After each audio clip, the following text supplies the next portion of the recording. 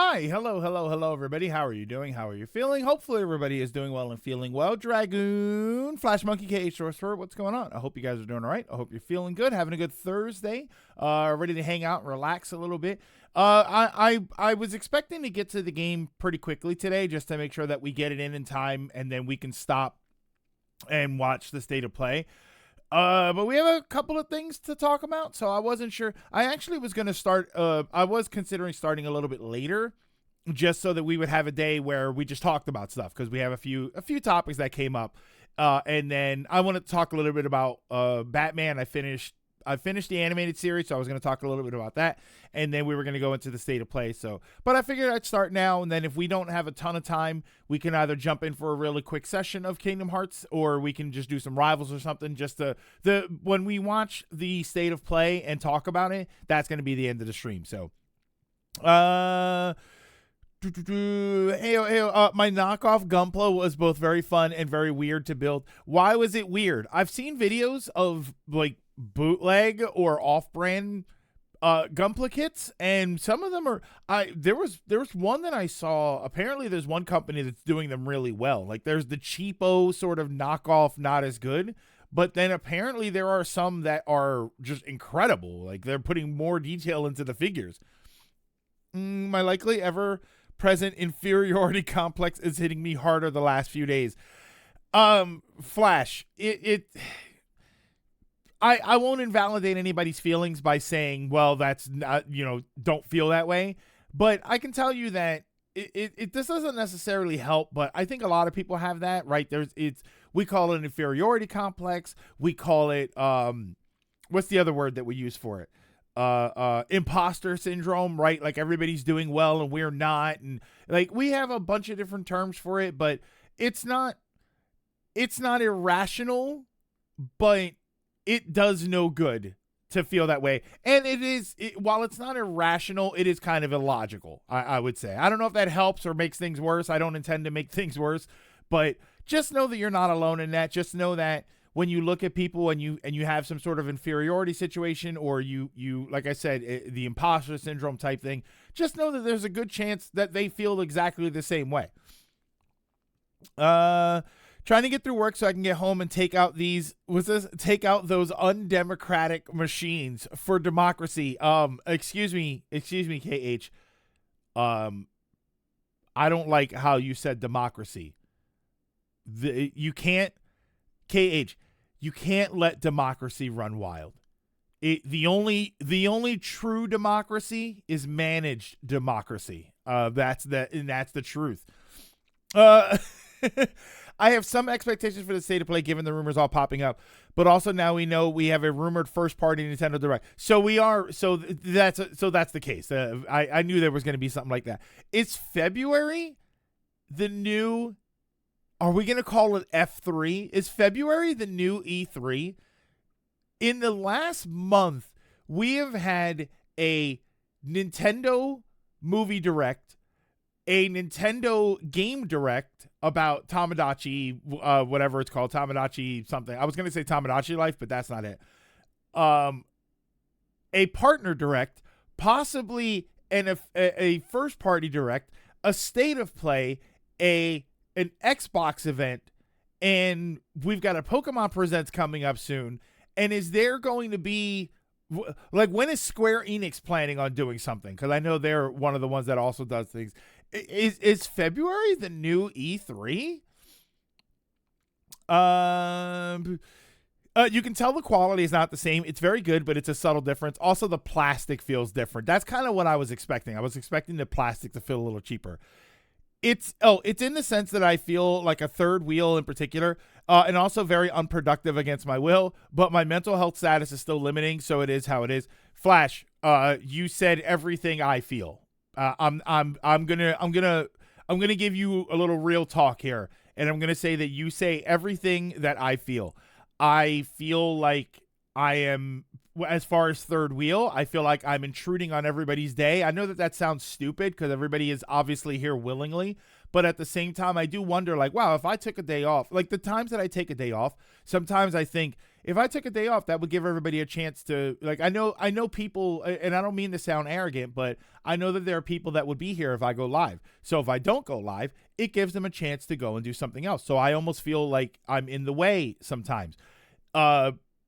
Very unproductive against my will is like I should get that tattooed on myself. And my mental health status is still limiting, but it is how it is. At work, hope all is well. Thanks for the reality check. Yeah, Flash. Flash, I'm not trying to shut you down. I'm not trying to say, like, don't feel that way. I just want you to know that not everybody, like, you're not alone in that. I want you to understand that when you have these feelings and when you feel them, whether you talk about them or not, there are other people going through that. And so I just don't want you to feel alone. I don't like the idea of standing in a crowded room and feeling all by yourself. So I at least want you to know that you're in the room. You know what I mean? You're in the room and we're in the room with you. There you go. Person don't think there's a first party direct. It feels too early. I'd wait until March personally. I don't know. I like 2 weeks. How, like, what's the schedule for the directs so far? When was the movie? When was Tomodachi? Partner direct was last week. It feels like every 2 weeks is kind of correct. And then if you do the direct next week, it'll be about 2 weeks until the Pokemon direct. It kind of feels like we're on an every 2 week cycle. Isn't E3 Summer Game Fest? Yeah, but we all kind of hate Summer Game Fest in a way, right? We like it, but we don't. Yeah, don't forget the mini Pokemon Day Direct. That's not mini. They usually do just a full-blown thing there. But then we also had the State of Play. We also had the Microsoft event. And I'm curious to know if we're going to get any other events. To be completely honest, I think that this actually works. I think that at the beginning of the year, a lot of people are sort of, you're kind of, after the holiday season, you're kind of getting your ground again. And, you take everybody sort of formally or informally takes January off, right? Whether they do it literally or whether they're just like, I'm just kind of checked out for a month and I'm not going to really do anything. So it's not a bad idea. And February is actually not a bad time. February or March are probably the best times for it. For companies like this, companies like video game companies, content creation companies, to say, all right, this is what's happening for the next year. It's really not bad positioning. It's just interesting that Nintendo has already done it 3 times and will possibly do it a 4th time. Sony's about to do it. Microsoft did it. And who else knows who's going to do something? A part of this year is because a lot of companies are trying to get a jump on reassuring investors, because a lot of financial updates this year were either pretty great to good to eh. Not to mention, if the tech bubble bursts, if the AI bubble bursts like a lot of people are expecting, some of these companies are probably in deeper than they realize. Your streams isn't the way of other things. Wait, isn't in the way of other things. The other things are in the way of your stream. Oh, I like that. I'm gonna say thank you for that. I got water and electrical sorted out, but that guy in Shining Force is still calling me a cringe. Maybe he's called Stone. Maybe he called you a cringe because you didn't fix the electrical and water yourself, and he's like, "Oh, you let somebody else do your work." Cringe up. Why do they direct when I work? I mean, it's not till 5 p.m. So Eastern. 4.5 hours from now? So will you be done by then? That's been the same every year in flow format. A partner was last week. Tomodachi was the week before. Pokemon is getting a Pokemon Presents on the 27th, being Pokemon Day. This State of Play is this week. Yeah. Even though Nintendo had a great year, investors still panic because of the Google. We have an AI game engine that can even steal Breath of the Wild for now. Yeah, I mean, we don't know what's going to happen. So, all right. So, Pokemon, Tomodachi. When was the movie? When was the movie direct? With that said, I hope I'm wrong, because the partner direct didn't really instill much confidence in the Switch 2's capabilities in regards to third parties. It just felt like more of the same from the Switch. Yeah, I think that was the most disappointing thing about the partner direct, was there was this possibility that we were going to see something really interesting. And I don't mean individual game. I just mean the idea of we were going to see, now we have a system that's as strong as the other two consoles. So maybe we're going to get like modern game announcements. Maybe there'll be some big things coming to it. And we kind of didn't. So it did kind of feel just like a Switch announcement the week before Tomodachi. Yeah. So there was a little stretch there where like every week or other week we were getting an event. So I do feel like if we continue with that, it could be a first party direct next week. I do think that it's I mean, we said it when we talked about it before. Like, when do we think the first party event would be? And I forget who was saying, it might've been you, Marcos, and somebody else that was saying more likely March. But I was even asking the question then, like, do you think we could just get one in February? If they did one in 2 weeks, we could potentially get one. Here's a system as strong as the PS4 Pro. Have more Todd Howard. Yeah, like that's what bummed everybody out. Like, it's interesting that we're getting the Fallout game. This is what I said about the event, about the partner direct. I think a lot of the games that we saw were really interesting. It's just nothing felt like a brand new system. Nothing felt like, oh my God, now that we have the Switch 2, we can do this and that. Because the Fallout games don't really feel that way. I disagree to an extent, because I think, again, the biggest thing that Direct did show was that many that have been asking for years. Games you've been asking for are finally coming. To be fair, that's not to say it was a perfect event, but the sentiment of it didn't feel like it didn't feel like a new event for a new system. It felt like a new event for an old system, and I actually agree with that. I don't think it was terrible. Again, I'm not one of the hang on. You're out. I'm not one of the here we go, death of Nintendo. But yeah, it was sort of, that's why I gave it at first I gave it a B-, and then when I sat on it I was like, let me get a C+. The games that they showed were interesting, but it was not an interesting event to announce those games there. It was not interesting to say, hey everybody, Todd Howard here to close out our event with some Fallout games. You know, that's the problem. The problem was not the games themselves. The problem was the presentation was not very exciting. That's why I believe that. I do believe that. Speaking of next-gen hardware, I'm finally seeing what the hell HDR is. I can't tell what HDR is. And finish the second boss area of Romeo is a Dead Man. It's basically No More Heroes with more added onto it, which is good. The bad is the enemies are a bit spongy earlier on. I'm having a good time with that Suda flavor of game. I'm glad that you're enjoying it. That's why I haven't planned on buying a Switch.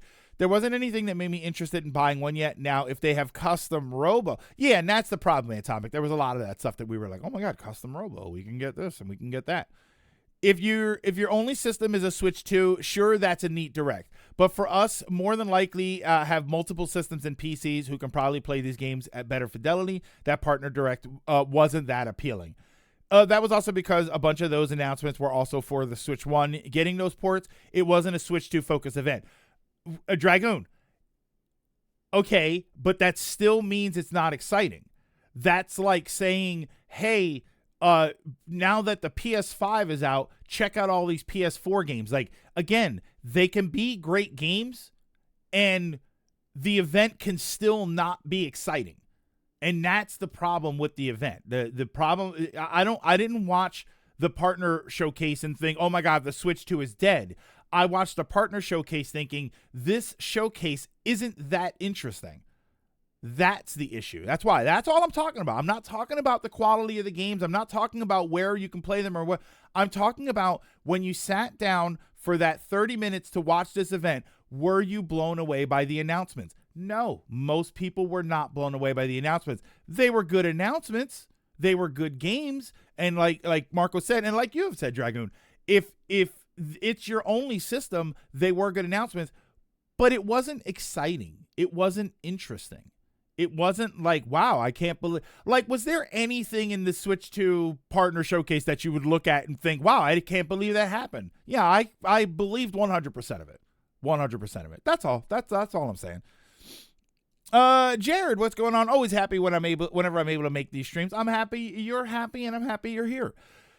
When did we start on Kingdom Hearts on the channel? This past Monday. We played Monday and Tuesday, and then we have off Wednesday. So then we're supposed to play a little bit today before the event, but I don't know. We've got some topics to talk about, so we'll see if we get there. Ronan, what's going on? Oh my God, after 3 years of playing Kirby's Return to Dreamland Deluxe, I realized the Perfect Guard got an insane buff, but you can just use it repeatedly, essentially spam the thing without having to land. I don't know if I like that. Like, cool, Final Fantasy VII Remake 2 is finally on the Switch too. Final Fantasy VII Remake is on the Switch too. I played it on PS4. Like, that's a great thing. To say that 7 Remake and 7 Rebirth will be on the Switch too. That's an awesome thing. That's a great thing. But it's not the most exciting thing. Not to mention that particularly we already knew. It's good to beef up the Switch 2 on third-party stuff that couldn't run on the Switch 1 before we get new stuff. Yeah, true. The Bomberman collection is cool, though. I'm going to have to play it. I'm going to have to see what's involved. But people did tell me that it's a pretty decent collection. It's just, for me, Bomberman to me is a multiplayer experience. And I know that there are single-player modes, but I've always played it as a multiplayer experience. Well, almost always played it as a multiplayer experience. So to buy 5 games in a collection is really cool, except I have nobody to play those games with. And I don't really count the guys from SGB because that's once every, other Sunday? It's still like 4.5 hours till the state of play, so there's time. I don't know, Zaya. You've been here long enough to know that when we start talking about stuff, it never ends. To be fair, I don't think you're wrong. Even if I enjoyed the event more personally, but we talked about this a lot with the Switch and Switch 2. Yeah, could already play it. It's not as big a factor if we keep acting like it is. That's more my sticking point. The great single-player Bomberman games are on the 64. You have me. Granted, I'm on the freeway. I still have no one for couch multiplayer. So if you do have online multiplayer, I'd buy it. I'd rather buy it on Xbox. Yeah, and the Bomberman collection, I don't know if that works. Like, that works online, right? That has online multiplayer for that collection. It's been a while since I've been able to make a stream. No worries. It's basically how I look at this state of play. Cool, gonna play this on PC. Actually, Ba, you're absolutely right. When we think about state of play and we think about what the Nintendo Partner Direct was, it's kind of the same situation. Is that there's probably going to be a lot of interesting games. They're probably going to be on PC, so a lot of people will play them. I'm imagining there's going to be a handful of games where, and I'm gonna admit that I'm guilty of this, that there's going to be a handful of games that they're going to show, and I'm going to say, wow, I wonder if that's coming to Switch too. Especially when you talk about the third party and indie stuff. You know, there becomes the question of, is that going to be on the Switch too? But ultimately a lot of stuff, and of course my biggest gripe, says Uncle Broken Record, a lot of the stuff that we might see might be a little bit far out. Admittedly, they have been better.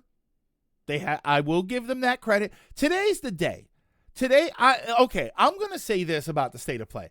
Today is the day where we find out if they are much better at coming this year or early next year or something. Because if we get any 2028, 2029 games, I'm going to go right back to thinking the way I think, which is, oh, great, here we go. Another game that we're going to see for the next 3 years. And we're going to or worse, we're not going to see it for the next 3 years, and then it's going to get canceled. Why is iOS insistent on trying to hurt my ears? I'm sorry, am I talking too loud? Coming soon, early 2028. Like, that's not the same thing. Are we making a distinction between the first and third party announcements?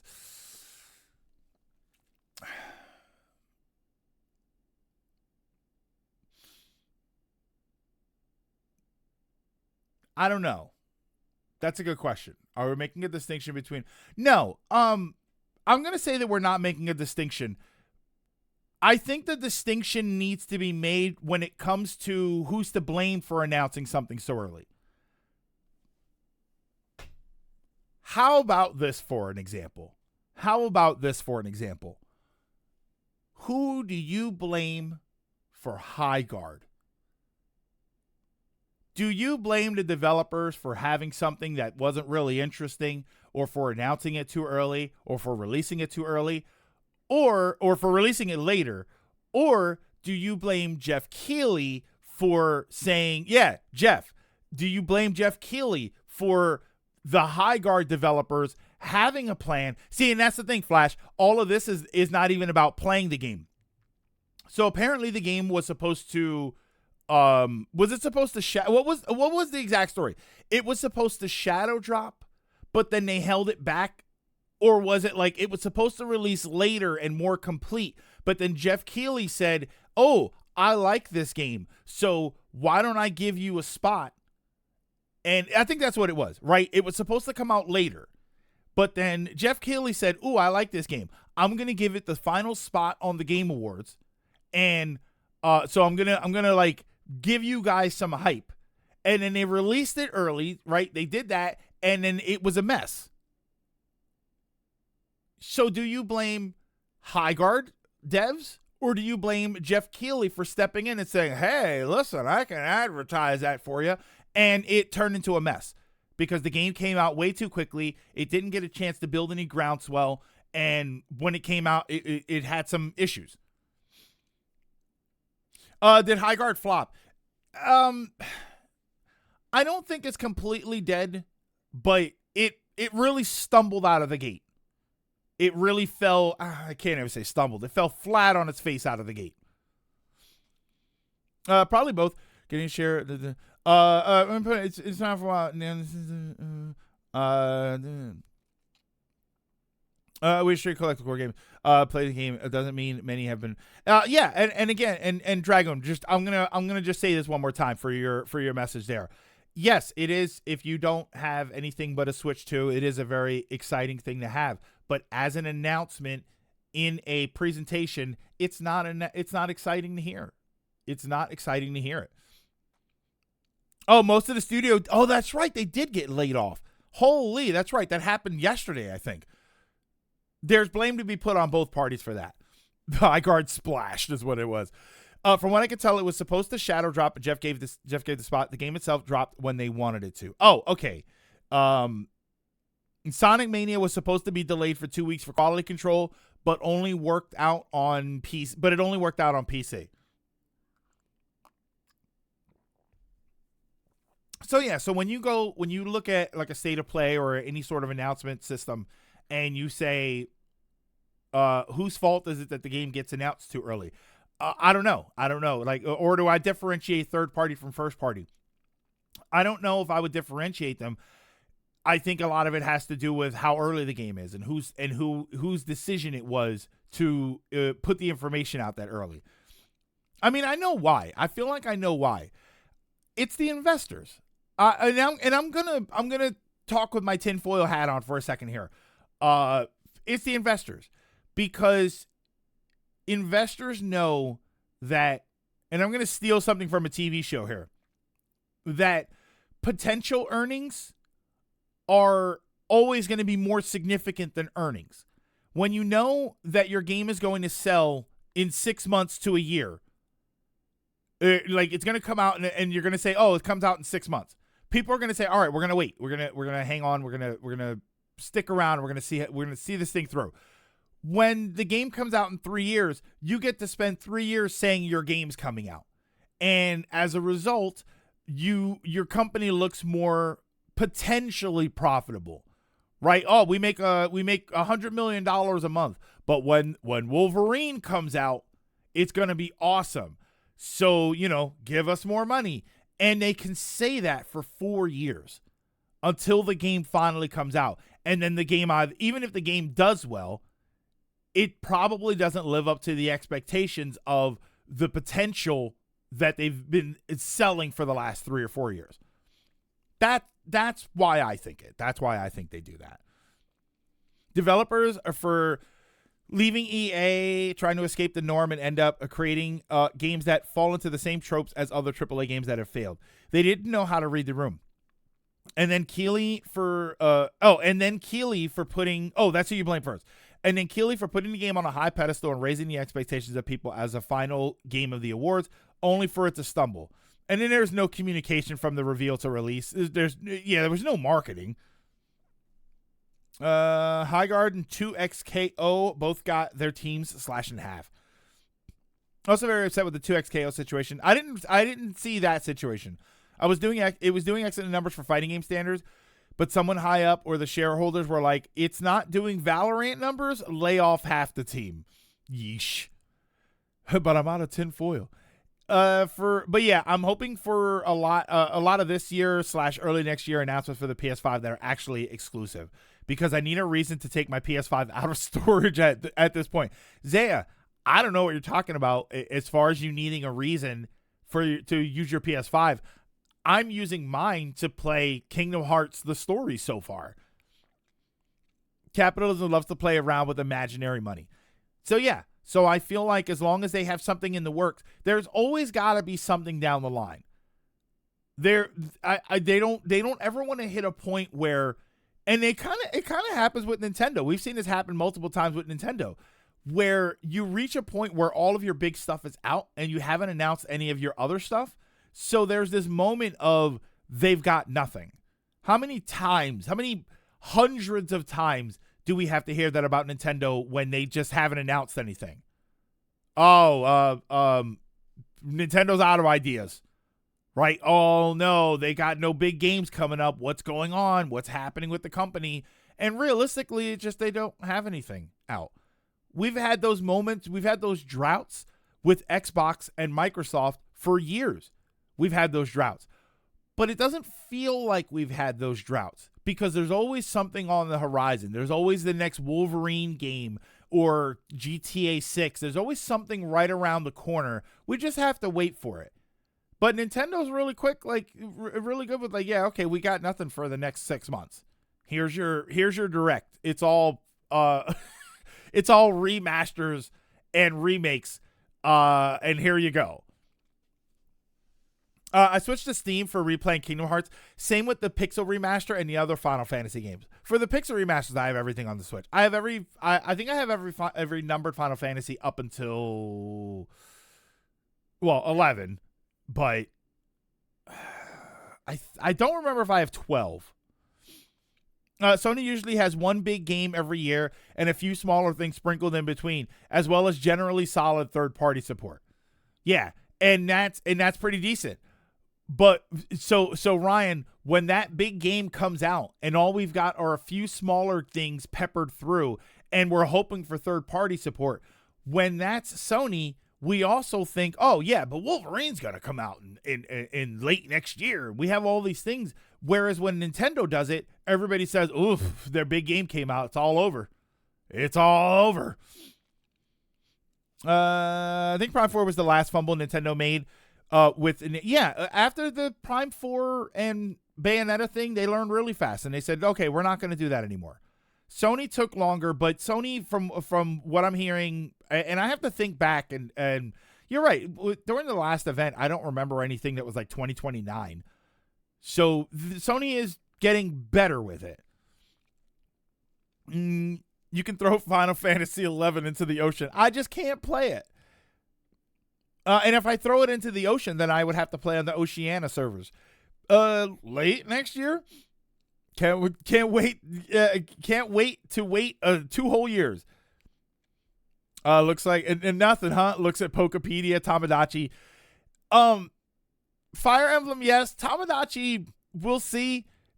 Yoshi has good, like, there's a good reach with Yoshi. Duskbloods, I'm curious to see how that does.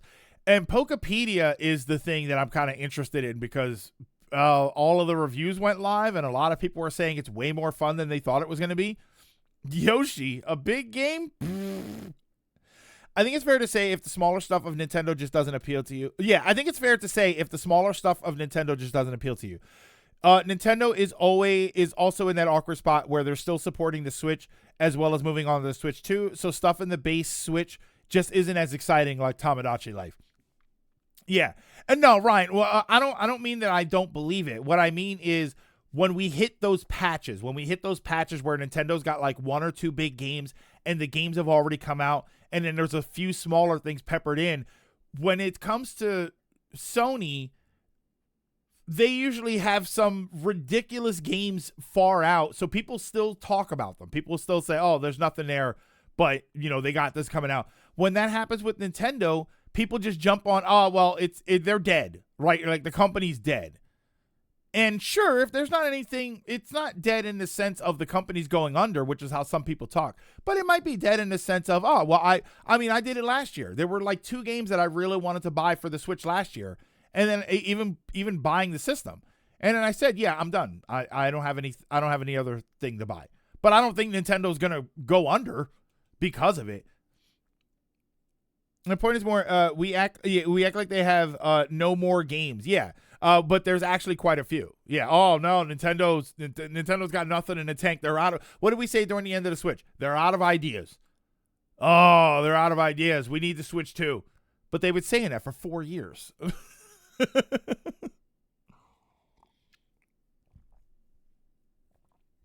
I'm excited for Yoshi just like I'm excited for whenever small franchises get a chance. Yeah, but let's be real. Although I will say, Marcos, for Yoshi in particular, I was actually, because I liked Yoshi's Woolly World, I was actually going to get Yoshi's Crafted World, and it wasn't until I played the demo that I realized, wow, I don't like this game. I don't know why I don't like this game. I genuinely was curious about Yoshi's Crafted World. And then I played it. And I didn't like it. I didn't like it. So if there's another Yoshi game that comes out, I will at least look at it. Not at full price. Oh, what many really mean is if they don't have enough games specifically for me, that's not fair. Is it a safe bet that Yoshi is about to be the new mascot if he isn't already? Our new mascot or Nintendo? They're not going to be Nintendo's new mascot. You think they would take something over Mario? Wait a minute. I hate Woolly World. I love Woolly World. I think my other issue with the Nintendo stuff is it's stuff on the docket right now that's very hit or miss. Mario Sports have been more miss than hit lately. Fire Emblem's very up and down. Yoshi has been more misses than hits. Yeah. Not saying that we're bad, but yeah. Ryan, I understand what you mean, and I actually kind of agree with you. It's a lot of let's see how this turns out. Right? Oh, a new Fire Emblem game. Ooh.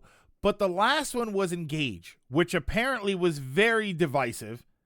And the one before that was Three Houses, which was very popular, but was probably I think there's no probably about it, was the most popular that Fire Emblem has ever been. Fire Emblem in the US was relatively weak before. See, Engage, Stone, and Dragoon, people loved Engage. Engage was still very successful. And yet, I don't know, whenever people told me to play Three Houses, they said, oh my God, you have to play Three Houses. It's so good. Oh, you gotta go Black Eagles. You gotta do that. That's how people talked about Fire Emblem Three Houses to me. Whenever, and I say this with pretty much every conversation I've ever had about Engage. Oh, Sean, thank you so much. In the hunt with a tier 1 subscriber for 99 months. That means we're streaming for 100 months. Holy smokes. Thank you so much, Sean. Actually, hold on. I am going to give you a round of applause for that one. Whenever people talk to me about Engage, it was anywhere from, it's fine. It's a good game. Don't let what other people say distract you. It's a decent game. To kind of what Ryan said. To like kind of what Ryan said. It is the Fire Emblemist Fire Emblem game. Like, that's how people talk about it. And I haven't had anybody talk to me about it in an excited way. The amount of times that I was asked or told to play Three Houses with giant smiling faces versus the amount of times people said, you should play Engage. It's fine.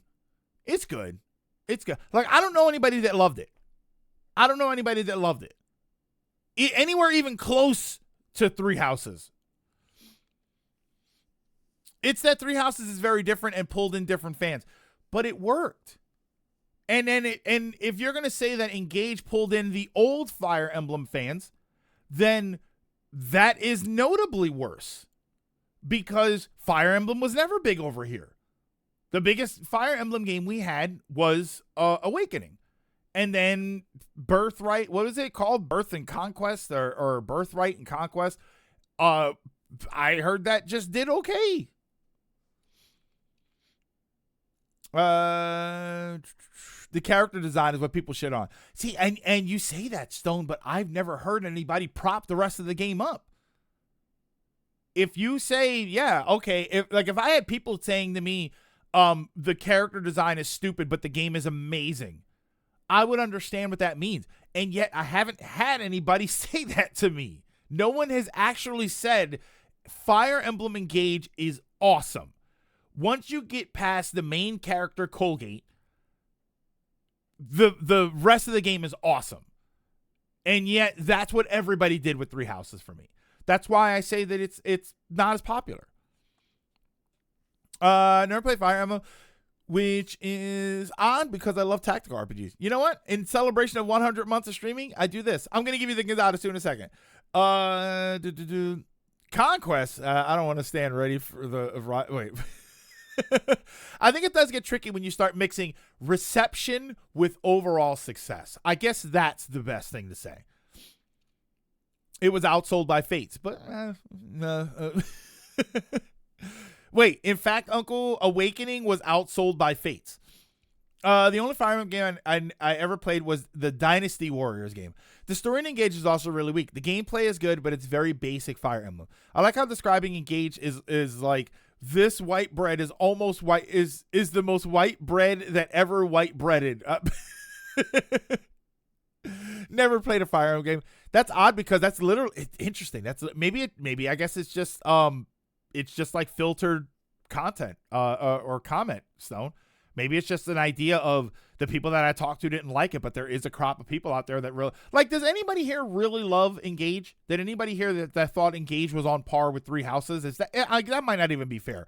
Does anybody here just love Fire Emblem game? Not like it, not think, yeah, it's a fine game, but like, oh my God, this game is amazing. I love these characters and this story was incredible. Like loved the game through and through.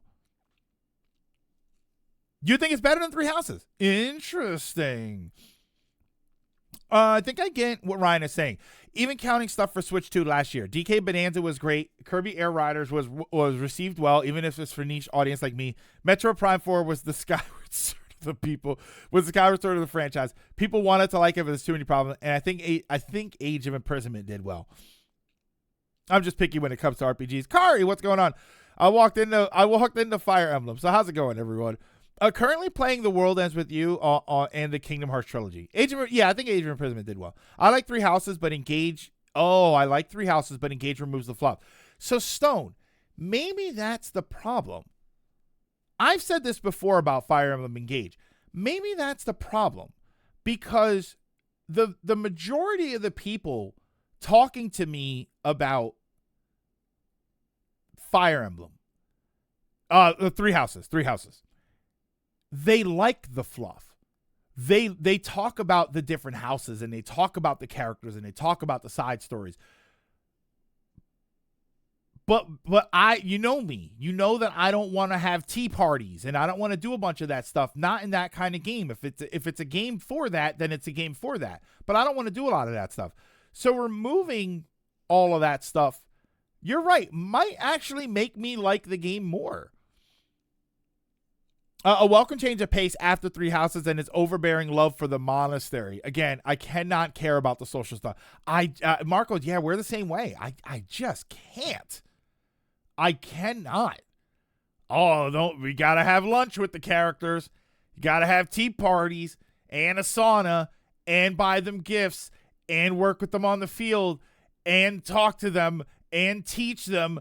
And like, are you serious that I have to do these 9 things outside of just fighting and winning?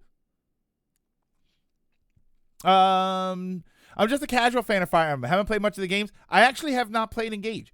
I wanted to like the Switch port of Twitty. Oh, you're talking about Twitty. Here, before I forget, though, hold on. Before I forget, I owe Shauna Gonzalez. We're starting to slip in that weird category. If it's not the best, it's not good, or it's the worst. Gonzalez, ore wasu yo, ore ika silver point. Oh.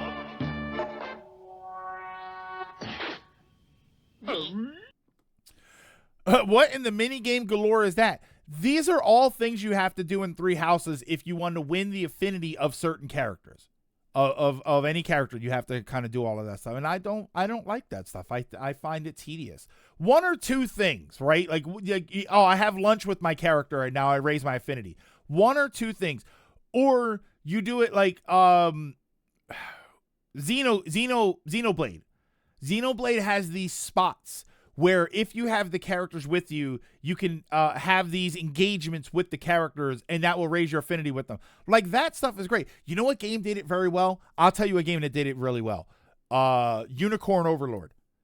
If you like those kind of tactical games and you have not played Unicorn Overlord, I highly recommend you play Unicorn Overlord, because that's what it had. It had moments and spots where you could interact with the characters. You did not have to make a routine out of tea parties and lunches and saunas and everything else. You didn't have to do that. Going to have to run an errand. No problem. We'll be here.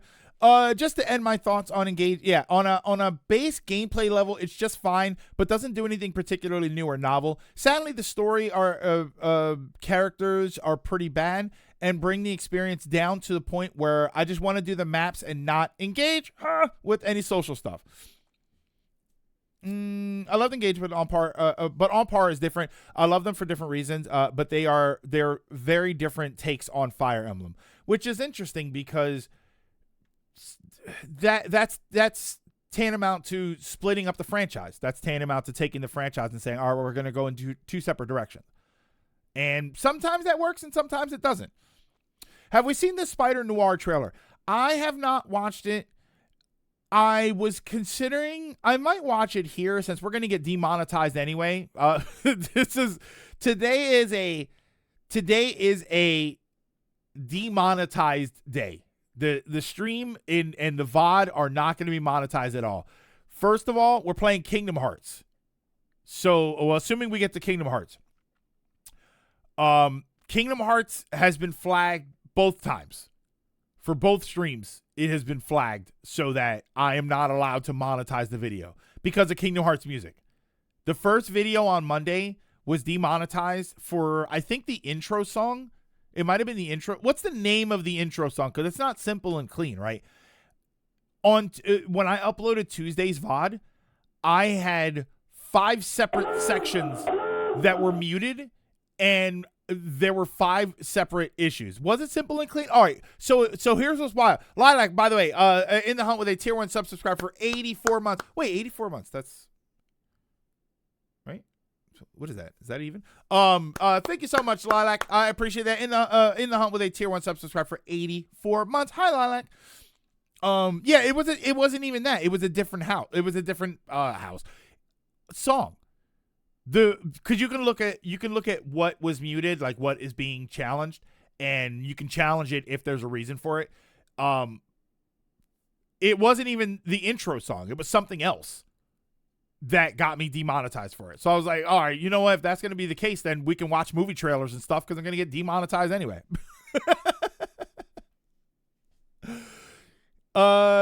Three Houses is an evolution of what the 3DS games were becoming, and Engage is the culmination of GBA Fire Emblem with a ton of shallow fan service and bringing back old pro tags. Oh, so there's like a different thing going on with Engage. Since we're watching the state of play anyway, whatever. Money gone. Yeah, yeah, and then the state of play is gonna ruin it too. So usually, normally the intro song gets flagged. Multiple Disney Worlds that as they use the movie music and something else. Three Houses is probably the least Fire Emblem like Fire Emblem game in the franchise, which is partly why it found a larger fan base than Fire Emblem normally. Interesting, because then what does that mean that if we go back to what Fire Emblem was prior, then it's going to be less popular. Just by the history of Fire Emblem in the US, it's going to be less popular. Oh, I saw Ronan. Thank you. Yeah, just pick one. When I uploaded my VOD of Digimon Story Time Stranger, the final VOD had copyrighted music. I looked into it. It was the vocal track that got used for the end credits, which is fair, but that track is so good. Well, what time is the state of play? So right now it's 1 o'clock. It's 1:03. Add 4 hours. So at 5 o'clock, that's going to be what it is for us. It's 4 hours from now. Yeah, hence why Three Houses is more popular than Engage. So yeah, so you're saying Engage is more like a return to form for what Fire Emblem was.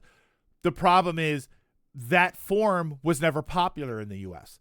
So if you take Three Houses and you say, all right, well, everybody loved Fire Emblem Three Houses, so let's make the next one, and then you did everything back the way you did before, people aren't going to like it. So at midnight, damn. Engage had all those weird and unfortunate issues where the game was leaked out before it came out due to Nintendo hacks. I don't mean a little leak, like tons of the game stuff got leaked. I'm always curious about how much that affects the actual end result of the game, though. That's not going to really affect how the game comes out at the end. And I feel like we've seen leaks before that don't affect when, like Grand Theft Auto had a bunch of leaks. Remember they had the stolen stuff for Grand Theft Auto 6? I don't think that's going to impact sales. So I'd be curious to know how releasing stuff ahead of time or leaking things will affect the final sales of the game. And not just the sales, the final reception of the game. The final reception of the game. I'm okay with them alternating between new and old style. It works for Mario. And like others have said, the story of Engage didn't do it any favors. I'm going to head out. I got some other things to take care of. Be safe, everyone. No problem, Kari. Have a good one. Thank you for stopping in. You want to test something? Okay. What do you want to test? Twitch Live? Wait.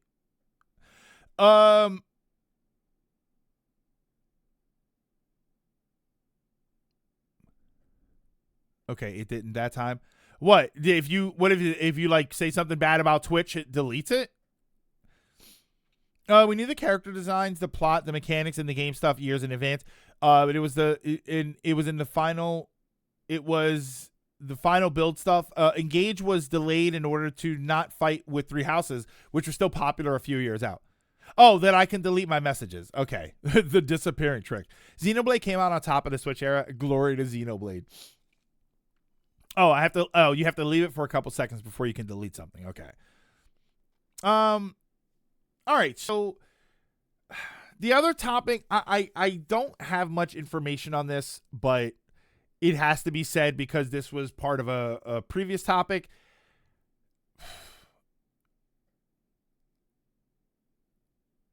Discord, the Discord thing. So there's two things to worry about with Discord right now. The first is there are some shenanigans going on. I posted this in Discord, and hopefully if you've seen this posted other places too, there's been some sort of moderation message that people are getting, and it says learn more. You know how it gets a little hyperlink that says learn more, and then when you click it, it's supposed to take you to the page that explains what's going on. So people have been making those posts, but then the link actually takes them to something else.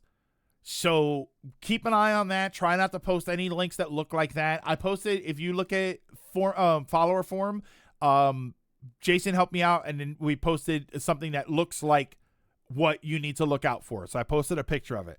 Yeah, hyperlink masking has been a thing for a while, but it's really ramped up right now.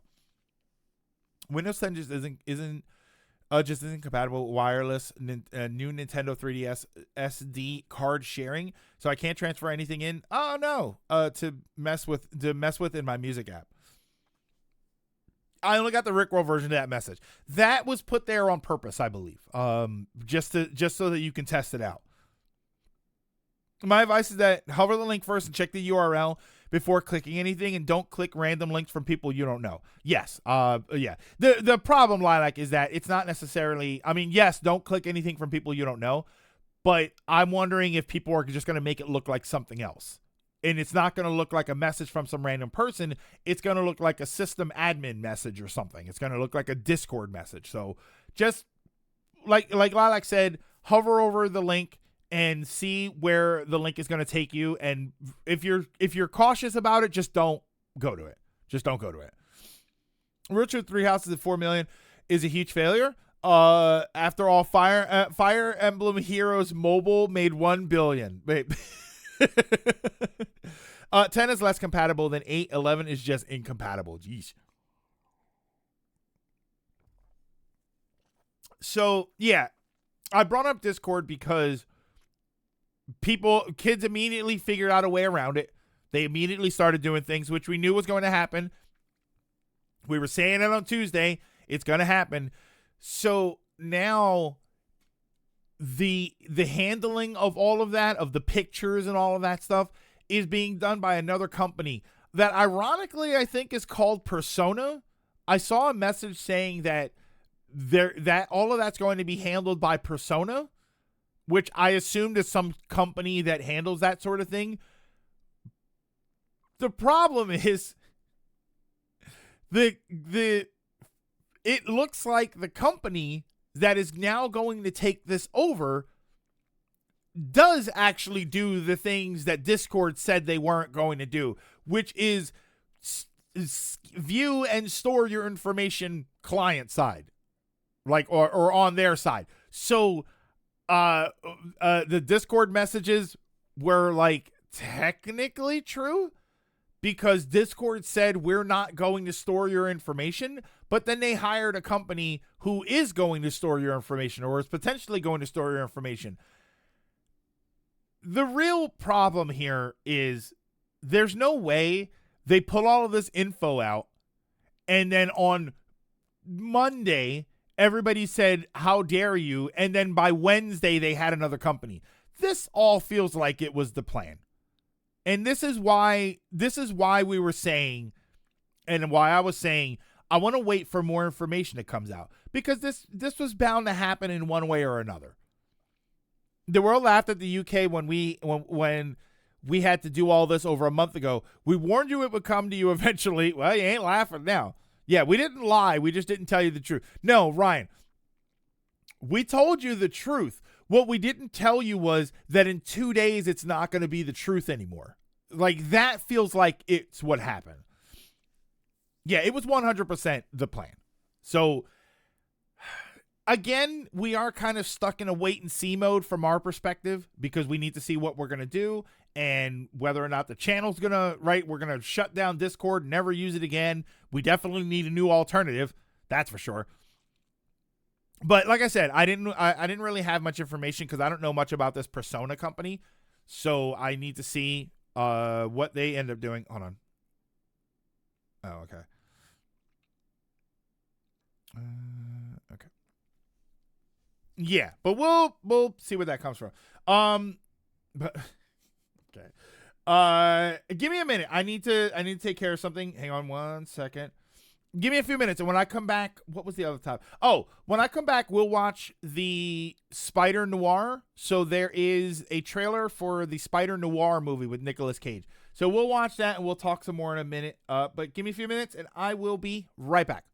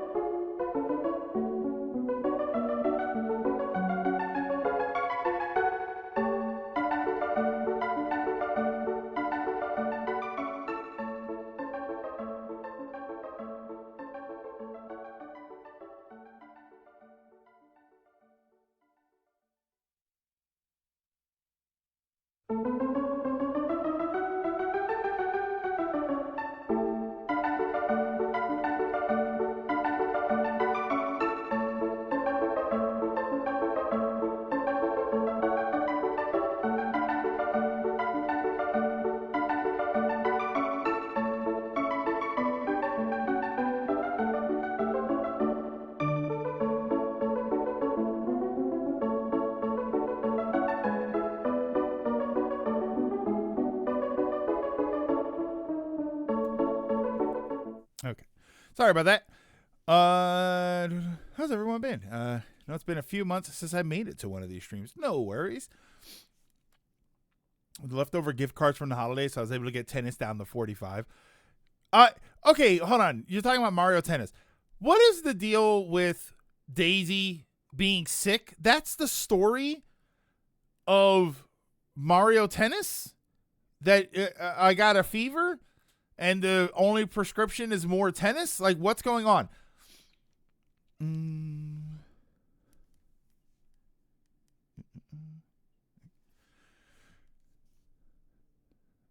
Oh, I do have a few points. Firstly, Discord already has all your information. All this does is verify your age, which you can do with the facial scan, and that can be bypassed with photo mode in a game like Death Stranding or Gmod. But also, while we can look for an alternative, unless it stays unmonetized and open source, which adds its own issues and risks, they will all have to do this sooner or later because the internet landscape is being pushed in a direction. Give it time. We'll have alternatives to everything. Heck, you can install a distro of Linux that looks and acts like Windows. A tennis fever. Oh, okay. Daisy's too sick to be in the Mario movie. There you go. Disappointing. Didn't know that a tennis racket to the face is, didn't you know the tennis racket to the face is the best cure for a fever? No.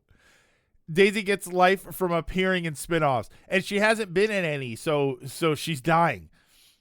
I'm gonna get a tennis fever at some point this week. Just need to find time. I have a GameStop coupon, but since my local GameStop closed, I don't have to. I have to go to a different one.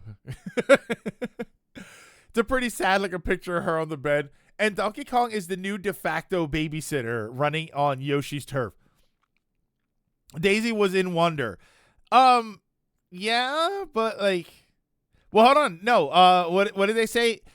Stone says Daisy gets life from appearing in spin-offs, but Mario Wonder is more mainline Mario, not a spin-off. Oh. Yeah, Mario Wonder was her first appearance really in what is considered a mainline Mario game. So it doesn't count. It's only in side story games. It's only in the sports games. So she's sick because she was in Wonder. Yes. Oh, wait, I don't like that. Yoshi's in the movie and DK isn't. Could DK... I mean, DK could be in the movie. We just haven't seen.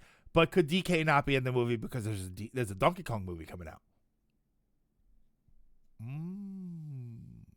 I mean, Link's not in the movie, and there's a Legend of Zelda movie coming out, or a show, or something. I don't know. I don't even... What the hell is even the story with the Legend of Zelda now? What's happening there? We know there's a DK movie in the... Oh, we do know there's a DK movie in the works. Oh, okay. DK is not part of Galaxy. Well, it wasn't part of the Mushroom Kingdom either, really. But he showed up in the first movie. Movie King K. Rool would go so damn hard. Seth Rogen was too busy working on Muppets. I need to get back to Mario Tennis, Golf 2. Both games were fun. I would really like to get into Mario Golf. I think I would like to try Mario Golf.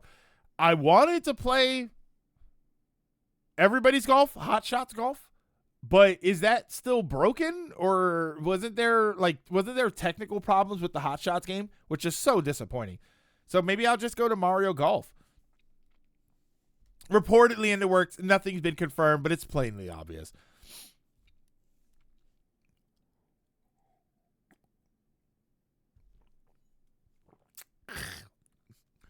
God, I hate when it's cold.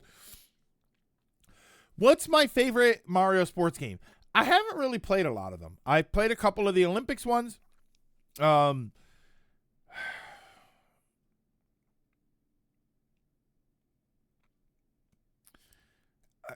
only one I can really comment on, I played like the original Mario Golf. What did you just drink? Coffee, but it's cold. Ronan, it's cold coffee. I wasn't expecting it to be as cold as it was. I like tennis, so I do like Mario Tennis, like the OG, and I mean, we don't really count Mario Kart, right? Did it have whiskey in it? It did not. Ronan, it didn't, but it had all the energy of when you think you're going to drink something hot and it's cold. You ever did that? You ever went to drink something and you're like, oh, my hot chocolate or my coffee. And then when you drink it, it's ice cold and you're like, oh. Racing is a sport. No, but Mario Kart is really its own beast. Yeah, I don't know. I don't think I have. It's going to be like Mario Golf or tennis. I didn't really play the basketball ones, and I just don't have a lot of experience with them. It was going to be Mario Strikers, and then they ruined it by making it a 4v4 with 2v2 human players. And I still will not let that go. If that game, if Strikers, what the hell was it called? Strikers something, it's Strikers Fever. I don't know what the heck it was called. If that was a true 4-on-4 game, we would have had I was fully working up a system to do like a Premier League here, where we ask people who wants to be a part of it, we draft people, and then we put everybody into teams and we play teams against each other. I was fully prepared to do that. And then they said that the game was only 2v2. I call it 2v2. It was human players, so it's 2v2. And it killed it for me. I don't understand why it wasn't a 4v4 game. I really don't. The original Mario Strikers is amazing. Play the original Strikers on GameCube. Do I even have it? Oh, on Nintendo Classics. I was hoping to get some betting going. I mean, while we weren't going to allow any sort of cash betting or anything, we do have channel points that we can put up. Like, I genuinely thought that was going to be a cool idea. Even if it lasted one season, I thought it was going to be a cool idea. And no, then it was a 2v2 sports game. Like, what? We could do that through the original and Parsec. Stone. I love doing the Mario Party stuff that we do because Clark sets up all the Parsec and all of that. But I can tell you, I'm going to give you a little bit of behind the scenes, at least for me. I find all of that a pain in the ass. It's such a gigantic pain in the ass because you have to make sure everybody's controller works. You have to make sure it's all synced up properly. And then halfway through the game, people's controllers will just disconnect or there'll be some sort of an issue or something. It's such a giant pain in the ass to do multiplayer stuff through Parsec. It's so annoying. It's so annoying. That's a good way to call it. Channel points. Speaking earlier, who wants these ports? Ubisoft announced that AC Shadows has overperformed this quarter with Switch 2 as a major contributing factor. So the Switch 2 is still gold. I never had any problem with Parsec. I don't know. I think it's really Stone. I don't know if some of it is user error. I know that the real frustration was back in the day when Clark was doing it, like last year or the year before. I say back in the day, like last year and year before, where he was still sort of learning a lot of it. But the last Mario Party that we did, we still had, we were like trading off turns. And I think there were a couple of times where somebody's controller wasn't working. So we had to stop and then resync the controllers. Like, it's not the worst experience in the world, but it is kind of a pain in the ass. Especially for me, who's a lazy ass. I don't use Parsec anymore. Where's Mario Wrestling at? That's not a bad question. That's really not a bad question. And you can't even say that, well, Japan isn't really that wrestling-centric because Japan has always had a big wrestling following over there. AGM with the 25 stream streak. Thank you so much. I'm going to be a little real. If you didn't have problems with Switch Strikers in terms of gameplay, you'll like the GameCube since the problems I've heard are more with how they handled online multiplayer. GameCube ain't much better gameplay-wise. Just check my shelf and I can't find Mario Tennis. I have Digital Golf. Wait, Golf? You have Golf Digital. Also, funny side note, all 3 versions of Dragon Quest VII were the best-selling games in Japan this week, which is funny. But not unsurprising. It's Dragon Quest and it's Japan. I like Strikers in GameCube, but it's stiff. I have to see if I have it. I don't know if I have it or not. Mario Golf Star Rush is still a good game, but the best Mario game was the 3DS game. Striker Series is good in terms of gameplay across the board. It's online multiplayer that fun. Yeah, Marcos, when we played it, like when we played the demo and stuff, I thought Strikers was amazing. It was great. That's why it bothered me so much that the one thing that they missed, the multiplayer, was the thing that I thought was going to be the best. If anything, with those sports games, the story mode is usually pretty blah, right? The single player experience is not always that great. It's the multiplayer that carries those types of games. So the fact that they dropped the bag on the multiplayer, it's just weird to me. And I remember when people were trying to, 2v2, like true 4v4 was going to be too complicated for the Switch. I remember a lot of people said that. True 4v4 was going to be too difficult for the Switch to do. Excuse me, Splatoon 2 and 3 have been out for forever. And there are other multiplayer games on the system. There's no reason that the Strikers game should have been the way it was. Or couldn't have been 4-player versus 4-player. I got Dragon Quest 7 day one. Not started yet because 2D HD is so much fun now. Wait, Lilac, Dragon Quest 2? That's what you're playing? Getting the controllers to connect is a pain in the ass since it really is just it works or it doesn't. I could have done without the motion gimmick in charge.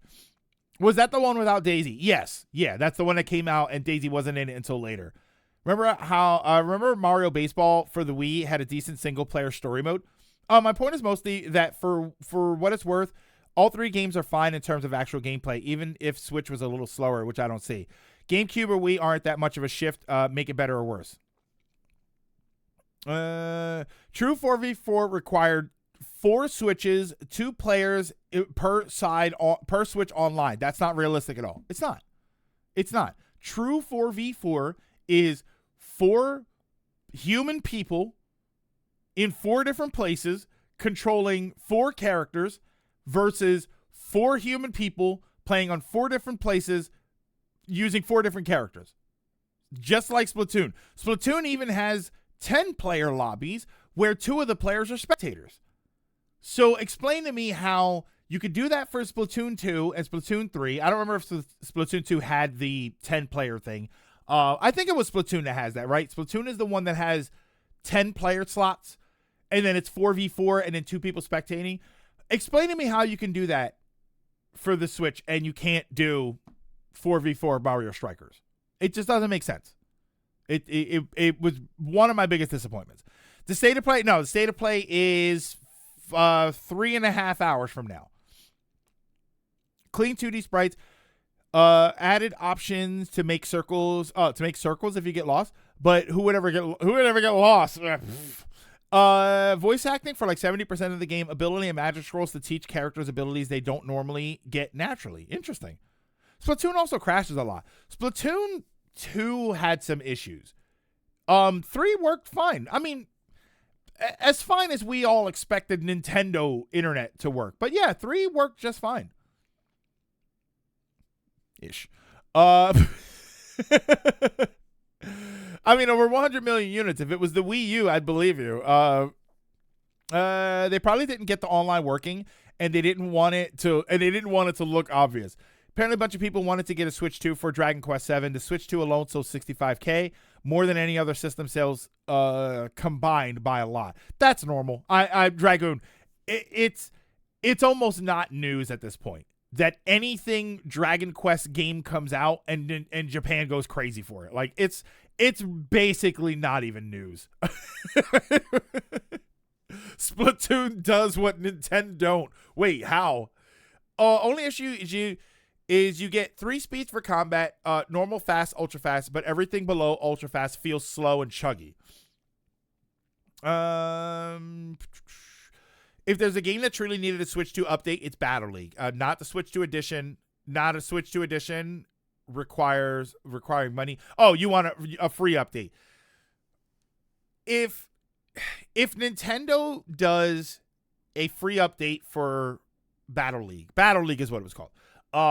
If they do an update for Battle League and it makes it true 4v4, I will buy it.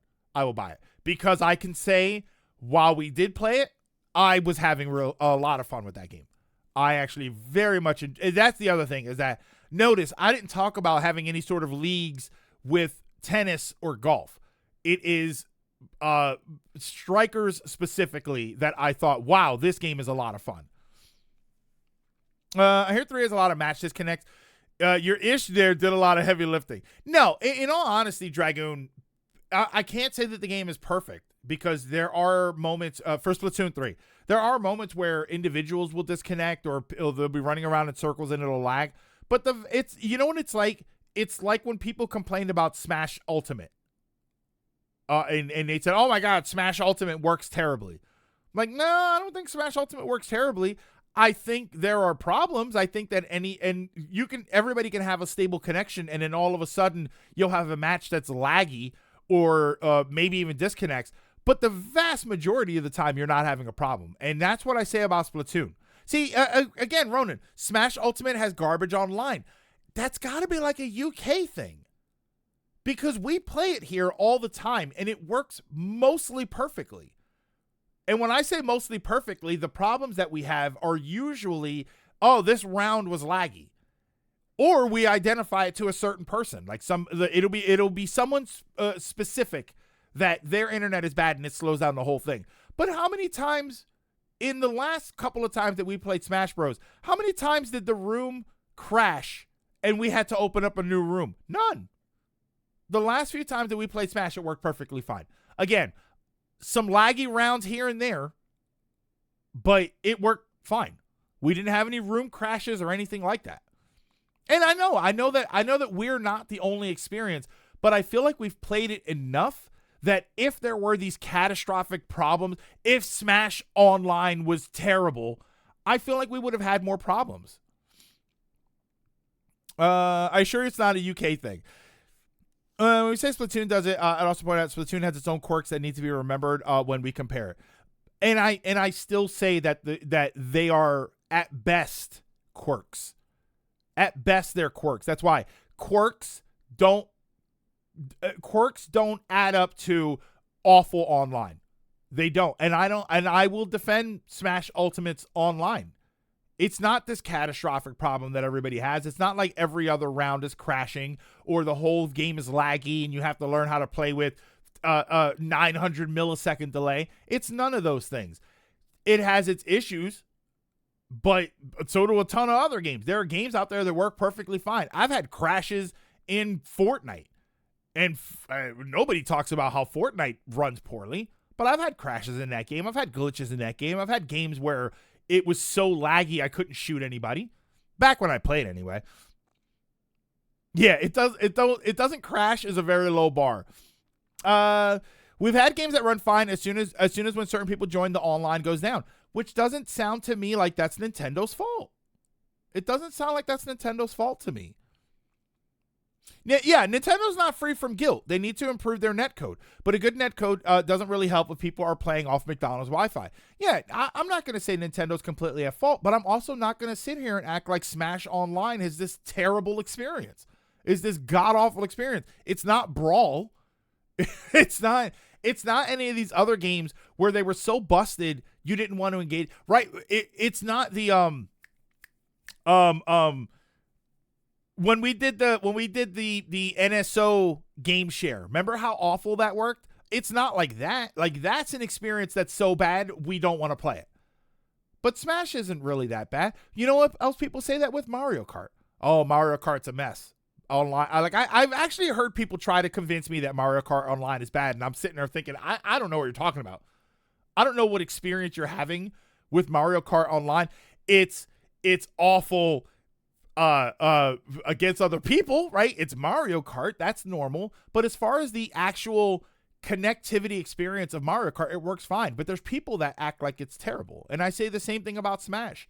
I think Smash is connectivity wise. Smash is not this god-awful experience that you don't ever want to play it ever again. Is it perfect? No, of course not. But even the most perfect games aren't perfect. Someone who has 1 gig of internet and on Ethernet and I randomly get disconnected from spectating. And that's so interesting because I don't have either one of those things, and I can sit here and probably not get disconnected. Yeah, Mario Kart Online killed my dog. That had more to do with Mario Kart than the online. It's again, it's better than Brawl, but that's not saying much. I'd argue it's also a fact of it's not that bad is combined with I don't have to pay a lot for it. No, I just don't think it's that bad. I don't think it's that bad. That's just me. I don't know. I didn't notice myself having any more catastrophic of a time than when I was paying for PlayStation Online. And then I played PlayStation Online games. I had problems in Gran Turismo. I had whenever I talk about like I would have connectivity problems or lag issues in Fortnite, it was on PlayStation. Like, and I know those are third-party games, but it's anything beyond that. I feel like now we're getting very specific. I never had any major connection issues with my Switch Online stuff.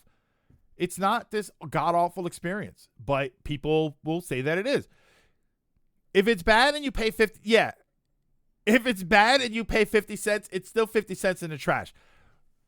No, for that, Stone, you hear me say this all the time. For that, I would say it's still bad, but did I get 50 cents worth of enjoyment out of it? And sometimes I did. I look at some of the worst games ever, and people say, oh, God, you pay $60, $70 for this. And I look at it and say, like, oh, if I could get it for $5 and have 20 minutes of a laugh with it, it might be worth it. Would I buy it again? Definitely not. Free-ish. Case by Case says DK Returns was probably already working for Switch 2 in mind when charging as much as they did with this version. Nintendo makes it very clear your Wi-Fi connection is very affected by who you play with. Oh no, going back up.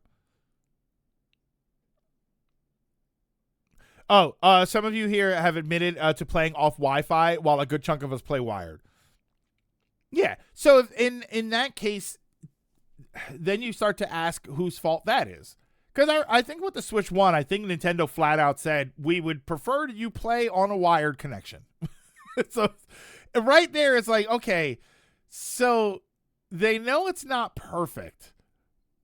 And they're letting you know, but like they're still giving you a warning. And I'll be honest, even when we were streaming, there were a couple of times where I forgot that my Ethernet wasn't connected, and we were on Wi-Fi, and we ended up playing the whole day. I just bought a 50-foot Ethernet cable to avoid that problem. I have... Wait, ethereal cable. Hold on, Garage. You said ethereal cable. Is your cable just your imagination? Is that what's happening? Yeah, I think mine are 50 feet. I think my two Ethernet cables are 50 feet. Unless you're in the same room as your modem or router, I would never recommend Wi-Fi for long-term gaming. If that's the case, then why am I playing wired with someone in the same seat as me who's also wired and I still get noticeable delay, but I play Squirrel Girls on PC, Skullgirls. I'm thinking about something. Skullgirls, geez, I did it again. On PC Wi-Fi with someone on the other side of the continent, and it's fine. Then I start to question, and this is all well beyond my understanding of any of this. Then I start to question the game devs and the server side of things. Are the servers crap? That's where I start to question that. Because like you said, yeah, if I'm on this game, I'm wired, and we're one town over, and we're having a problem. But on this game, I'm on Wi-Fi halfway around the world, and everything works fine. I start to question whether or not the game has some sort of an issue, or the developers, or the not the developers, the servers or something. But I just don't understand it enough to say one way or the other. But yes, when this game works perfectly fine and this game doesn't, I do start to say, all right, well, is it the game? Is it the servers that the game goes through? Because we don't do that P2P thing anymore, right? I don't think we do anyway. Use ethereal cable if your internet provider is the all-consuming void. Oh, wait. Cost. Ethereal cables will be how you use the internet to connect with the spirit realm in the newest Avatar show, which will be set in modern day United States. Yes. Smash still works on delay-based netcode. Yes, yeah, I think I know what that means, but I can't be saying I'm wired if I'm in the mafia. Yeah. This guy's wearing a wire. It's just to play Smash Bros. I have Wi-Fi extenders, but I've also played via Wi-Fi ever since the day I played online here, and I've never had connection issues. Good God, what have I done? It depends on how much info you want per second. The more the laggy as MOTR, Masters of the what? So it either gets stuck or predicts what's going to happen next. I'm very confused there. Nintendo's netcode for games is ancient. We live in a current world where rollback netcode is a thing, and while it's not a complete solution, I don't have many issues with games like Tekken 8, Street Fighter 6, Virtua Fighter 5, Revo, Skullgirls, etc. Hey, I said Skullgirls this time. Return from shower, gonna keep listening while hanging laundry. Welcome back. Yeah, I don't know. I forgot how we got on that. Okay, so here's what we're gonna do. Do I want to watch this? Do we want to watch the Spider-Man trailer? I don't know. I haven't watched it yet. Do we want to watch the Spider-Man trailer, or do we want to get into Kingdom Hearts? This is what I was talking about, where this is probably going to end up being a day where we don't even play Kingdom Hearts because there's kind of stuff to talk about. Yeah, the new Spider-Man Noir trailer came out. So I wanted to talk. I wasn't sure if we wanted to watch that and talk about that. And then I kind of wanted to talk about Batman a little bit, the animated series. Oh, we could watch the Crimson Desert gameplay stuff. So maybe we should do that. Like, KH, I do have a question about that for Crimson Desert. Is Crimson Desert the same company that did Black Desert and BDO? Is that them? Delay-based netcode is severely outdated model. Skullgirls, an indie game for 2012, was using rollback, and it was working well, and rollback has been considered the norm for more than half a decade. Delay-based means when the game lags, the game pauses and until the connection returns. Rollback means when the game lags, it will roll back to the last instance from when it lagged. Okay. My vote will always go towards Kingdom Hearts. Gotta stick with the thing that got me into gaming to begin with. And that's where it goes a line between both the way connections are implemented. Because when another person can say and confirm that they can do the whole other continent thing and be fine, it's not exclusively the company's fault, but it's the comfortable answer. All right. So what do we think? Do we want to watch? We want to watch the Spider-Man trailer? All right. So here's the other question. Do we want to watch the Spider-Man trailer in black and white or in color? Because there are both. Black and white for authenticity. I do like that. Grayscale. Well, that's black and white. Grayscale is the more accurate term, but we call it black and white. It's the children who are wrong. Sepia tone. Is there a sepia tone trailer?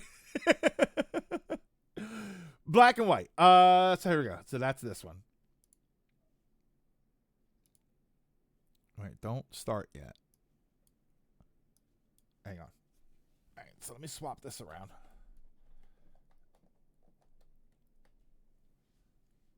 Okay, so this is it. No? There we go. All right, so hopefully I don't get too much in trouble for showing this, but this is the Spider Noir. So this is the movie of Nicholas.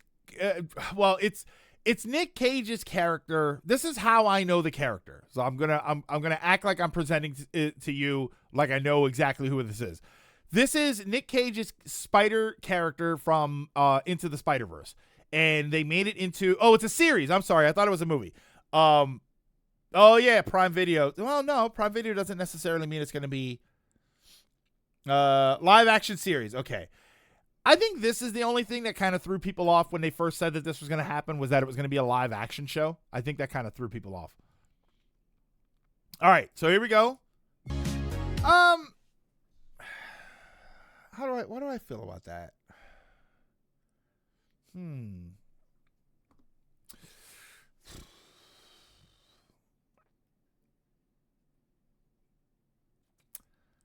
Yeah, so it's live action.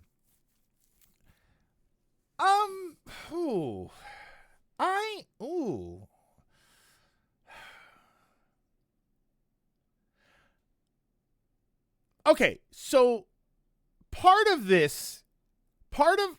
my feel, I'm gonna let me get this part out first. This is not particularly an era that I'm a huge fan of. I'm not a particular fan of, and I don't hate it. I just am not a fan of the 1920s to 1940s sort of era. The noir stuff is fine. My bigger complaint is this feels like a crime noir show, which obviously it's supposed to be. It's literally called Spider Noir. But what I want to see is more wacky Spider-Man stuff. I want it to feel more that way. And that's kind of what we got in Into the Spider-Verse. Prohibition era. That's the perfect term for it. The Prohibition era stuff. Yeah, noir is not really wacky. And yet, one of the things that made noir work, Spider Noir in Into the Spider-Verse, one of the I wonder how much of this there was, is the juxtaposition of Spider Noir in the rest of that world. And even if it wasn't in that world, I still would like to have the outrageous Spider-Man type stuff. Yeah, like he was wacky because it didn't fit, because everything else was crazy going on in that movie, and then there was Spider Noir. So I do wish it felt a bit more like Spider-Man. That being said, it looks fine for what it's going to be. And I will say that we haven't gotten enough. We don't know anything about the story, really, other than this is going to be his origin story. So obviously there's going to be some heartfelt moments. There's going to be some sadness. Someone's got to die, right? Because it's a Spider-Man. So if it's a Spider-Man, that means someone's about to die. So there's a lot that we don't know. I can say that trailer didn't do much for me as far as, oh my God, I really have to see this. This is going to be like, oh, this would probably be kind of cool. The best thing in the trailer to me is Nicolas Cage, because Nicolas Cage is pretty much good in everything he does. It's a bunch of Nazi or 10. Wait, what? I was about to say, I mean, it's in the name, Greg. At least we got Invincible coming in a few weeks for proper superhero shenanigans. This is going more for the comics, which leaned a lot more into the crime noir stuff. Yeah, so I do have questions about like what's going to happen in the show, like the actual events of the show. I could say that trailer didn't do a whole lot for me, but it's on my radar. I do think that it seems kind of interesting. Van, are we talking about Spider-Man Noir? It's not a good trailer. It seems more like a mind F than a superhero. That's interesting. So I guess I'm not the only one. I'm not going to write it off yet, but I can say I'm not getting Amazon Prime for that. I won't get Amazon Prime for that. But I will say that it from a visual standpoint, it looked okay. Like, I really do wish it was animated. I think that you could have done more with an animated show. The one other thing I will say, this is going to be not necessarily a hot take, but this is going to be this is a very me thing to say. This is going to be a very me thing to say. because of his introduction, I believe it was his introduction into the Spider-Verse. I don't know if that was like the first time we've ever seen that character, or if the character existed before and then that's why he was in the movie. I probably would have been happier with a world and actually here, hold on. Let me check something out here. That's that one and that's that one. He existed before. Okay. Where's my third movie? All right, so hold on. I want to watch this again. Been happier if you did this animated and then you went a little bit sillier with it. And what I mean by silly is as he bat theming is more accurate. As he becomes Spider-Man, right? Right, you have everything in color. You have Nicolas Cage. Everything is working fine. He gets bitten or whatever happens. And then as he becomes Spider-Man, I would have loved the idea that they wash him out. So then he becomes the actual like grayscale figure in the colorful world. Like, I like that because I liked the juxtaposition of him being Spider-Noir into the Spider-Verse setting. So I think that if you would have done a show that did that, I think that would have been a lot more fun. I would have wanted more fun out of this character. Money, dead parents, you know. Oh wait, yeah, but he's broke. I would like this, but not this. How I would want this. Yeah, like if you did this whole trailer, right? Let's go back and let's look at this whole trailer here. Like you did this whole trailer, but then when he starts getting to the point where he kind of was a second there. He kind of looked like he was pale. I would have looked like, oh my God, you look so pale. Are you okay? And then it turns out that he's losing all of his color because that's part of his powers somehow. And so he ends up being grayscale. Right? You see what I mean? Like, I think that would have been a lot of fun. Nothing about this looks fun. It looks good, but it doesn't look fun to me. Spider-Man Noir is M-rated. It's an M-rated type of story. Uncle Ben gets eaten by a cannibal. Holy. What you're asking for is a Spider-Man Noir. You want silly Spider-Man in a noir universe. No, I want a noir Spider-Man in a sillier universe. Other way around. I want a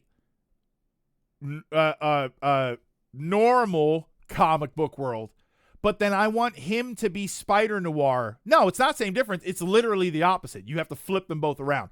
I want a world where maybe you've got some superheroes, but everything is normal, right? It's bright, it's colorful, it's whatever it's going to be. And then here comes this guy that is literally the Dark Knight, right? He comes in and he is a grayscale character and he talks like that. And then every once in a while, people call him out on it.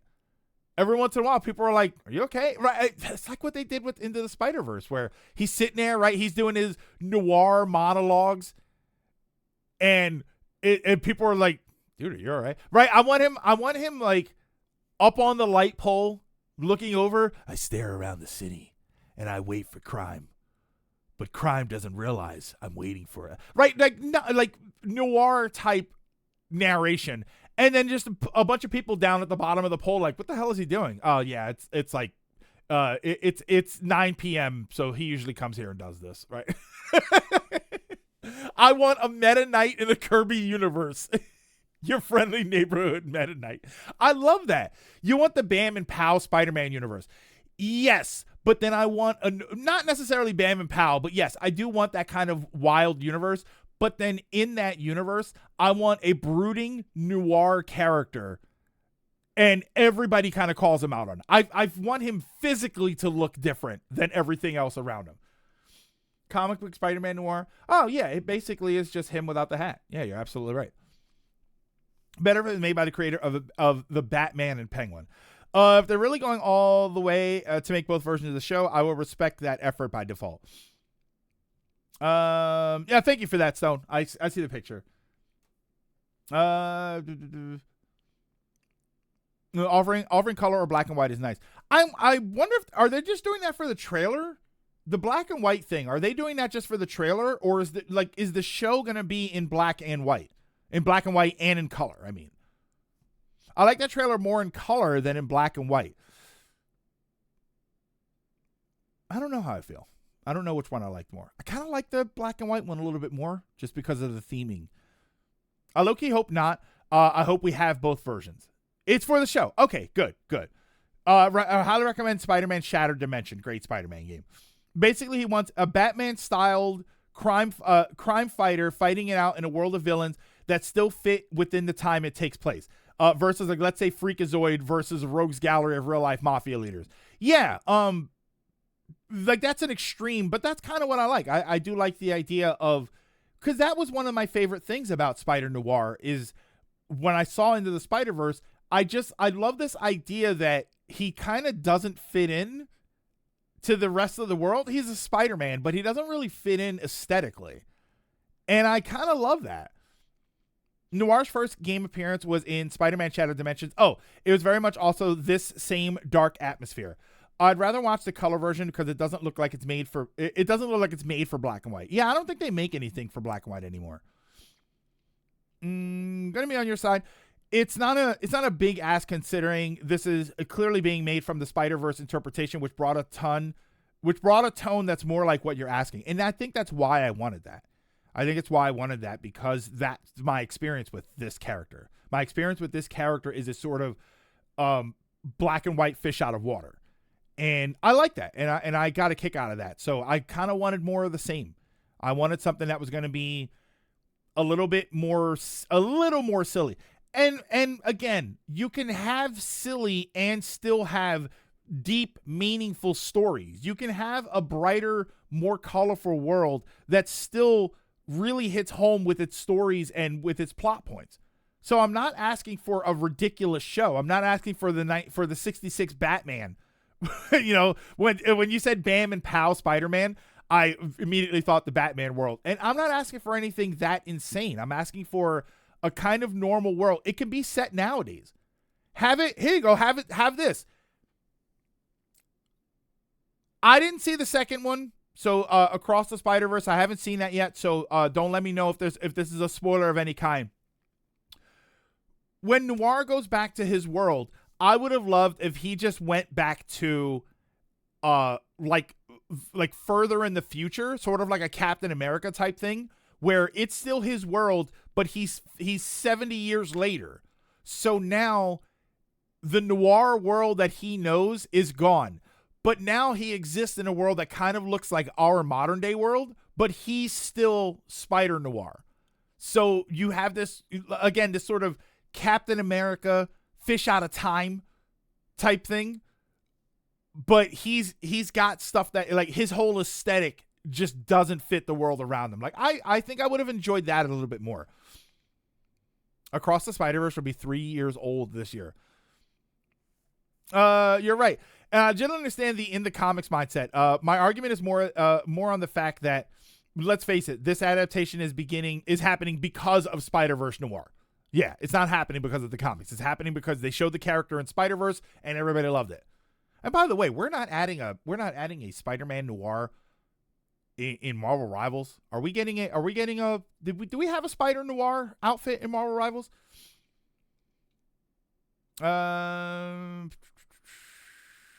I think I should use darker colors, but the Noir universe is pretty dark. To be fair, Into the Spider-Verse really messes with all its adapted characters. If you love Penny in that movie and Rivals, yeah, don't read her comic. I think the only connection to Spider-Verse is that it's Nick Cage doing it. This is where it really starts to come, and that's true, yeah. This is where it really starts to come out that Spider-Verse really misled people about its adaptations characters. Yeah, you're not. I don't think it was intentional, but you're right. This was the introduction of some of these characters, and they're not really representative of the comic book versions of the characters. So when people want more on-screen representation of these characters, they're going to want it from the on-screen representations they're familiar with. Oh, it was absolutely intentional. They're going to want the representation that they know. And the representation that I know for this character is Noir fish out of water. And I kind of wish it was more of that. Again, that being said, that being said, I don't think it looks terrible. I just don't think we know enough about it. I feel like Nick Cage's performance is going to be awesome because I always like Nick Cage in the things that he's in, even if the things that he's in are terrible. Wicker Man. They got to add Ben Reilly's Scarlet Spider. Reminds me of the Teen Titans when people went to the comics. Some got very upset. Starfire was not like her show counterpart, like at all. Yeesh. Teen Titans, I think, is one that kind of went a few different directions. I'm also gonna bring my heat, and bring the fact that just because it's in the comics doesn't mean it's better. I sure will not like a show based on radioactive Spider-Man juice just because it's in the comics. Batman kills in the comics too. Yeah, I've that's something I've turned around on over the years. Where it wasn't like that in the comics. Comic book things and book things don't always translate into TV show and movie things. They just don't. Even the most popular adaptations of books into movies usually change some things because some things just don't fit. They either are unnecessary and eat up a lot of time, or they eat up way too much time, or they're not relevant to what's happening, or they just don't fit into a span when you take a 700-page book and you turn it into a 2.5-hour movie. Like, I'm through with the idea that, well, it was in the comics, so it should be in the movie. No, it should not, because I'm sure any of us have a handful of ideas that were in, like, things that were in the comics, and you think, ooh, I don't know that I want that. I mean, I for one want it to be more like the comics. None of the characters in the Spider-Verse are similar to their comic book origins except Miles and Peter. Yeah, comics doesn't mean better, but it also is important to realize that when they make a Spider-Man noir series, they're going to use the existing material to create that story. I'd say they're going to use the existing material and then adapt it in some way to fit into that story. Again, if you want to do a black Spider-Man suit, not the guy, if you want to do a black suit Peter Parker, you can't do what the comic book did because the comic book was too gigantic to get to that point.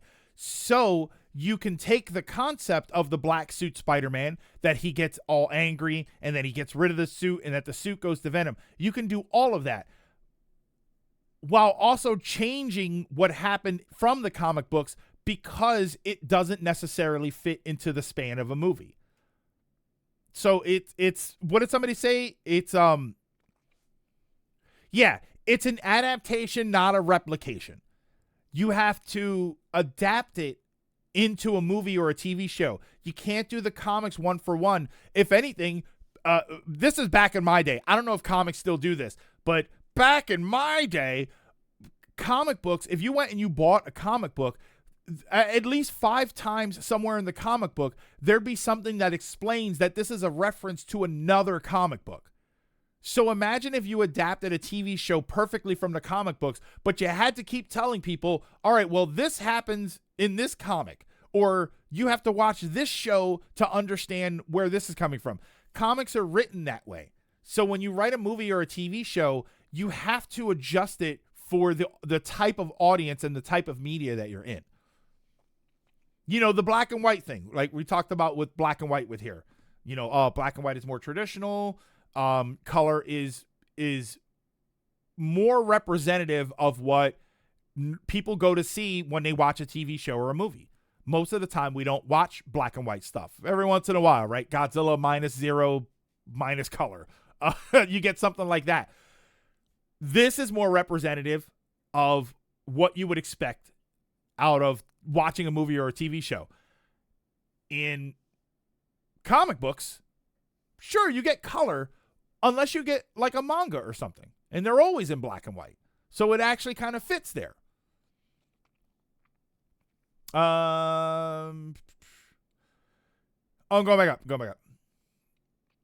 Penny Parker and Spider-Ham were also fish out of water in the Spider-Verse. Would you like it if Spider-Ham didn't act like a Looney Tunes character in his own show or universe? Yeah, I would want him to be a Looney Tunes character. That's why I want Spider Noir to act like Spider Noir, but I want the world around him to be a bit different. Spider-Ham's a bit different too, because Spider-Ham was, even by their standards in that movie, Spider-Ham was a cartoon character. Like, even by their standards, I always took it that like if Into the Spider-Verse was a real life movie, like a live action movie, I would kind of still expect Spider-Ham to look like a cartoon character. Whether it was 2D or 3D, I would expect to see a character that didn't look like a living being with Spider-Ham. I always kind of took that as the joke for Spider-Ham, is that he's a character that came from a cartoon world, cartoon universe. Hold on, let me go. I'm gonna try and skim across because it also made a point to darken some of the returning cast. Wait, darken. Sorry, the JoJo's Part 3 adaptation is 48 TV length episodes long. That being said, firebenders actually needing actual fire to bend will always be stupid. Oh yeah, yeah. Some things you don't change. Going from a visual to visual adaptation, could have a near 1-to-1 adaptation, but for comic to movies and TV series, they have to make their own interpretation. You have to. I don't know if there are any Western comic book adaptations that are 1-to-1. Western comic book adaptation that's a 1-to-1, yeah, I don't think anything would be even close to it. I'm not upset if they change stuff from the comics. I get upset when they change my favorite comics to fit the movies, because usually it means killing them off or replacing them.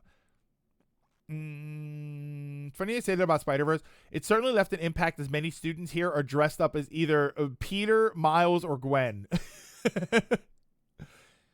You can because the comics have rebooted Black Suit Spider-Man so many times.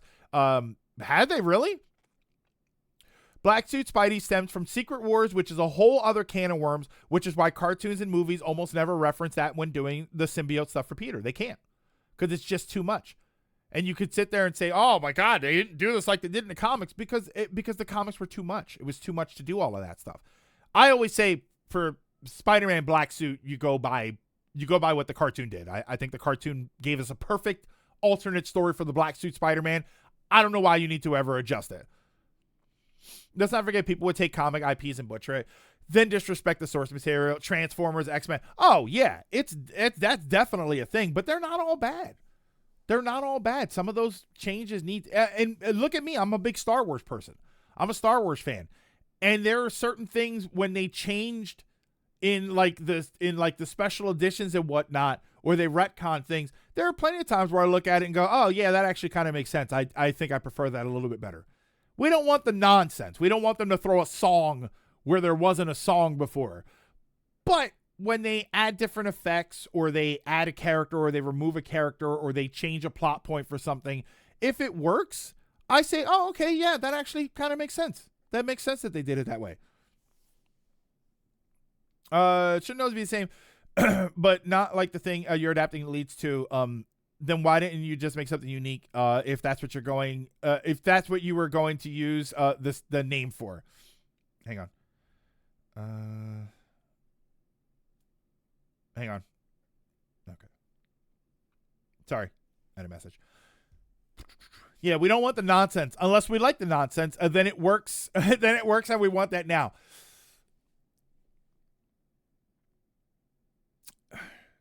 I just want the nonsense to fit. That's all. I want the nonsense to fit. The original X-Men movies. The Sony, what were they? The Fox X-Men movies.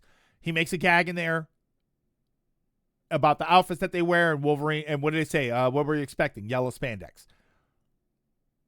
The joke was, yes, we were expecting yellow spandex, and we were hoping for yellow spandex.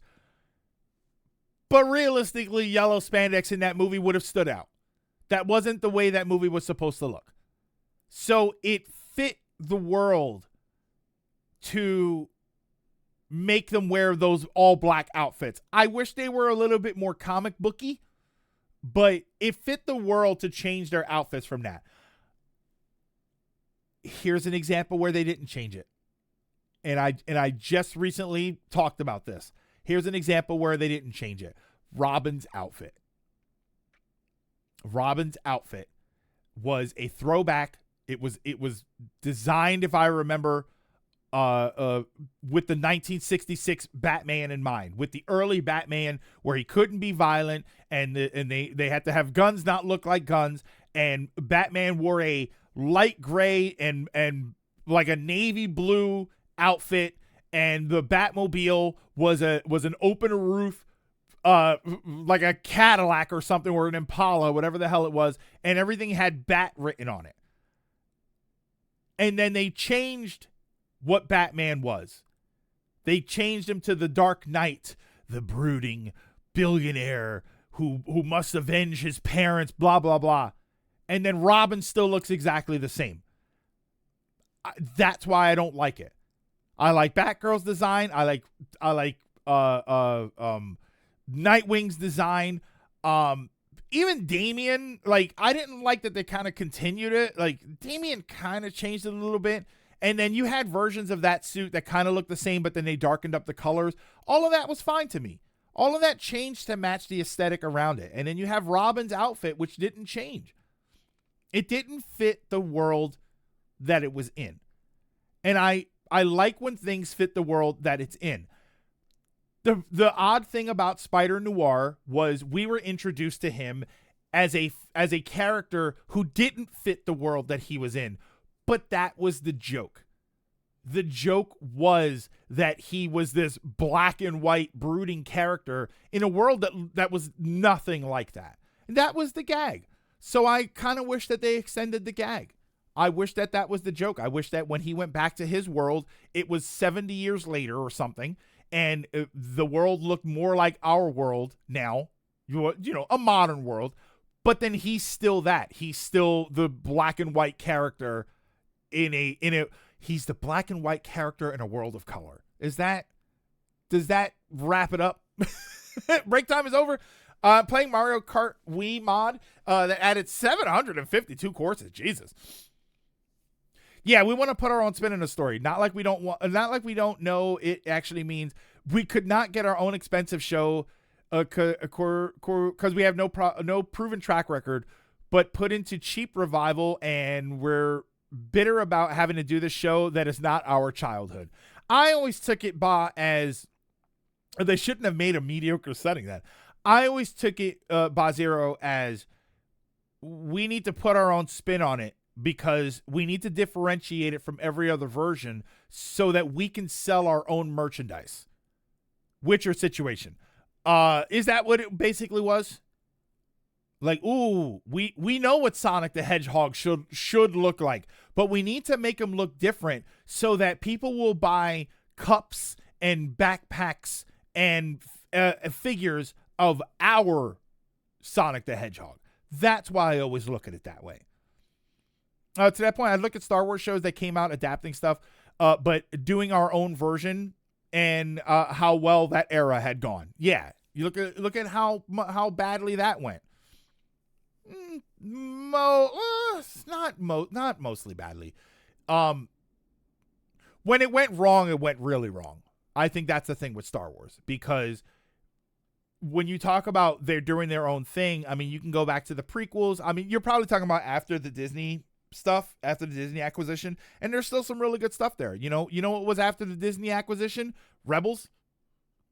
The last couple seasons of Clone Wars, Mandalorian brought a lot of people back into the Star Wars fold. That was all after the Disney merger. What about some of those shows, right? So, people go back and forth on some of the, like the Obi-Wan and Ahsoka and whatnot, but some of the other stuff is universally liked. I think everybody likes the Vision stuff. We all understand that the Vision stuff is non-canon. Bad Batch, I thought Bad Batch was fantastic. Bad Batch to me was whether or not you give a damn about the clones and the stormtroopers and stuff. But if you care anything about them and you watch that show, it's a terrific show. Yeah,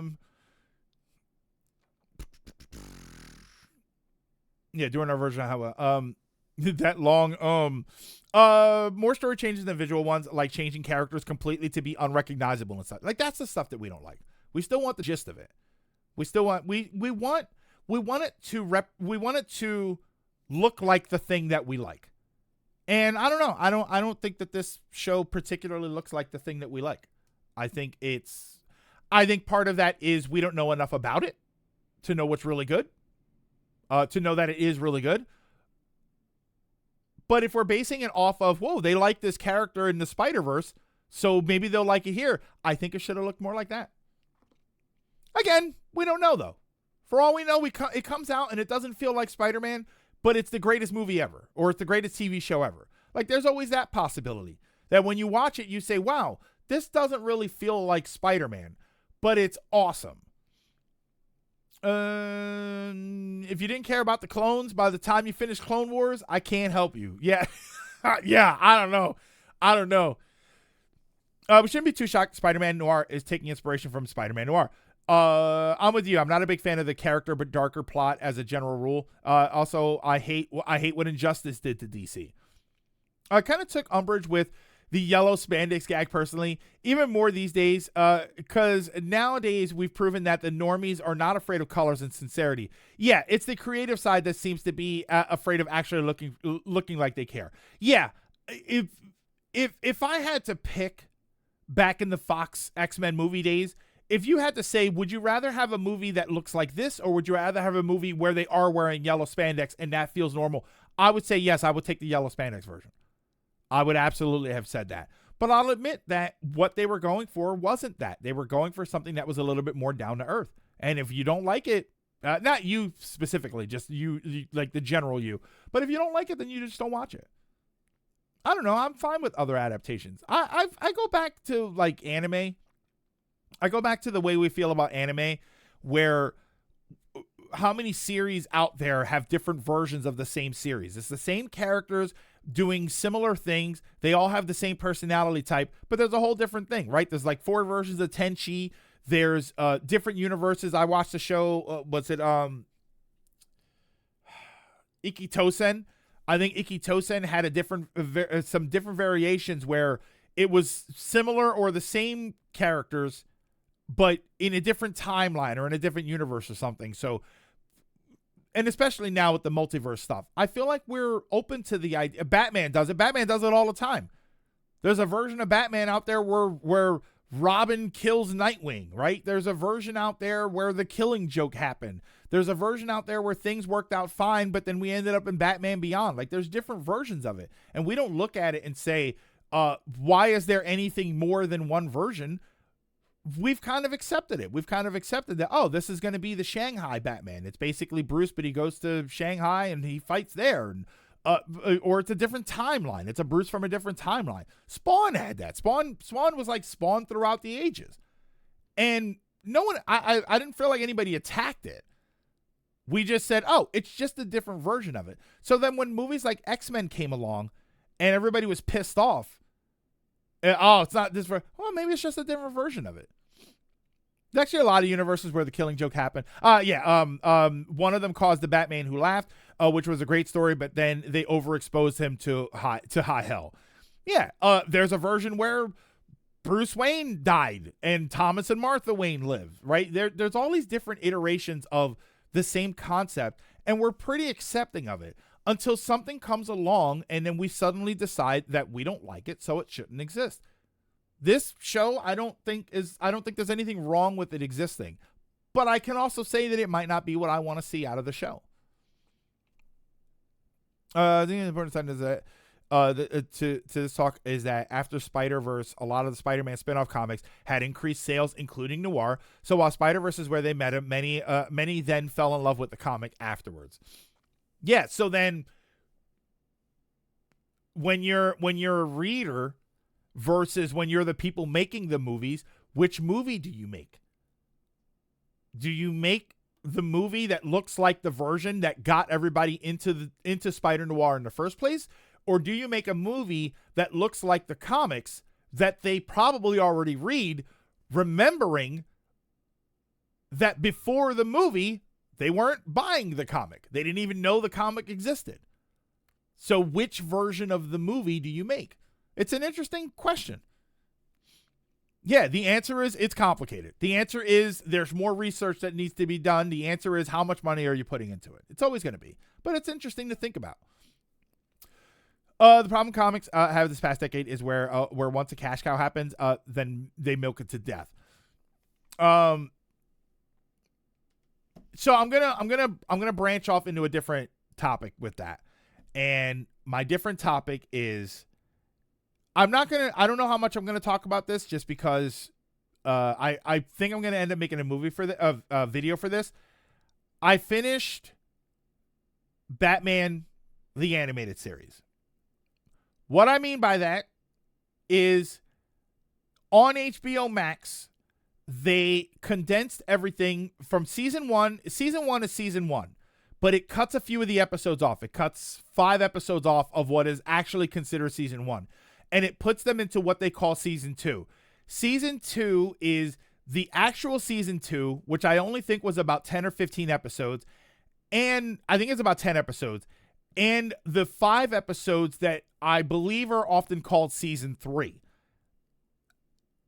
So that's all of season 1 and 2. Season 3 on HBO Max is The New Adventures of Batman. This is when the character designs all changed. I feel like this is when a lot of the motivations of the characters started to change. And while there were a few, for me, iconic episodes in New Adventures, this is where most of the episodes I think were either just forgettable or just kind of okay. Like, they weren't bad, but you just kind of move on after you watch them. I think I started watching the first episode, and I just was like, okay, I don't know. I don't really care. This is like Poison Ivy.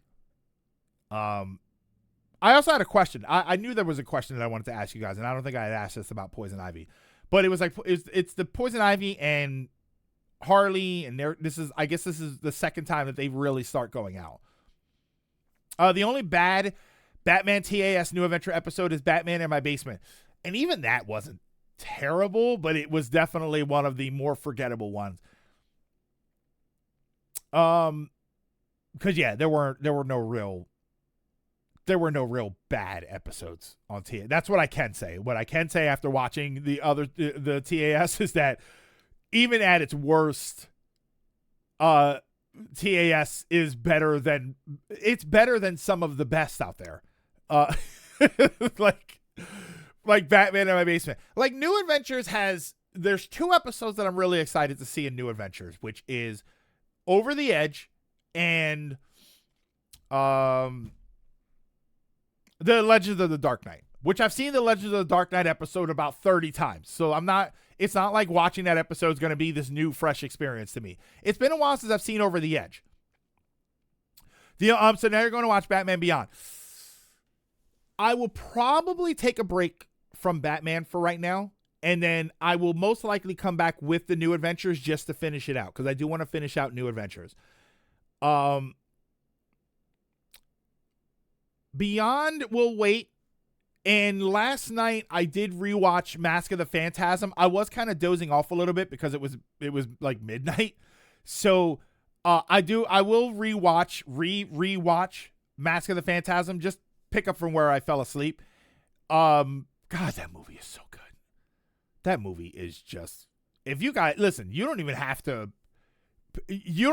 have watched Batman TAS. If you have never seen the Mask of the Phantasm movie, I cannot recommend that movie enough. It's not the best Batman movie. It is just genuinely a fantastic movie. It is the best Batman movie, but you don't watch it because it's the best Batman movie. It's just a good movie. It's so good. TAS beats the shit out of anything Marvel was doing in the early 90s, except maybe X-Men.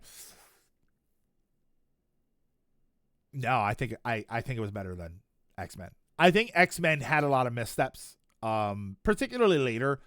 But if we were doing like pound for pound, first 60 episodes, right? Let's say first 60 or 65 episodes, because the first season of Batman TAS was technically 65 episodes. If we're going pound for pound, TAS versus, I don't know, even if you threw in like the first 3 seasons of X-Men, I think Batman has a beat. I think Batman might actually be the greatest animated show ever. Batman TAS might actually be the best thing ever. There are a few more not great episodes like Prophecy of Doom, Terrible Trio. I could say the Underdwellers, despite being thematically strong, was kind of weak. Oh, the Underdwellers episode, I like that episode, but yeah, that's one of the weaker ones. The Terrible Trio was kind of weak. It was definitely kind of weak, but it was still entertaining. Prophecy of Doom, I don't remember. I don't remember which one that was. X-Men was definitely more memeable, though. It's Charles. Charles falls out a window. Banshee flies to catch him. I don't know, Ryan, because there were a lot of moments with TAS where I thought, damn it, this is hilarious.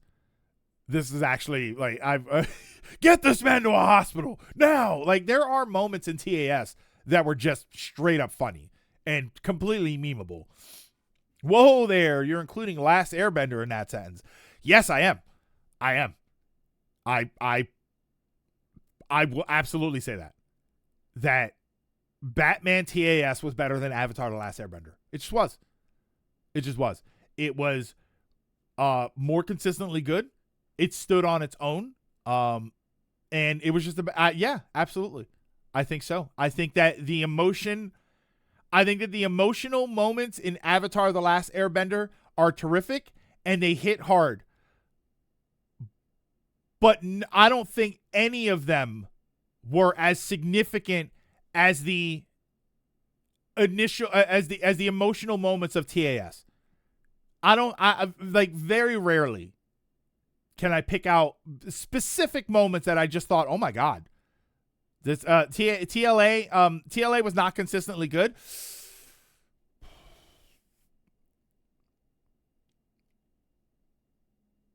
It was consistently good. I wouldn't call it consistently great. I think we all have moments that we just didn't particularly care about. I think that we have characters that were relatively memeable, but for the most part, they were also kind of forgettable. I think that one of my favorite moments with Jet, for instance, was the whole thing about whether or not he died. And then the gag from the Emerald Island players. I thought that was the most interesting thing. Sokka, like, as I don't want to. We could have an Avatar conversation all day. Sokka, I thought Sokka was a great character, but I didn't particularly care about his development. I just wasn't really that interested. The entirety of seasons 2 and 3 were great.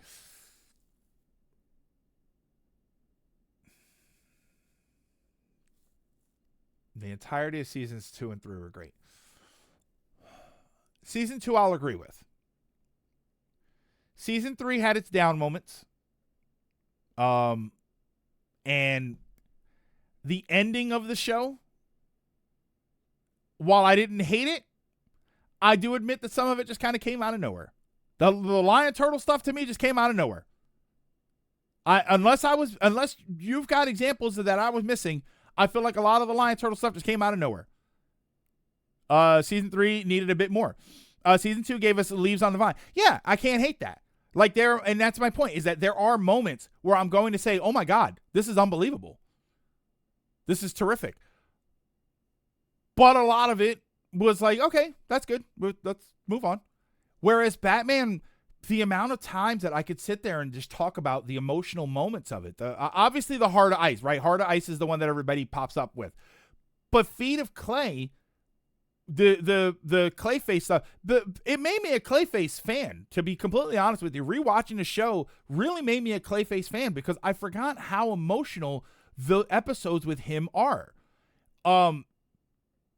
You had Mr. Freeze, obviously, stuff like Heart of Ice. You had Lockup. I watched a Lockup episode, and Lockup is almost like a filler episode, right? This is a character that we don't really see anymore, and yet the relevance of the stuff happening in that episode was off the charts, right?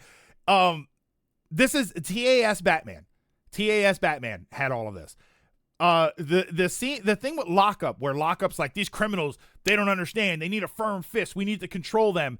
And then he thinks that Batman's his partner because he's going to lock up the criminals. And then Batman, probably one of my favorite moments from the show, and unbelievably relevant to what's going on, is you have this guy that thinks that he needs to be strong and violent to bring order to a chaotic world.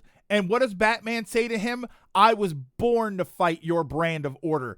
That to me is just such a relevant moment right there. Two-Face origin episodes were phenomenal. Poison Ivy had great episodes with good motivation. When you say TAS, I just think you're talking about no. I'm talking about no. I'm talking about Batman the Animated Series. Batman. I know I kind of hate TAS because I'm either talking about an abridged version or I'm talking about a speed running robot. But if you do what I did and you go back and you watch through Batman TAS, you're gonna realize, holy crap, this show is it's even better than you remember. If I feel like it's even better than I remember, and it's like if I decide I want to go and watch Avatar: The Last Airbender again, which I've done several times, there will be moments where I'm gonna think, right? I'm good. Like I can look at my phone while this part happens, right? What's it called? The Great Divide. I also like Batman's rendition of Clayface's story. It's pretty tragic. It's so good. I never did watch TAS as a kid. Gold, highly recommend it. I highly recommend it. It's going to be a different version of Batman. This is what I will say about TAS. It's a different version of Batman than you're probably used to. Because the version of Batman you're used to now is Justice League, and it's these really elaborate stories. And what you get from TAS is really, it's almost like year two. Right? You have the Batman year one stuff where he's kind of learning. TAS is almost like year two. In the very beginning, he didn't even have a lot of the gadgets that he has. He doesn't even throw a Batarang for the first few episodes. No Batarang. I don't think he gets the grappling hook, and then he flies away. I don't think he has that for like the first 10 episodes or something. Like it's very early in his bat fighting career. And as a result, it becomes a more human show, which is funny because I normally don't like the street level stuff, but it really feels like a street level show. He becomes a lot more human, and the villains are what help make the show, because it's not all, hey, I'm going to go rob a bank. A lot of it, a ton of it is this horrible thing happened to me and I want revenge, or these bad people are doing something and I need to stop them, but I'm probably taking it too far. Like it's all that. Like it's amazing how much emotion there is. You like the Earth One books? None of his gadgets work, and it's super street level, which is crazy because I normally hate street level stuff. I was never really a Spider-Man or a Captain America fan because I was always more into the superpowers and the cosmic level stuff. And yet, when it comes to Batman, I do like the more down-to-earth Batman. I do like the one that engages with the criminals. I like the Batman that calls them by their first name. I like the Batman that calls him Matt Hagen and not Clayface. I like that. That's my Batman. No, like there was a series called The Batman. Oh, yeah. I'm talking about Batman the Animated Series. As a non-DC fan, I find TA's Batman good, not much more. It's a show I remember the highlights more than the show. I liked Batman Beyond a lot more. I liked season 1 of Batman Beyond. It started to falter after that. I keep telling you to read the Green Lantern stuff. It's like super cosmic. Didn't Game Theory have an episode on why the hook shot would realistically kill a human? Mythbusters did it. Mythbusters did could you use a grappling hook gun something, and they said they Mythbusters debunked it basically every step of the way. You couldn't shoot something that would embed itself into a wall strong enough, which the Batman TAS one is interesting because it doesn't hook into the wall. It's a claw that shoots out of the thing, and it either grabs onto something, which then it does dig into the wall, or it whips around, like it flies up and then it swings around like a whip, and that's how he swings, and that's how Batman always swings. Earth One, he makes a grapple gun and nearly pulls his arm out, and all it did was slow his descent enough to not kill him from a fall. So it's when you early TAS really feels like that. It really feels like the early Batman adventures. And then if you want the really early Batman adventures, you want to watch Mask of the Phantasm. Batman probably has a Tibetan monk technique to make it work, though. You can if you don't mind dislocating your whole arm. A hook shot that fast and powerful would rip your arm out of the joint. I mean, well, it fires up and it latches on, and then he swings at his own leisure. So that I'll be honest, it is kind of funny that, yeah, I find it funny we're discussing which is better of the two series. Like, there's a 96 and a 98 out of 100. Yeah, like he doesn't. That's the thing. It's not like Spider-Man. Spider-Man whips with strength. Batman doesn't use the grappling hook. Usually doesn't use. He doesn't use. No, actually, I'm right. He doesn't use the grappling hook to latch on the bad guys and swing them around. If he does that, it's the batarang with the rope attached to it. Which he doesn't really. Again, that's another thing that he doesn't really do that much. Like, you have to see it to understand what I mean. A lot of that stuff that we're used to from Batman is just not there. And I'll tell you what else is missing from TAS. Most of TAS. The brooding Batman. That show is not a sad, depressed, brooding Batman. Sure, he's probably depressed. But he doesn't, right? We don't have like the aura farming moments where he's just standing there. The thing where he just suddenly is there and not there is almost more like a joke than anything else, which I guess that kind of remains a running gag throughout Batman's career. It's very interesting to rewatch that show and realize how tonally different it is from pretty much every other Batman, every Batman that we're used to. I haven't watched every Batman to say that I know. I didn't watch all of the Batman, and I haven't watched stuff like Caped Crusader. Does what Spider-Man does. He wants to help his villains, not just beat them up. Yeah, the firing itself would do the dislocating. So trying to get my Batman TAS posters filled out with signatures. I have Batman, Kevin Conroy, Robin Nightwing, Lauren Lester, and one of the Batgirls, Tara Strong, Riddler, Poison Ivy, and Penguin on it. Does he use rubber tank bullets to only horribly maim villains but not kill them? No, he doesn't use anything that shoots. Starts happening mostly by Mask of the Phantasm. Yeah, he doesn't wallow in his depression in that show. He's a man of action, and he's a good Bruce Wayne. He's my favorite Bruce Wayne. I will say that till the day I die when talking about Batman, is that he's a great Bruce Wayne, and that's what matters. Caped Crusader is basically just TAS, but allowed to be violent and actually takes place in the 40s. Oh, okay. All right. I think my issue with Batman, though, we moved so far away from that kind of Batman outside of side stuff. I just don't tend to like the character. The more modern character, like the modern Dark Knight Batman, because if you don't like the modern Dark Knight Batman, then yes, you should watch TAS. Mask of the Phantasm is where you start getting depresso Batman. He literally cries to his parents' graves because God forbid he could be happy.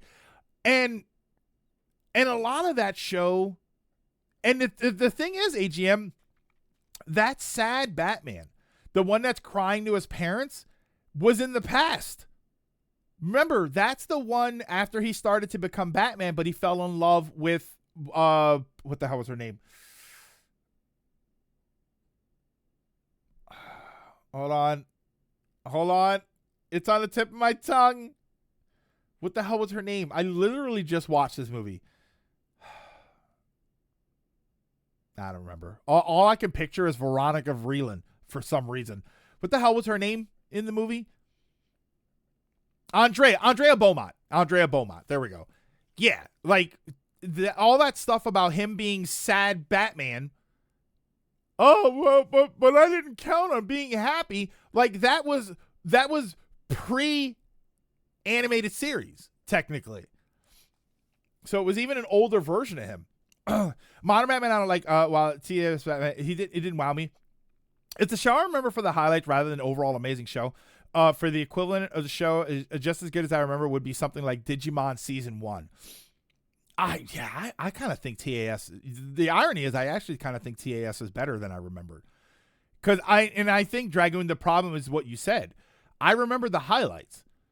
I remember the characters being amazing, but I don't remember the events of the show. And then I rewatched everything, and I forgot how much emotion was there. Not to mention I'm a little bit older, obviously, so I feel like I can appreciate a lot of this stuff. I think there was a lot of context and subtext that I was missing.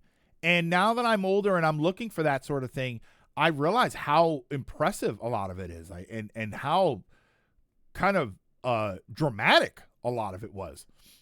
I know people get annoyed at DCAU Batman for getting too angsty in Justice League.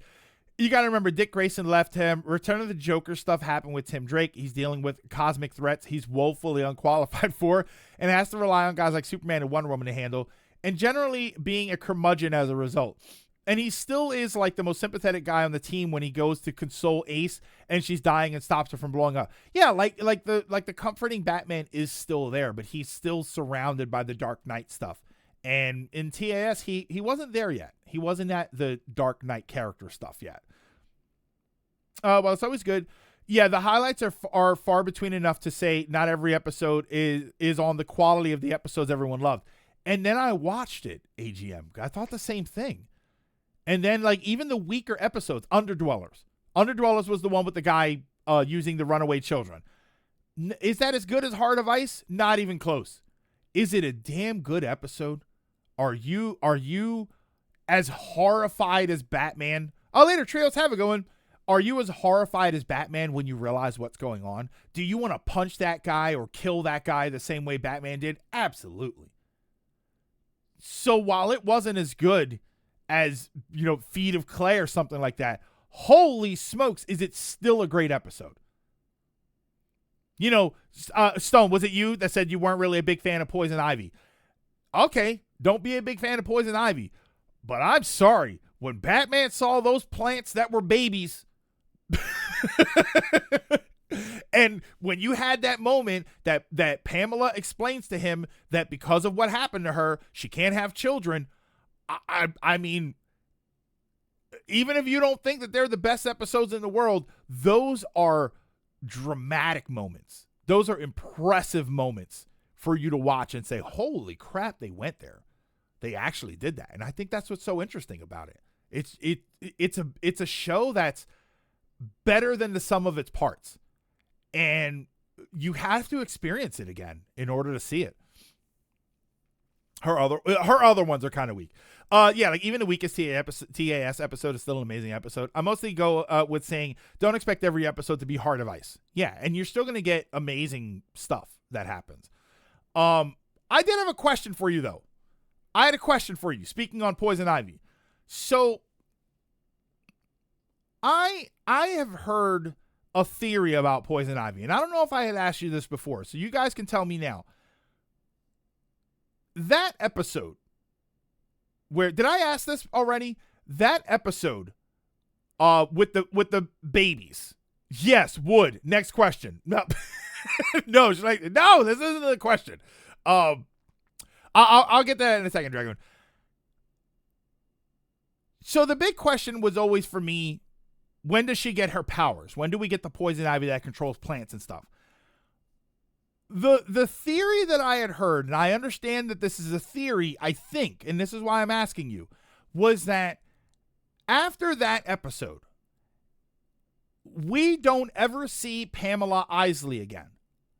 What we see after that, anytime we see Poison Ivy, what we're actually seeing is an independent, shelf-stable clone that she made of herself. And that clone is the Poison Ivy from now on, which is why she develops plant powers, because she is herself a plant. But the real Pamela Isley, after that episode, basically creates a shelf-stable version of herself who goes out to be Poison Ivy, and then she continues to be Pamela Isley and does not actually go back to crime. So the real Pamela Isley is done with crime. But the shelf-stable clone continues Poison Ivy's career. And is there any truth to this? It depends on who you ask, really. So this is just sort of like a fan theory that everybody kind of goes with. I just appreciate DCAU did that. We still owe it for today. Batman Beyond invention, making a great future world to explore.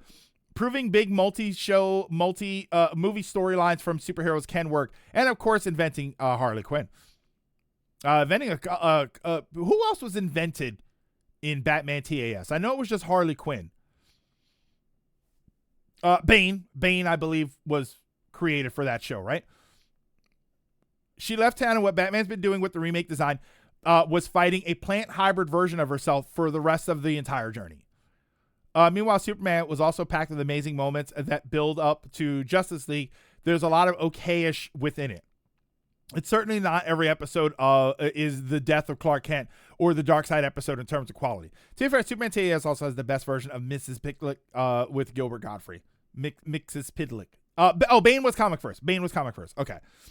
TS inverted, or at least created the solid versions of the character we know. Oh, like even if it didn't create them, it created the version of Bane that we're used to. Is that what you mean? Yeah, invented. Okay, so yeah, I saw that theory and I thought, oh, that actually does make a lot of sense. Like that would explain where her plant powers come from, why she started to look more green. When you go to she's in the first episode of New Adventures, and in New Adventures, she is not green, but she's definitely more pale. She's sort of like inching over to that. Oh, Mr. Freeze is a 60s character that didn't matter at all until Heart of Ice. Yeah, he really didn't. And then the only other time he shows up in TAS was when you get that guy that also wants the Mr. Freeze accident because he wants to keep living. Basically like fake Walt Disney. And then he has Nora with him. By the way, one of the, for lack of a better term, coolest villain locations is a hollowed out iceberg. What a great idea for a hideout for Mr. Freeze than underwater in a hollowed out iceberg. Very cool.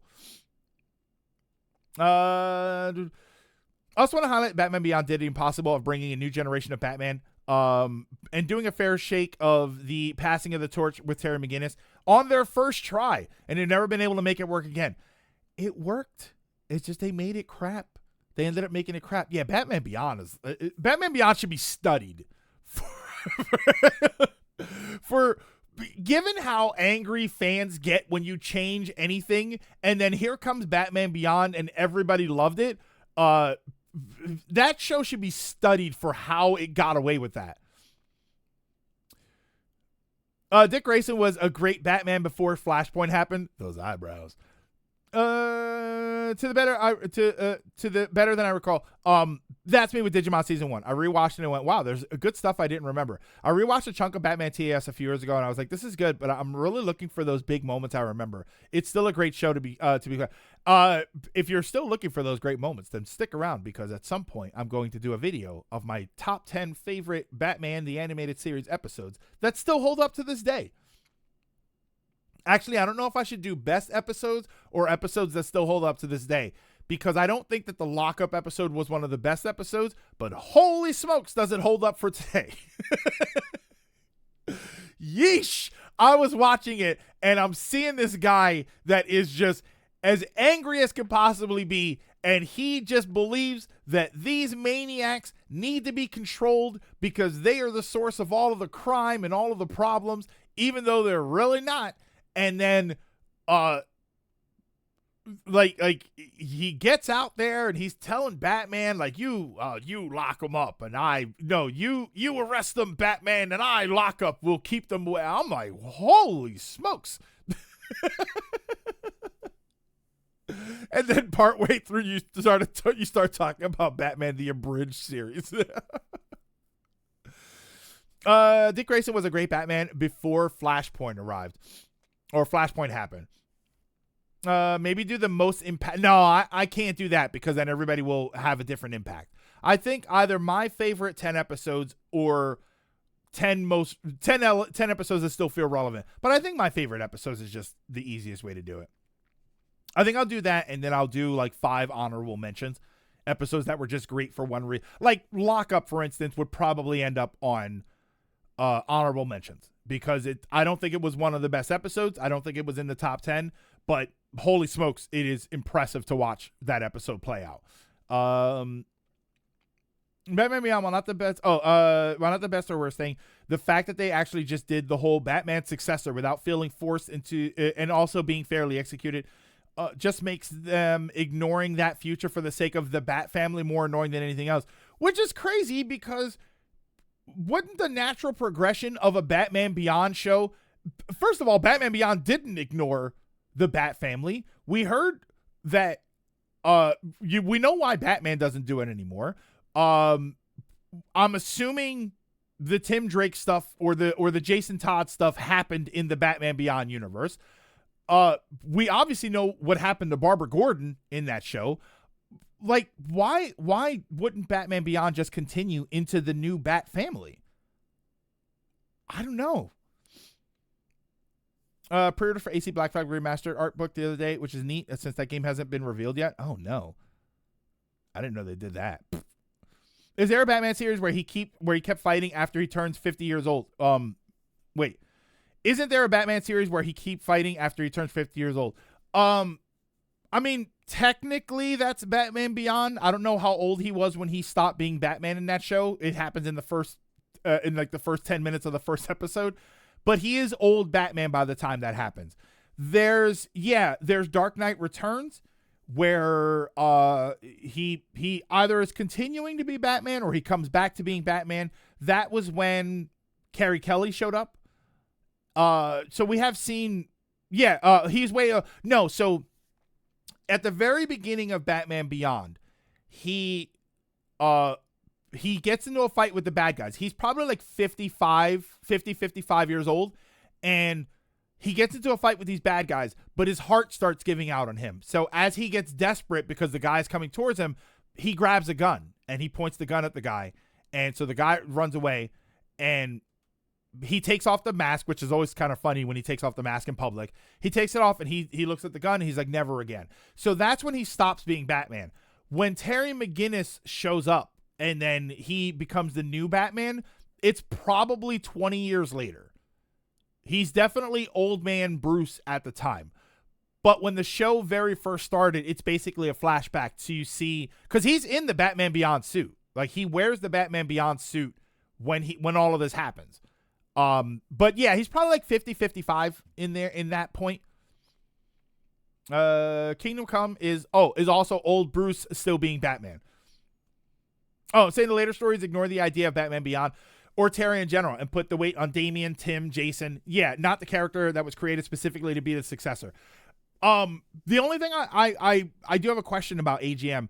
Damian, Tim, Jason, did any of them exist when Batman was as old as he was in Beyond? Because logically you could say that all of them still exist. And then at 75 years old, like let's say he was 55. Hey, Mr. Sonic, let's say he was 55 at the beginning of Batman Beyond where he had the breakdown. So we jumped 20 years into the future and now he's 75 years old. Were any of those stories when he was 75 years old or even 55?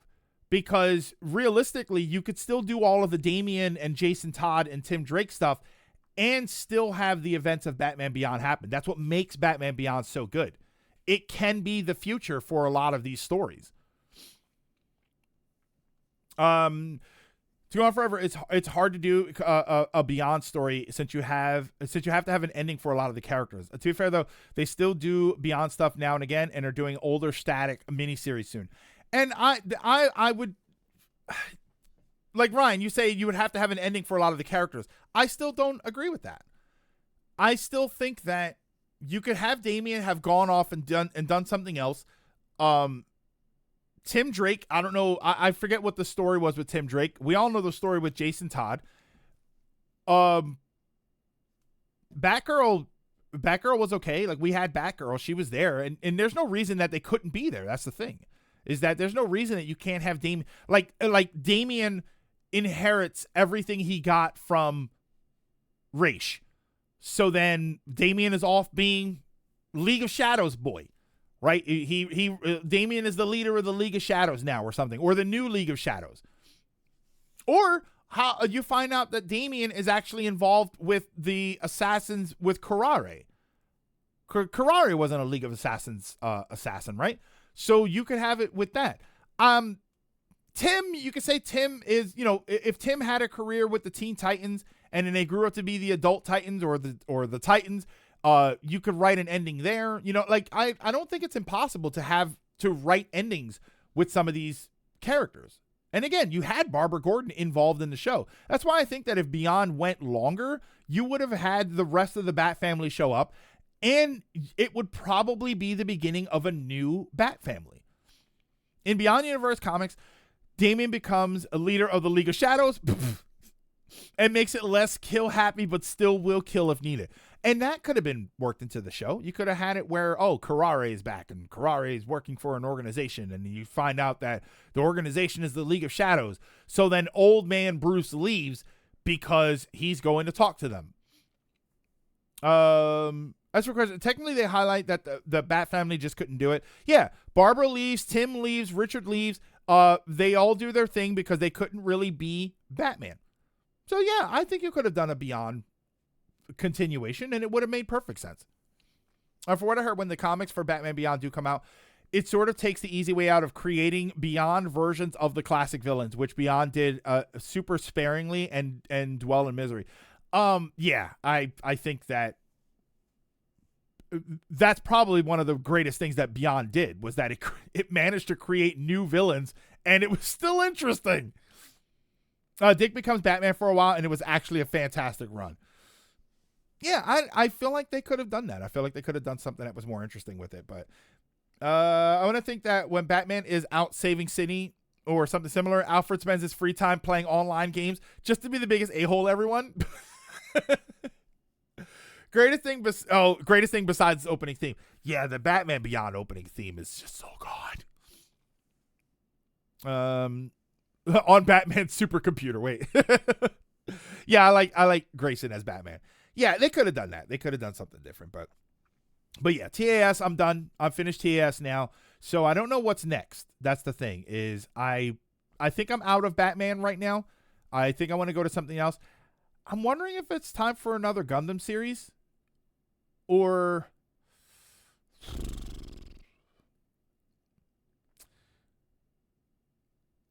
either it's time for another Gundam series, or I think, see, go to Superman the Animated Series. Ugh. No, I think I want anime next. Or is it time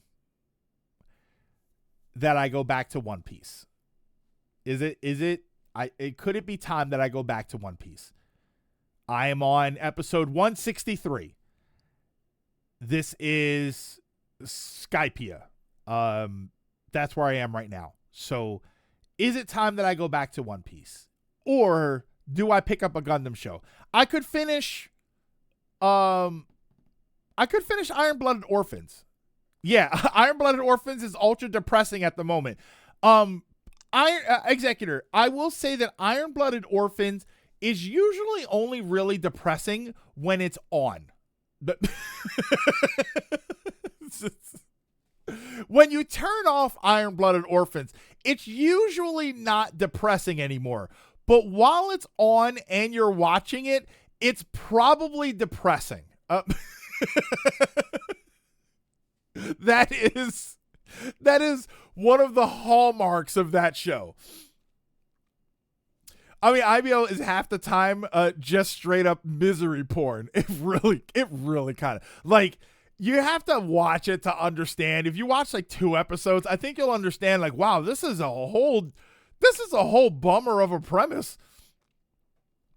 Yeah, I'm at Skypiea. I did the arc where they were trying to get up there, and then I think once they got there, I finished the episode with the weird looking dude and the bird. He's like on a horse and the bird is like polka dots or something. Like, it's crazy looking. I think I finished that episode when we find out who that guy is. How far you make us choose whether potential Water 7 and whether Water 7 and Gundam. Out of curiosity, out of all the Batman villains, who do you think could get finish Out of curiosity, out of all Batman villains, who do you think could get DE penalty, if judged by, death penalty. Okay, I'm assuming that's supposed to be the death penalty. Who do I think would get the death penalty if judged by real life? Only one that comes to mind is the Penguin. As unlike a majority of the baddies, he doesn't have mental illness. He's just a short crime boss. Because they all do horrible things. Joker. I mean, if anybody, you can't go by Batman the Animated Series because nobody actually, I think there's only like 3 or 4 deaths in that show. Most of the criminals don't ever end up killing anybody on that show. So it doesn't really happen. I think a lot of them could end up getting a death penalty. Joker, just for the sheer scope of what he does. I like your logic about the Penguin. I like the logic that the Penguin is just a criminal guy. Two-Face, to an extent, you can probably kind of say that, but because before he was Two-Face, he was still kind of a maniac. Bane was just a guy. Bane was a guy that didn't have to take the venom. He just chose to take it, so he chose to be a bad guy. The only ones that you can't really give the death penalty to are the ones with legit mental illness or some legitimate reason, right? Mr. Freeze, Harley Quinn, not Penguin. Two-Face kind of, sort of, but you could also argue not. Robot Chicken does this bit where they put Joker on trial and he gets a unanimous death penalty and Batman just smiles and shrugs. Death penalty. This is a good Christian stream. Space Dandy. Wow, Space Dandy. Have I tried Space Dandy? I watched Space Pirate Cobra. And Harlock.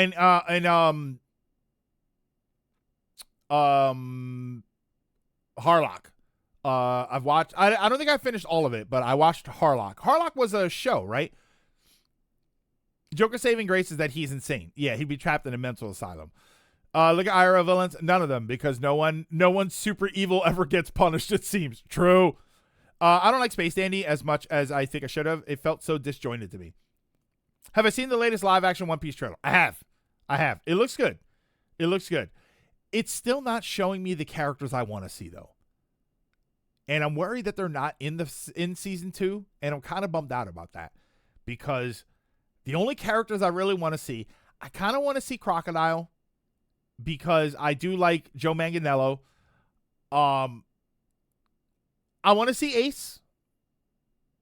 I really want to see Smoker.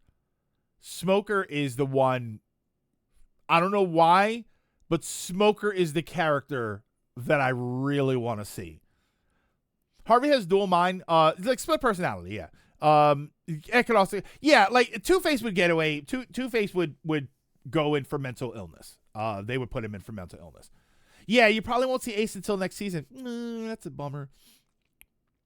Yeah, so I'm and the Giants. I really want to see the Giants. But as far as like the characters that they have, because I don't think they've shown Smoker yet. And I really want to see Smoker in the live action show.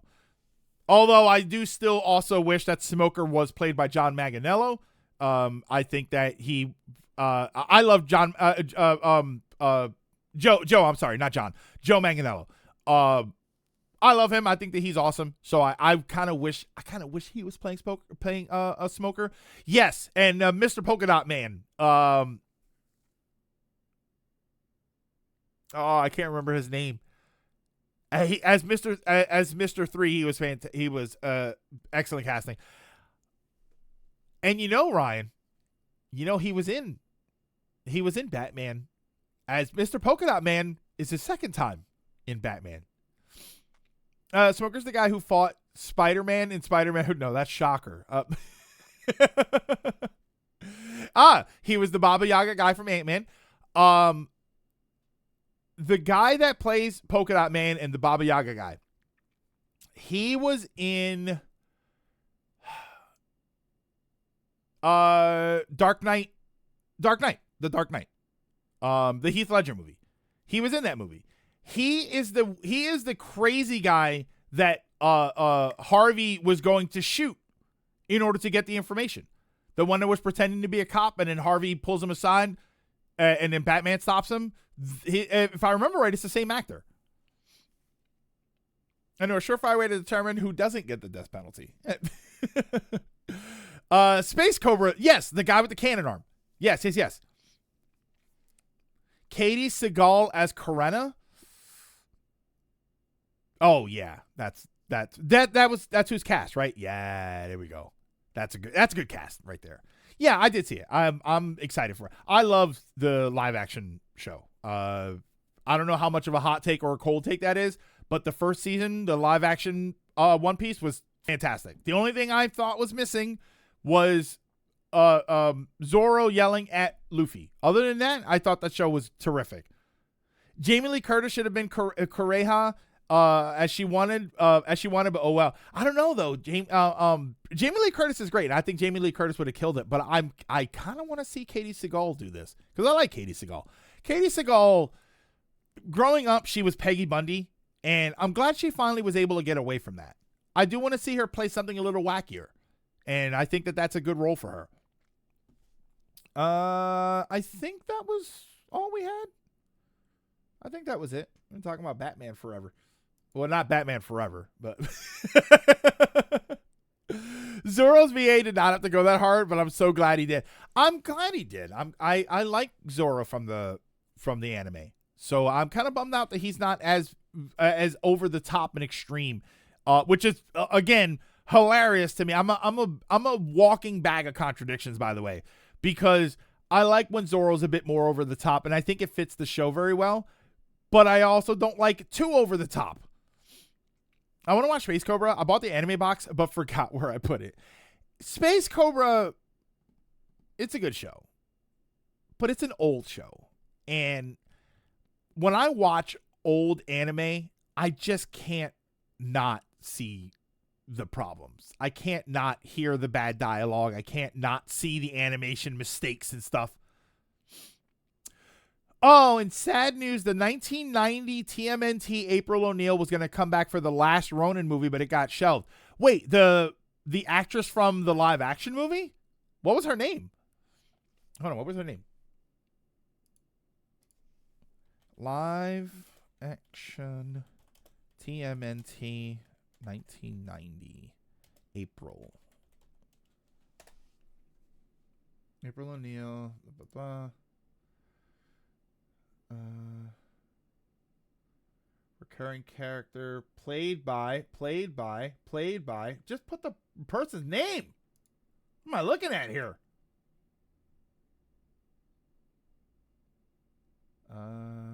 This one, first movie. Judith Hoag. Judith Hoag was her name. I might be the only one who doesn't like One Piece. I just hate Luffy. Finish. Before I watched it, my only understanding of the character was a character that I didn't like. He was always loud and he was screaming and he was kind of obnoxious. Then I saw a scene with him and it really changed my whole perspective just enough for me to want to watch the show.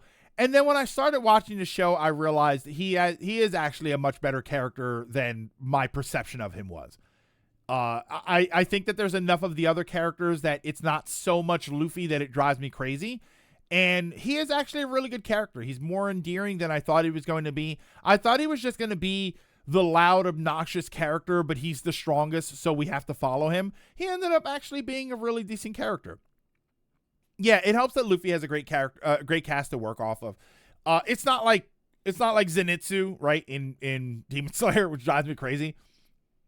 Hating Luffy is actually hating fun. It's just my experience with him was external. It was him being obnoxious or him doing wacky things, and it was kind of annoying. So then when I watched the show, I realized, it does kind of fit. It actually kind of works, and I don't find him too annoying. There are other characters that I found more annoying than Luffy ever bothered me. Luffy is the idiot hero done right. Unlike Naruto, who's annoyingly stupid and then funny stupid. I'm sure Luffy's crew hates him sometimes. Apparently, the Russo brothers have clarified that the 4 recent trailers for Doomsday aren't trailers, but narrative information. I have no idea what that means. Of course, they're narrative information. You're telling us what characters are coming back. That's obviously what they were. I watched up to Horror Island. I don't know what episode is that. I don't know them by arcs now. The thing with Olivier is that because he has such smarter folks around him, his brain is turned off. That is true. Hating Luffy is like, I'm a bit of a fascist. Shadow rating with a party of 2. Welcome. Yeah, like annoyingly stupid to me is Goku more than anything else. Kingdom Hearts 4 time. Yeah, I don't know about that. I don't even know if we're gonna do Kingdom Hearts 1 time. Actually, we should jump into Kingdom Hearts for a little bit, but Horror Island's like episode 350. Okay. What's this? Kingdom Hearts 4 time. Wait, we're all doing it? No. No Kingdom Hearts 4. It's the arc after Water 7. No, I thought Water 7 was like 200 to 250 or something. Isn't that Water 7? There's a scene later where the crew is trapped inside due to the rain on the ship, and Luffy takes an interest in Robin's book, and the entire crew has a mental breakdown internally because Luffy can read sort of stuff. Classic nonsense. Wow, it's already 3:18. You aren't getting more Kingdom Hearts 4 news until Square cancels another game. Yeah, it's Skypiea. Oh, it's Skypiea, then Water 7, then the horror one. Yeah, because I'm on episode 163 and I'm about to start Skypiea. Like, I did all of the stuff of them getting there, and now I think they're actually there. So then I thought that was like 30 episodes. There's a small filler arc in between, and then it's Water 7. People who hate Luffy for being stupid don't get he has so much emotional depth. Yes, Shadow. But you don't, this is the same problem that we often run into, but you don't understand the emotional depth until you really give the show a long try. So from the surface and from the outside, it's not easy to see that. It's like telling people that Adventure Time or Steven Universe were really deep shows. Sure, they probably are. I haven't watched Adventure Time, but I watched Steven Universe, and it has real deep moments. There's really impressive moments that are going on there. But when I first started watching Steven Universe, I kind of didn't believe what everybody was saying, and all I saw was a loud character who did wacky things. And then I watched it, and to be honest, that does continue for a long time. It wasn't until later where season 2 is where we started to get into, oh, this show is actually, well, no, I could say season 1. Season 1, it was like, we got the quote unquote filler, and then we've got the more serious stuff that's happening. Because season 2 cut the episodes down in half. That was when we started to we're getting more consistent episodes. I still won't watch either 18. Adventure Time, one of the reasons I avoided Adventure Time was because of that perception. It was just the loud show with dumb things happening, and it wasn't really any story consistency to it. Steven Universe I watched because people told me, no, it does get more consistent, and I think I was right for doing it. You don't get shown the emotional depth until hundreds of episodes or chapters in. Granted, you get shown about it well until Arlong, which is 50-60 chapters. Playing Final Fantasy 13 or Bubsy 3D, what's more soul destroying? Bubsy 3D. Because at least 13 can be a good game. Bubsy 3D is just not a good video game to play. Adventure Time gets really good, but I wouldn't force anyone to watch it. He's currently, you're saying I'm in the middle of Skypiea? Are you saying I'm in the middle of Skypiea? Because the beginning of it was them trying to get up there. It was them trying to do the elevation so that they can get there. And I think the last episode was them either getting there or it was like the first episode of them being there. One Piece does a good job of focusing on the other characters, not just Naruto and Sasuke.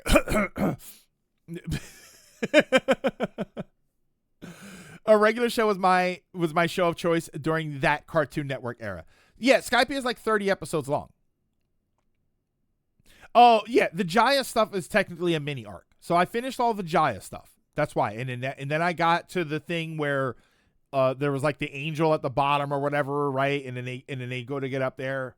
Yeah, I'm about to start episode 1. If I go back to One Piece right now, I'm at episode 163, which is, I think they literally just got to Skypiea.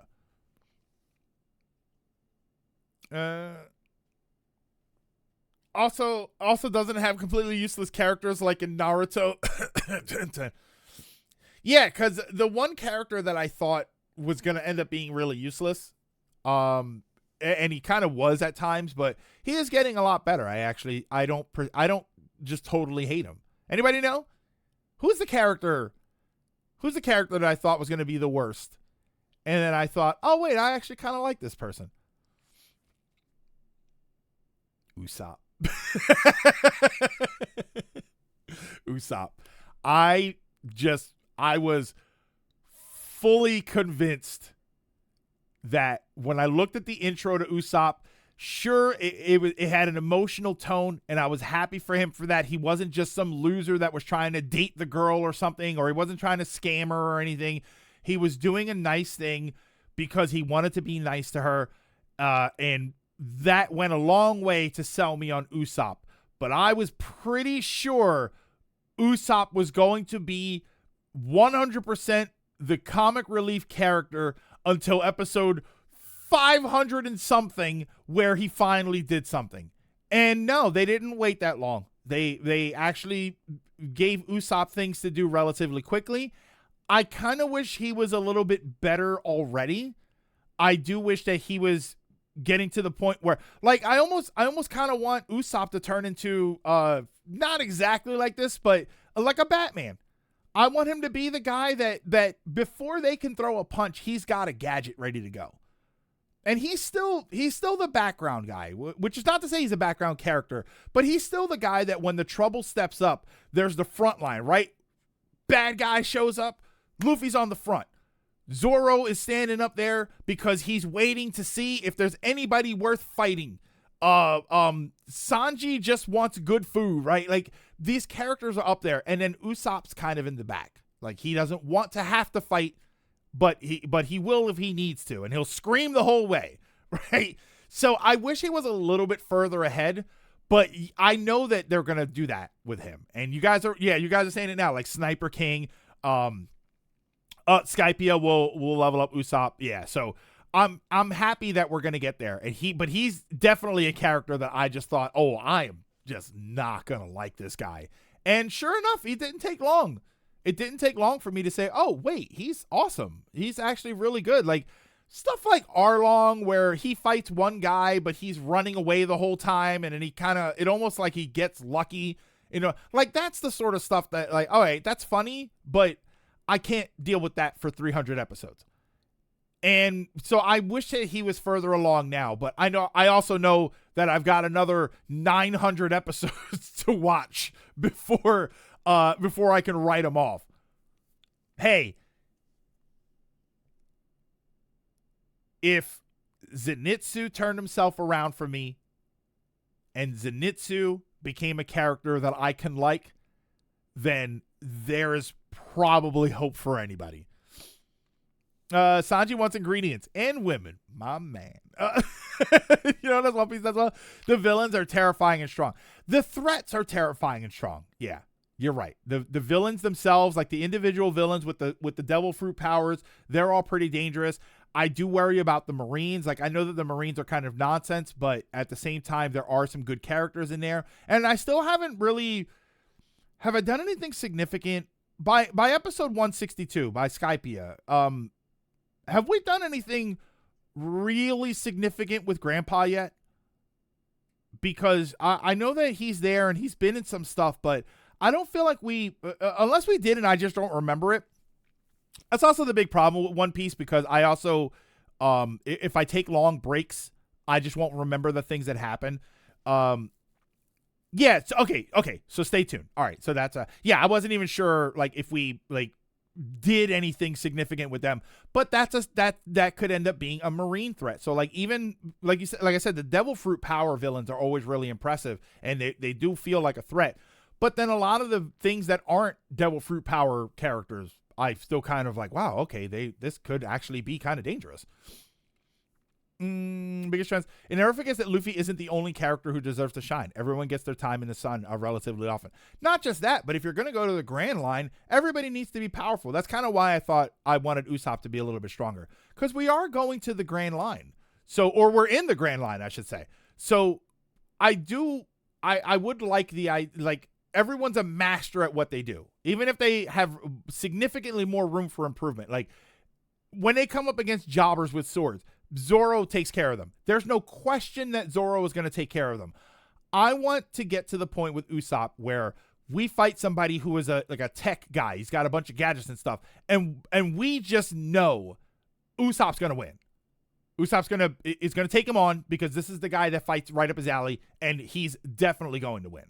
Right? That's why it had so much weight when Zoro fought Mihawk. Yeah, exactly. Zoro fought Mihawk, and Mihawk was not a jobber. Mihawk was not somebody that he could take. So it was impressive to see, not only did we see Zoro lose, but there wasn't even a chance. Like, there was no chance that was going to happen. And not only do we feel the threat that Zoro was facing, but when it ended, you had so far one of the best moments in the show where he gives respect to Zoro. And he tells him, come find me when you're stronger.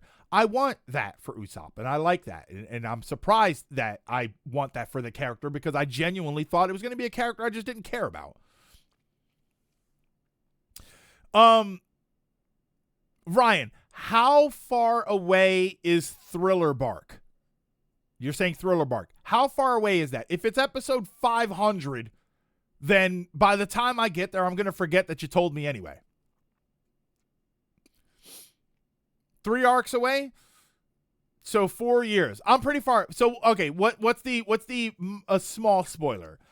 Zoro has another moment in arc you haven't got. Yeah, everybody told me that the best Zoro is later. That the best Zoro stuff is later. What do I think of Nico Robin? I like her. That was Miss All Sunday, right? I like her. I like her casting in the new show, and I like her in that show. I want more from her, but I'm willing to wait for it. I know that there's going to be a lot more to her, but I'm happy to wait for it. Take Me Water 7. Oh, wait, it's after Water 7. Water 8. Let's go, one of us. Yeah, she was great. Not my favorite character. My favorite character is Zoro. Thriller Bark is like, 350, 400? Yeah, I'll forget before I get there. Hey, General. General, you missed. The only thing you missed was a lot of talking. I knew this was going to be a chat day. The person with the power of negative that turns everyone into a sniveling mess of negativity. Oh, and her power does not work on Usopp because he's already the weakest guy in the crew. So she gives a massive shit face when she realizes this. Yeah, see, that's kind of cool. That Ryan, with the power of depression. I will defeat you again. Yeah, I'm already negative, as he says with a shitty grin. Yeah, General, we haven't really done anything. We're just kind of talking about stuff. And that's actually a really good Usopp fight. That's my secret, Cap. I'm always an emotional mess. No, Cos. Hold on. That's my secret, Cap. I'm always an emotional mess. just turns around and completely breaks down. Oh, man. But as he's crying, he's turning back into the Hulk.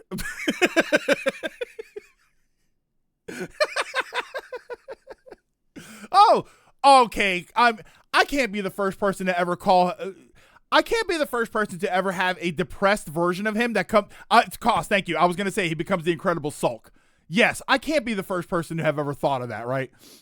The Incredible Sulk. How about that? How about he becomes the Incredible Sulk when he becomes sad? Avengers theme. No, it's the Avengers theme, but it's all kazoo. Bruce has always been a downer, low key. See again. Damn it, General. Now I wish you were here earlier because we had a whole thing where we were talking about Batman, and I have said that the Batman TAS Batman is not the downer character. He's not the sad knight. Oh, it's the sad Hulk walking away theme. Oh, poor Bruce. Poor Bruce Banner, the Incredible Sulk. I love it. All right. I don't think we have anything else topic wise. I don't think so anyway. Let's do. Oh, wait. I did order 2 more Gumplicates. I ordered 2 more. I can't help it. It's a disease. Actually, wait. Did I order 2 or 3? 2. I ordered 2 more. The Requiem Gundam, Requiem for Vengeance, which is awesome looking, and because it's me, I had to order this. I think it's called the Silver Bullet Gundam. It looks incredible, but yeah. Oh, been loving God of War Ragnarok, and I finished Anton Blast and loved it. General, did you get to the part that pissed me off? Have you been able to identify the part that pissed me off in God of War Ragnarok? Remember, I said, if you don't know, then you don't know. When you get to the point, you will say, oh, God, yeah, okay, this is what he was talking about. Excuse me. Speaking of Hulk, anyone remember that he's as tall as Cap in the 60s cartoon? I just got to the Dwarf Village. At some point, I have to put my perfect great Exia. I'm excited and afraid. Yeah, so that was really, like, that's all that's really been going on. How are you guys doing? I don't know how you guys are doing as we figure out what to do. Do I want to play Kingdom Hearts for an hour? Oh.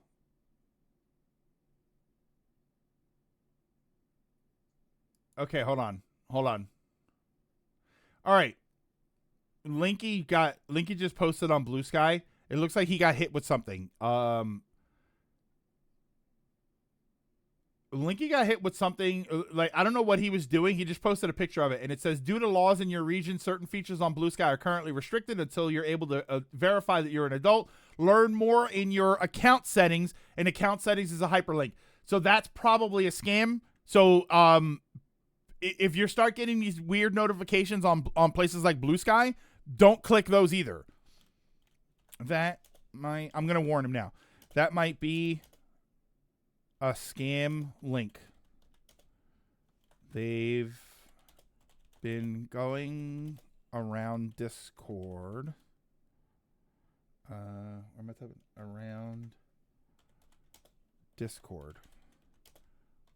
Don't click the link.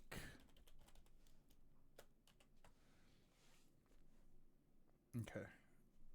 Sorry, I had to move it. I had to give him a message for that. Yeah, I thought it was only for Discord. It's probably some sort of thing that people are doing now. Like it's on Discord, so it's probably in a lot of other places, or at the very least, it's going to be in a lot of other places. Okay. Scam Linkly. Yeah, prove we're adults, but we play video games all day.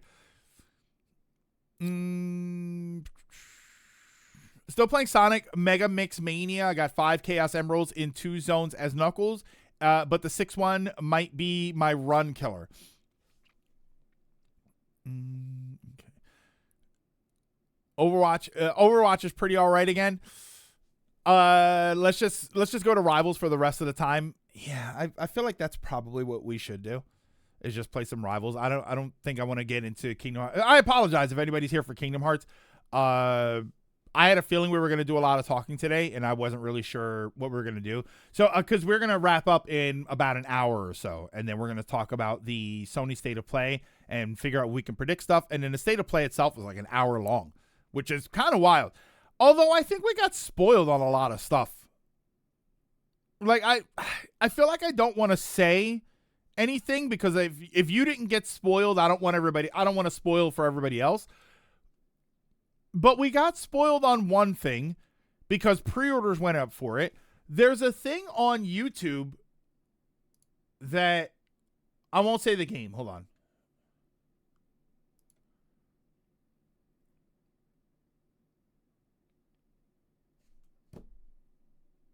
Yeah, that's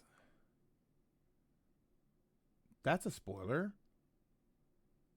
I think that's a spoiler.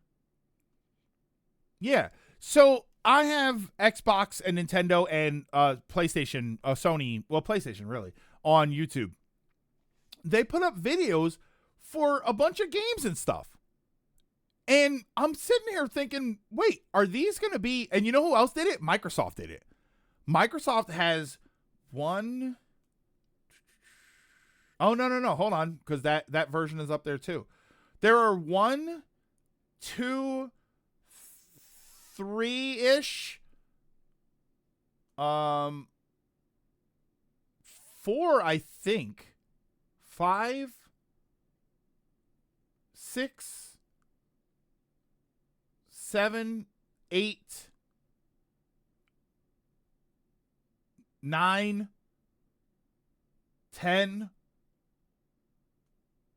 11, 12, 13, 14.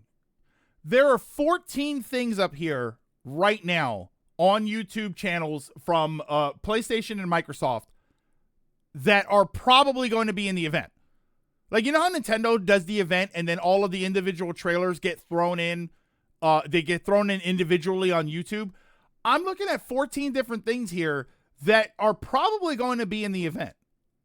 And they're either up here from Microsoft or they're up here from both of them. That's so weird. I personally wish for Puppeteer at Folklore. I know only one leak due to a Steam mess up, but that's it.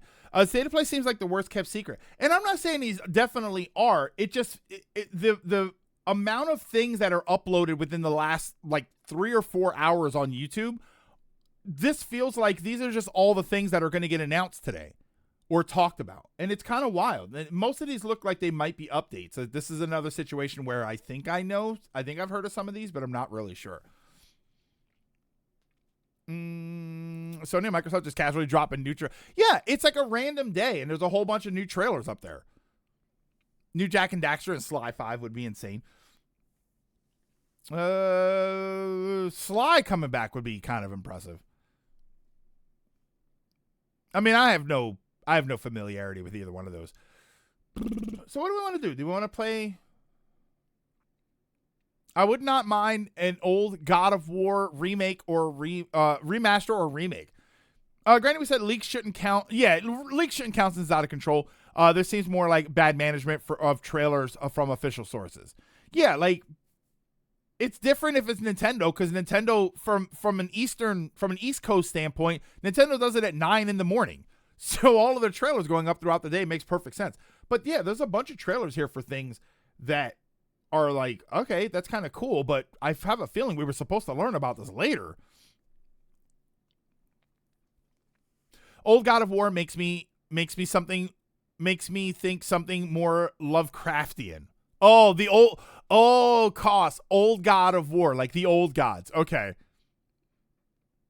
Yeah, I don't know. Why don't we boot up Rivals? My apologies to everybody for Kingdom Hearts. Tomorrow we will begin at a normal stream time, which is about 2 hours prior to what we started today. And we shouldn't have too many topics, so we'll probably jump right into Kingdom Hearts. So we'll definitely do that tomorrow. But for right now, we can jump into a few Rivals games. Hang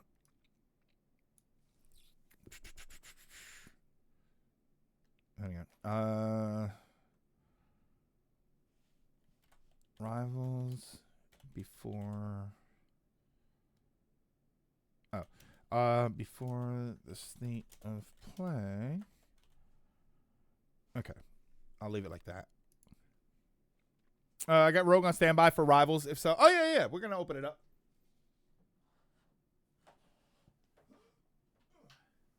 I tried, by the way, with Rogue. I tried playing with Rogue. I obviously need practice, but I don't know. I don't know if Rogue is gonna be the one for me. I mean, Rogue is the one for me, but I also tried Angela.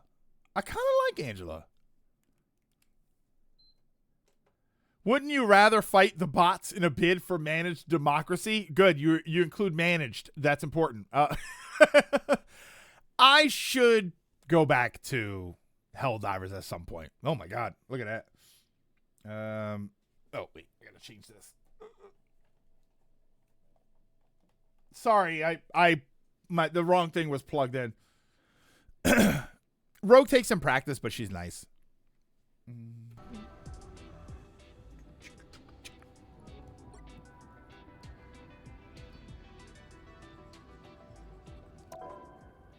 Hang on.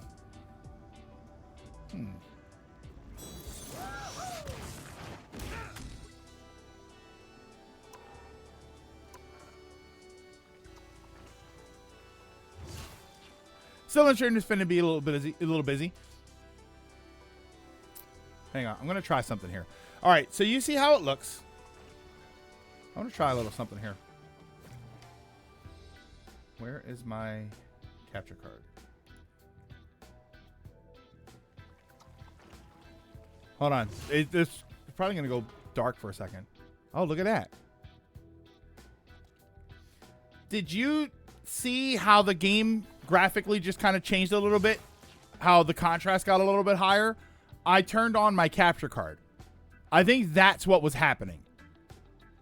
When I was trying to figure out why it looked the way it did. Yeah, everything feels a bit more contrasty now.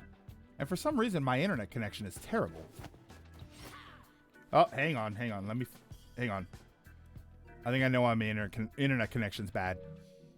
Let's go here. Network. No, wired. Okay.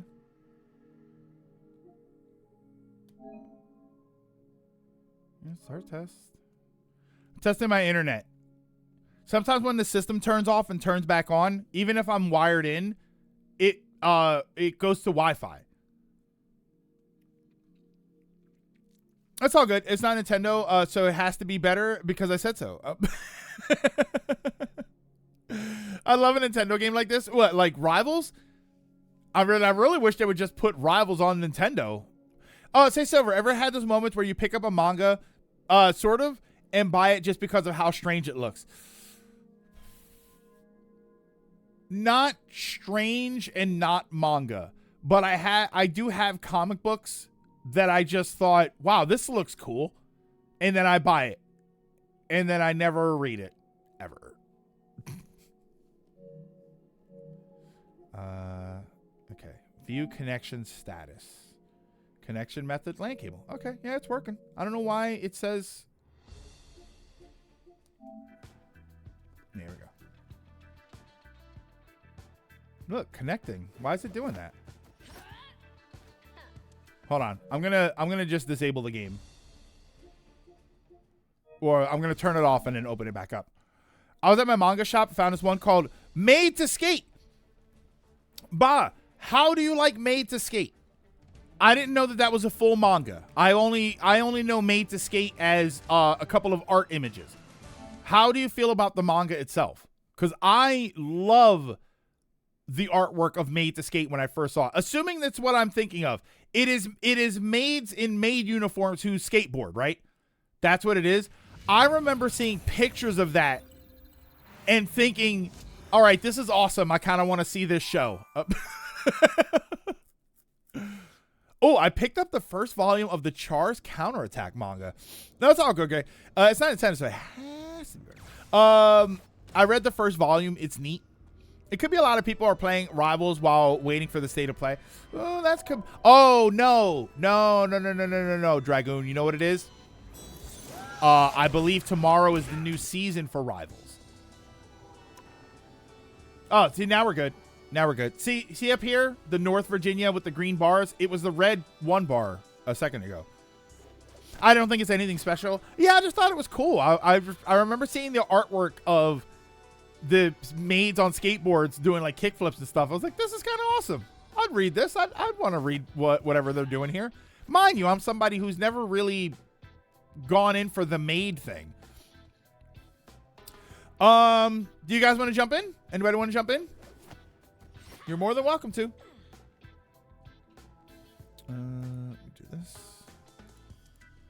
Marvel.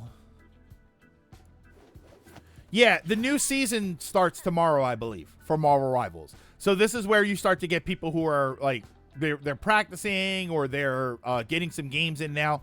Sure, you haven't. What? I haven't what? Been in the mains? Is that what you're talking about?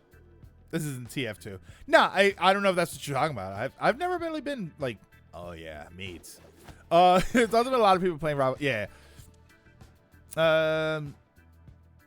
I'll check it out. I'll have to check that out because I actually thought that was kind of a fun concept.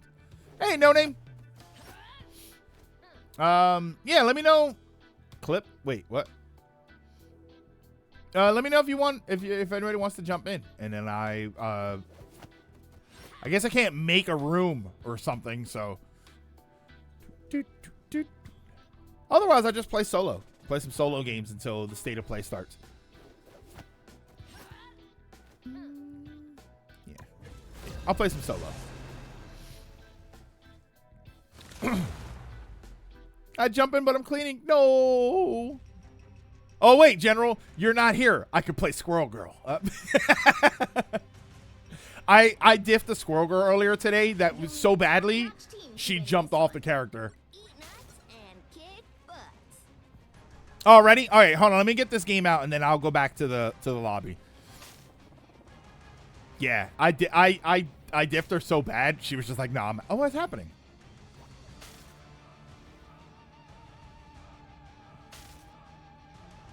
What the hell just happened there?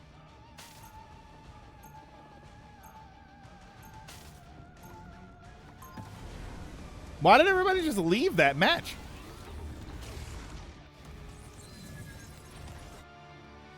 Hey, don't ever go tippy-toe a pet, okay? Let's see if it runs well. I'm wondering if the internet connection issue was a problem for other people too.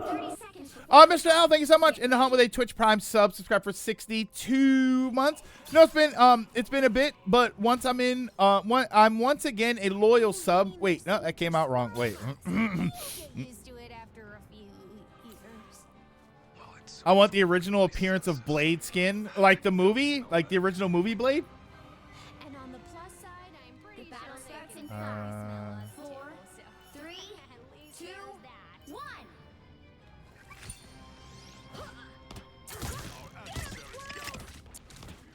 Could you stop shooting me? Oh, wait. Oh, God. Oh, my God. Where'd she come from? Oh, his first comic appearance. Okay. But I thought only Nintendo had Wi-Fi problems. Yeah, you're right. And this isn't PlayStation Plus. I'm not paying for this. Yeah, I like this version of Squirrel Girl better. Oh, it's going to be one of those games, is it? Uh-oh. The whole team was dead. All right, this one might be a loss, so let's just wash this off to the next game.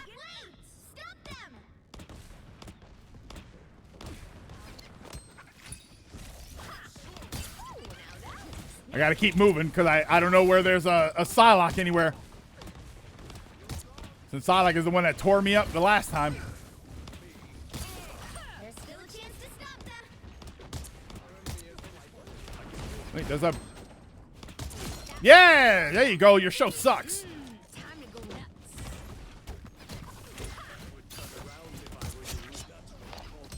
Yeah, now I'm going to have to carry. They have the Psylocke with the stripper skin. Oh, there she goes.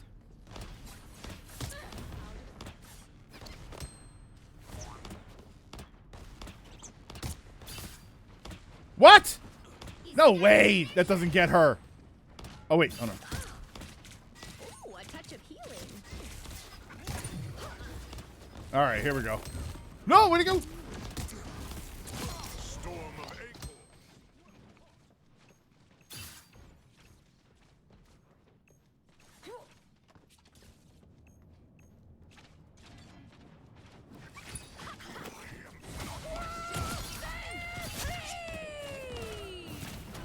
Yep. Heal. Here they are now. Psylocke with. Oh, that Psylocke is like the dancing one, right? Where she's got the little mini skirt and she dances around and whatnot. Yeah, I guess that kind of is the stripper skin.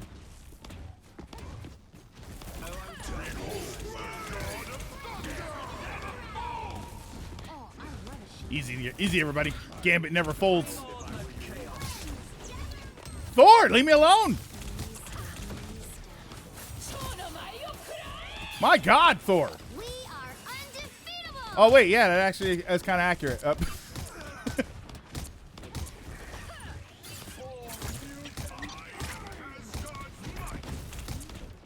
Oh God, here we go. Ah! Get away! Get away! Why are they bothering me?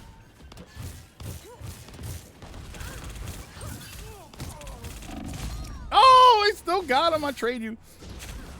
The one where she's literally pole dancing in her MVP thing. Double KO. All right. Back into Not terrible. Stop them in their tracks. Not terrible. Just not great. Read the first few chapters. It looks fun. Oh, wait, hold on. I don't think it's something that's going to be super active. You mean the maids on skateboards? You know, Squirrel Girl hates No Nut November. Squirrel Girl nuts when she wants to. Wait. Agamotto.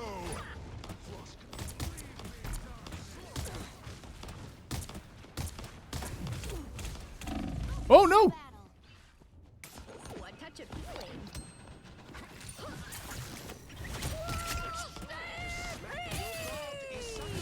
Get him, squirrels. Only 60 seconds left. Uh-huh. No, go back, squirrels. Hold on. I think Strange is going for the eye. But these are good. Whoop. Ah, damn it. Ah, leave my healer alone. Oh, no. No, I tried to jump.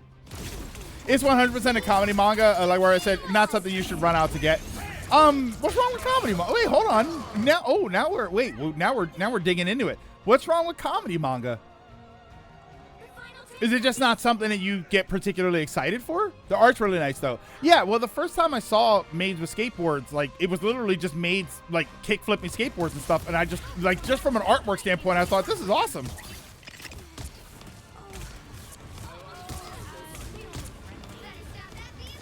I know, hold on, we're trying. Oh, damn it.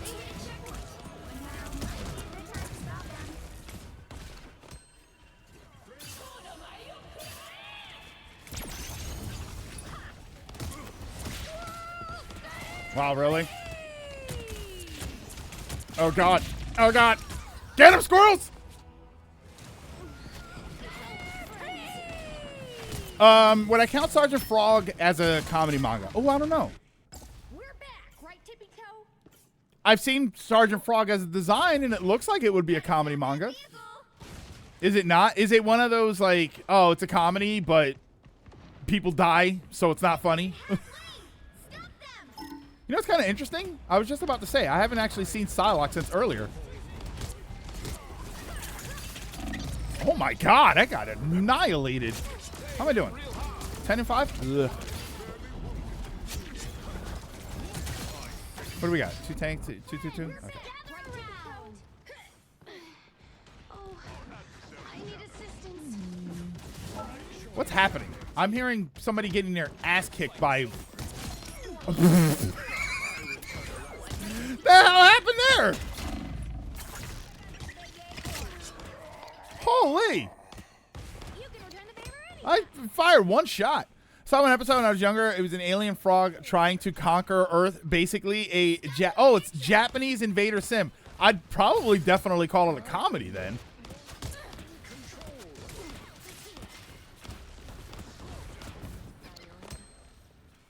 Hold on. There she is. Yeah, I saw you. Time to go nuts.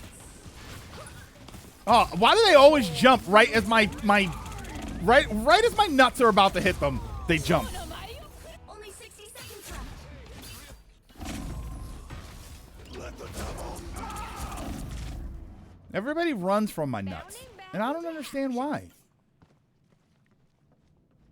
There's still a chance to stop them. Well, let's get down there and stop them. Just watch out for Psylocke. Vehicle. I want to get down. No, no, no, no, no, no, no, no, no, no, no, no, no. Get him, squirrels!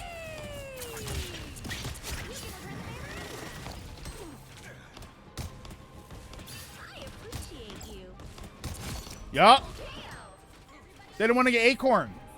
Well, then that's their fault. He stopped them in their tracks. The final 10 seconds. We are undefeatable. Ah, strange. Keep fighting until we have a winner. Uh-huh.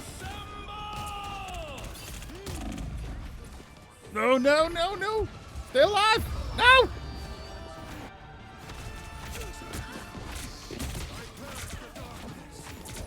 How are we looking? Yeah. Against the world.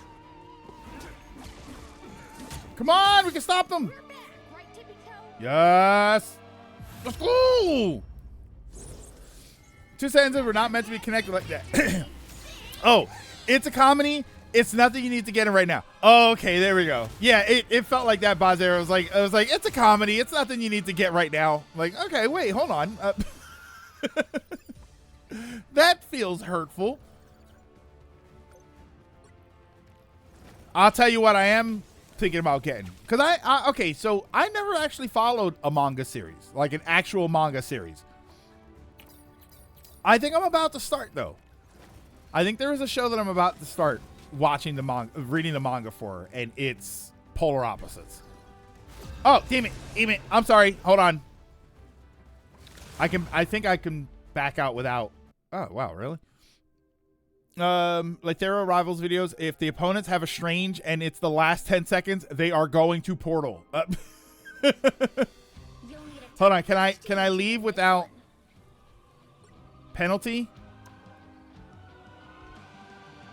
No. All right. Don't let me forget before the match ends. Oh, looks like I'm healing. We are Cloak and Dagger. We are hope and fear. Right now I'm playing Fever, having a lot of fun. I don't know if someone worked on or is a fan. There's some Mario and Luigi mannerisms and interactions in the story mode, and the gameplay goes back to Mario Power Tennis with some quality of life. Oh, Polar Opposites. It's I think it's called You and I Are Polar Opposites is the full name of it. I am loving that show, It helps me see and the it's kind of making me want to read the manga. Get ready. Want to get the Chainsaw Man, though, read Volume 1, and I got Berserk Volume 2 somewhere. Now let's kick some butt, shall we? Berserk is I've considered getting those big Berserk books. It's like, what is it, like 16 of those big giant volumes? I have actually considered getting those. That seems like a lot. Starts in 5, 4, 3, 2, 1. But, I don't know. It's Berserk. Whoa. Oh, wait, I'm not playing Squirrel Girl. Hold on. Oh, of course, nobody's there.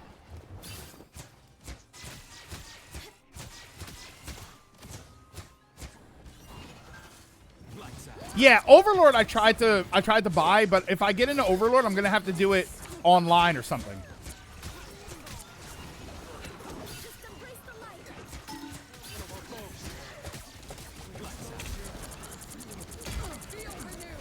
Light and the shadow. Hold still. I'm trying to help. Oh, late. Oh, God. I know I shouldn't be playing too far up, but what's happening back there?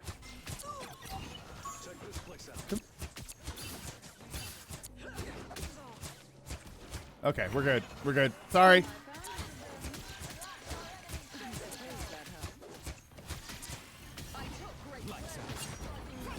Oh, did I just... Okay.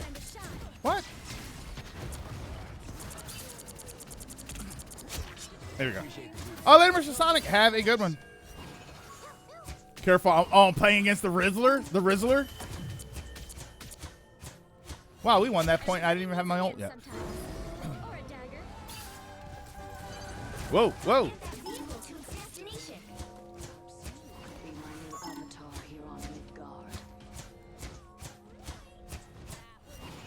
I can't shoot him.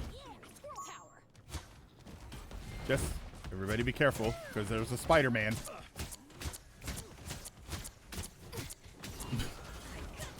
I know I should be fighting the other enemies and stuff, but there we go. I can't help playing her as a DPS.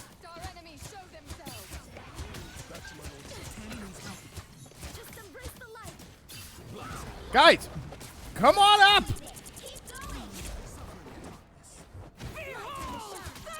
If you all don't come up here, I'm gonna use my ult. What time does it say to play? In an hour. In an hour. So excited for the mouse PI for hire. Gonna no life it. Sandy is my personal record for healing. Did 78K. That match was long. Well, all right. Well, they're dead. So.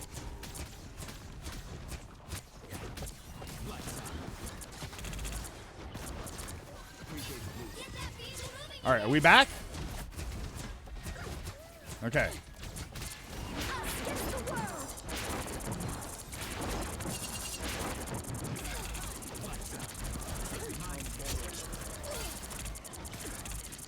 Oh, God, get him! He's right there!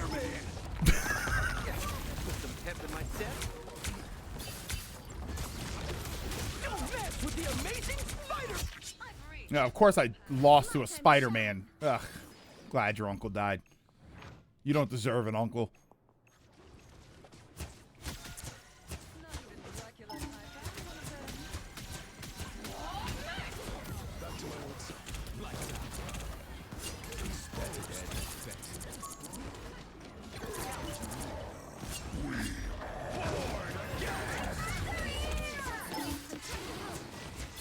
Damn, Greg. What? But why are they all playing back there? Guys, do you know this thing? I believe this thing heals you when you hang out near it. Did you know that, by the way? I had no idea that was a thing that happens.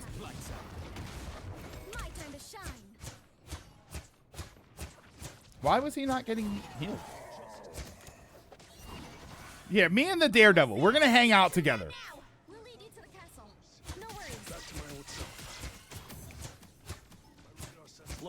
Me and Daredevil, we got this. The rest of you guys can play back there.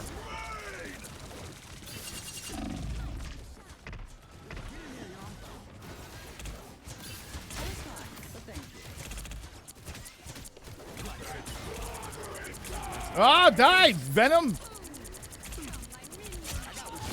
There, jeez. Yeah, whenever it's your job to push the vehicle, I believe that all the vehicles heal you if you're near them.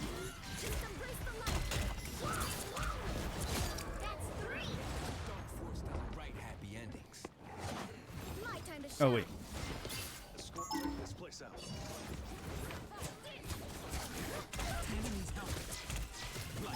Oh, the Venom's pissed because I killed him last time.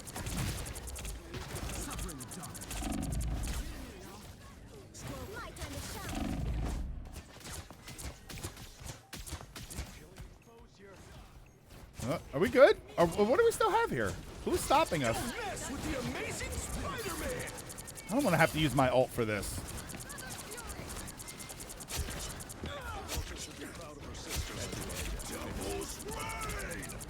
Okay, fine.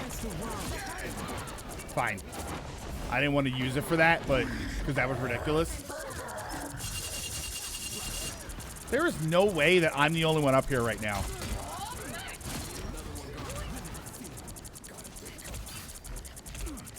Why am I the only one up here?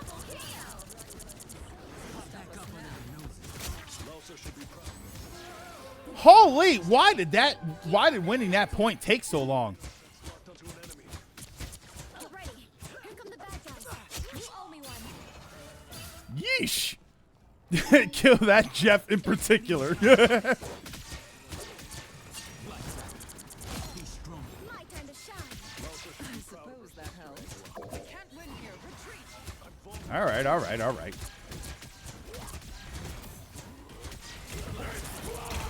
Ah!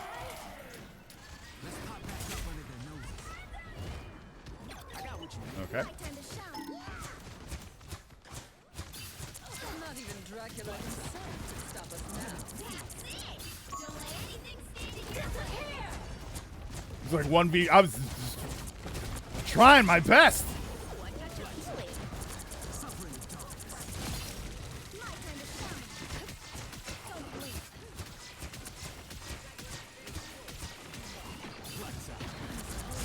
Y'all. Oh my, did I get 2 with that? Wow.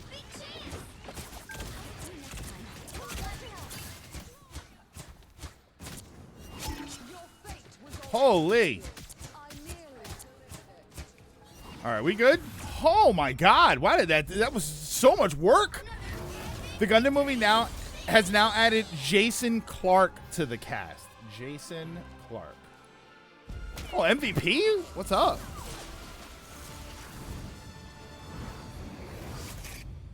Jason Clarke. Oh, I like him. Jason Clarke? Oh God, wait, didn't he play the evil John Connor? Oh, don't continue. I do 28 and 2, 3 kills, 11,000 healing. That's not great, but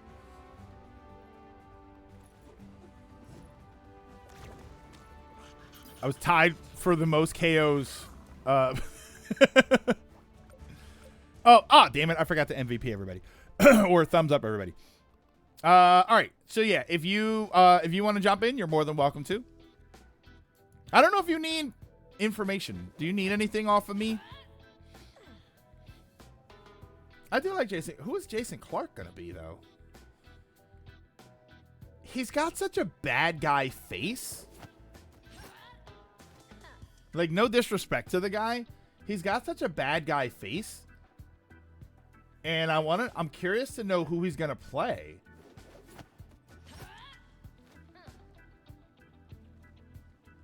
Yeah, I don't know.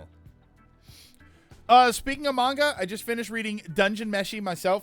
You have probably heard of everyone glaze it to high heaven. It is no, I like Dungeon Meshi. I watched the show. I did like Dungeon Meshi. Just an invite. Okay, so, well, here you can just hang on. What do I need? This, right?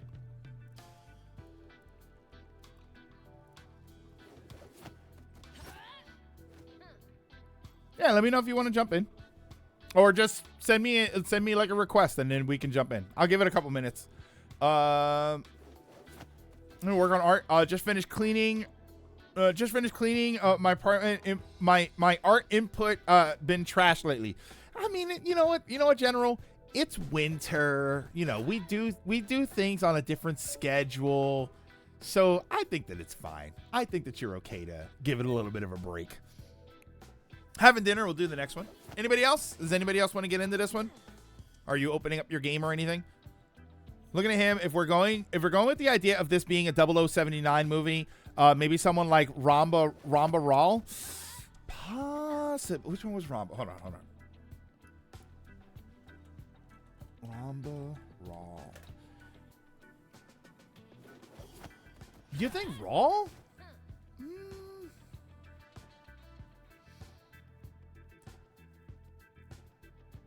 Yeah, I can kind of see that, actually.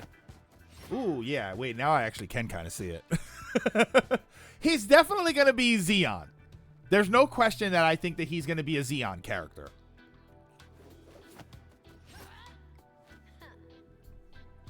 All right, we'll go with this. We'll probably get like 3 or 4 more games in, and then we'll switch over. Yeah, I spent a lot of time with my GF lady. There's nothing wrong with that. That's the way to go. You'll need a top. Rambo Raw is 30, by the way, because anime age. Ooh, pick me. All right, so we got. Already.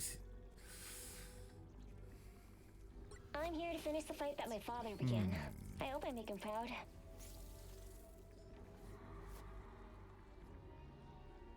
I wish we had another healer. Let's go with this. Let's see how we do. I also didn't know that Penny's webs now heal other players and give them the overheal, the overhealing.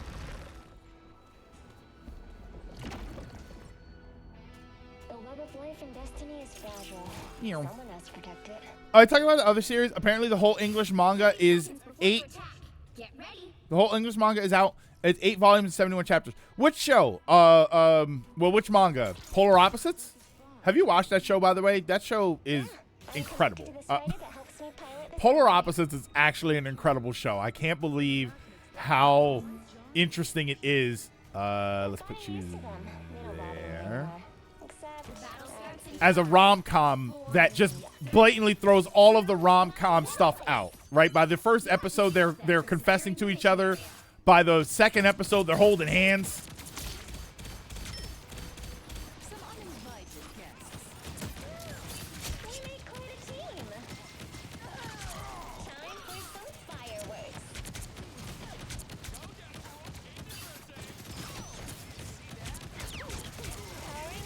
Powering up.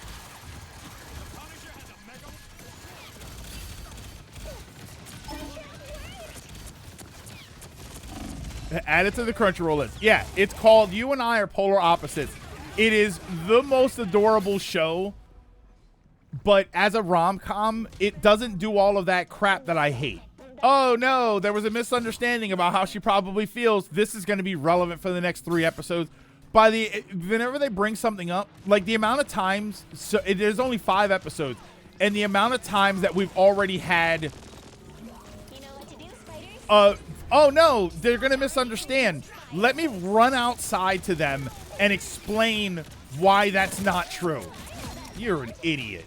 You're the worst Penny ever if you didn't realize that that was what I was gonna do.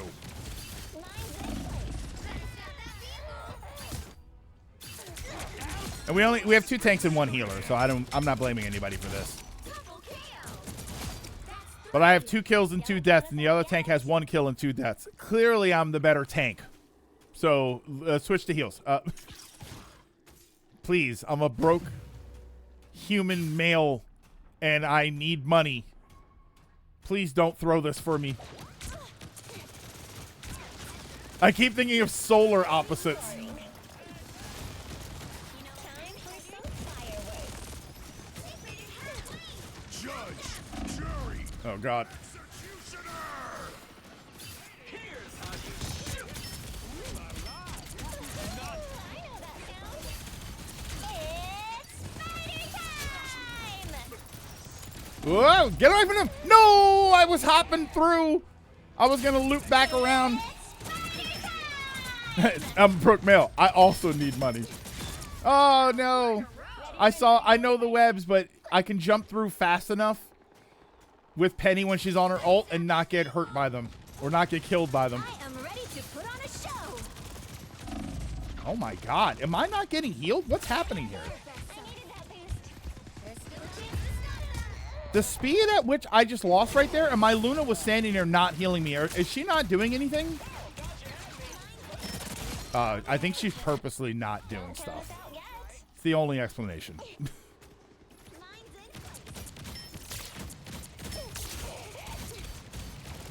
Look at how fast I'm dying.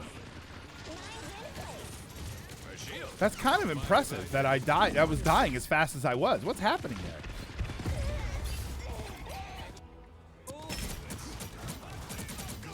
You probably would have made it if you weren't charging. Well, yeah, I think, the Punisher was probably the issue there. Because I usually do that with Penny. When it's Penny versus Penny, I usually do that. I use my ult and then I jump through. Because she gets such a health boost. As long as you're jumping, by the time you actually get, by the time the mines get there, they always miss you. You know what to That's do, a bad spiders? spot for that, but.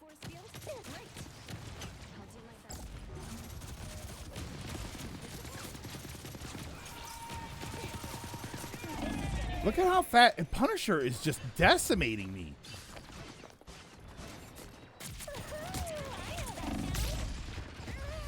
Oh, he was dead. My health is disintegrating by getting hit with the Punisher. Oh, good. Thank God. Stop them! He did get a buff recently. Systems restoring. Judge, jury, executioner. I can't. There's nothing I can do. By the time I get out there and do anything, he's just all over the place. Jury, executioner. Judge, jury, executioner. Wait, were there two of them? What was happening right there? Like we've got ourselves a party. You know what to do, spiders? Does that go outside? It does. This is gonna hurt. It's spider time! Need some help. Thanks so much. There we go. That's what I like to see. The god of thunder. Hey, there we go. Little Punisher revenge there. I'm counting on you, friends. I can join after this one. Okay. Time for some fireworks. Oh, you can't. Okay.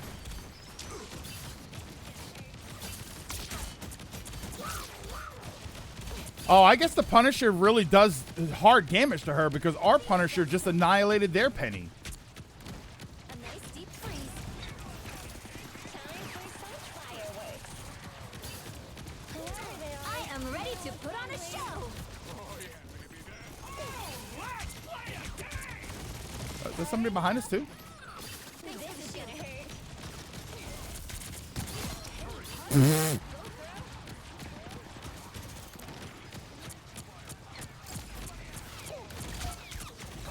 Need some help. All right, I'm being an idiot. Okay. Time for some fireworks. Yeah. Damn! I still got somebody though. Who the hell did I kill right at the end there? Was it Punisher? Oh, I think I killed their Luna. Ah, we lost. Don't count. All right, hold on. I'll jump in. It just got announced that Owl House is getting a graphic novel. Ooh. Do you need backup? Yeah, Ronan, you can jump in. Yeah, that was not a great performance there. I was SVP with 8 and 8. 14,000 damage blocked.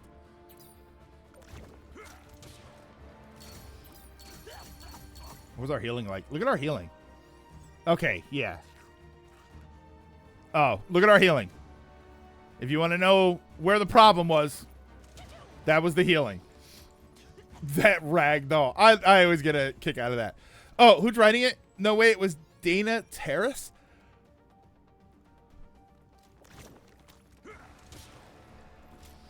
Yeah, I like maybe I should go back through Owl House again. That was so good.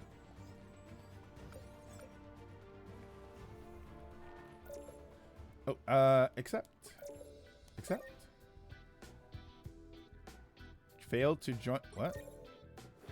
Okay. One more? I'm torn on waiting to go to GameStop for Mario Tennis, but it's 17 minutes there and 17 back. Oh, you mean like to go and get it physically now? I mean, yeah, you'd be cutting it really close. I mean, Dragoon, if you don't come back, if you don't come back in time, it's no big deal to miss the beginning of the state of play. Check Amphibia. So I watched Amphibia. I watched I don't know how long of it I watched. I watched it right after Owl House. And I think that was the mistake. You know what, AGM? I think Amphibia right after Owl House is the Kill La Kill. Pick your hero. I'm not judging. What do you call it? There we go. Kill La Kill and oh wait, you're here? Stone, I thought you were in here. Wait, I thought you got in. God damn it, Stone. Kill la Kill and what's the other one that was out at the same time?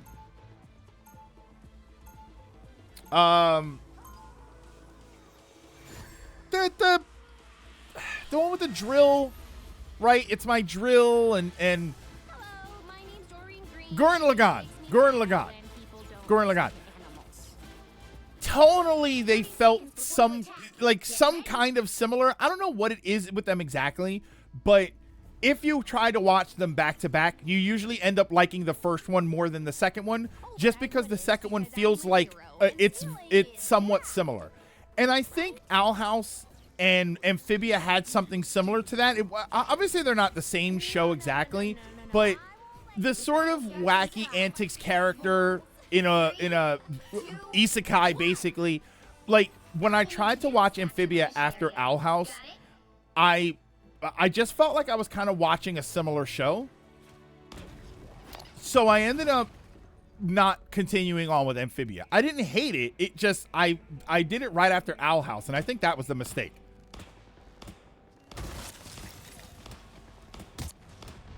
Oh, the stairs broke. Okay.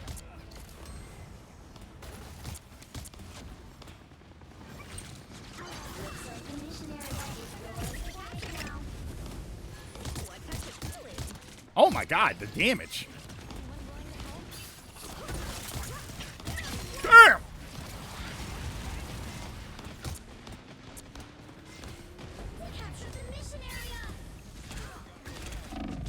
Whoa, whoa, whoa, whoa, whoa. What's hitting me? No! No! I was right there. I could touch the health pack. Not by the end. Much like Steven Universe, season 1 and all building is all building, but finishes with everything getting real. Okay, so Amphibia. So maybe it is time for me to go back to Amphibia. I don't know, because I wanted to go to Adventure Time. I figured it was finally time that I really give Adventure Time a try. But I also want to watch Gundam. But I also kind of want to go back to One Piece.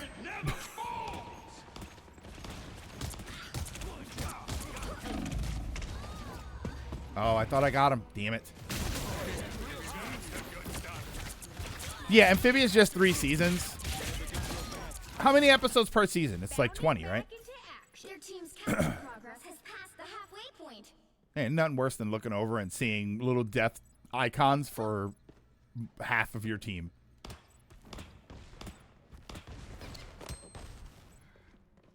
You're on my radar.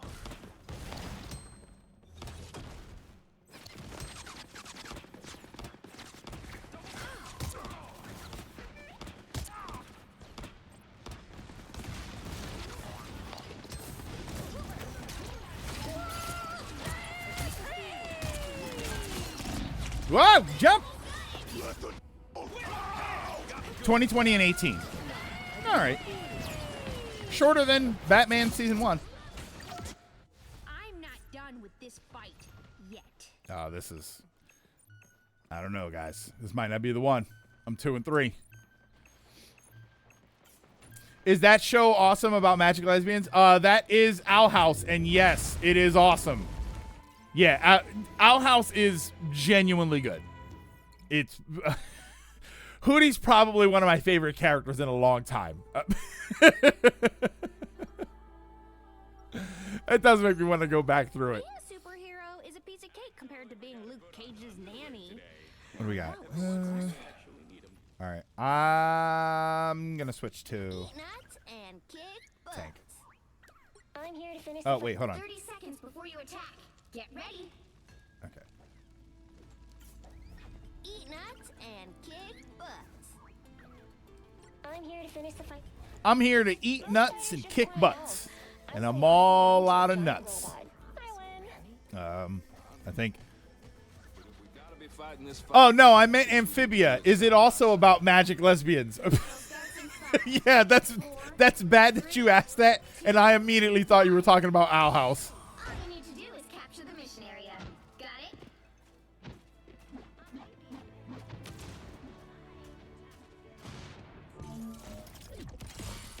An extra force field?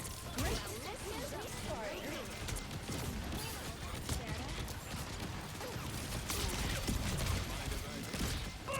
Oh, look, no Punisher, so I actually have a chance. Oh, wait, Punisher. Oh, no. Wait, look, why isn't that Punisher doing as much damage as the last one did?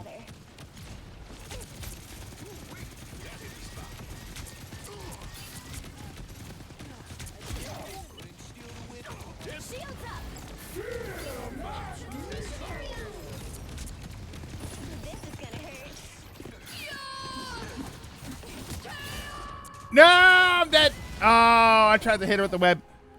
Damn it.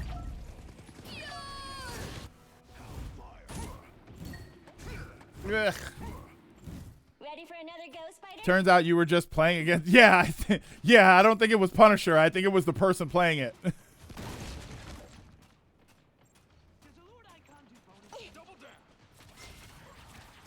stands with you.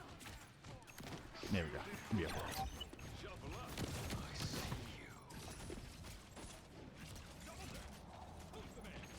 We're better when we time for some fireworks.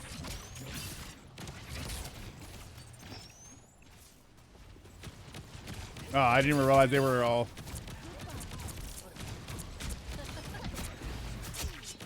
There you go. Your team's capture progress is Oh my God, they always jump right at the worst possible moment. behind you. This is gonna hurt. You go with that? That's all yours. You're up, little one.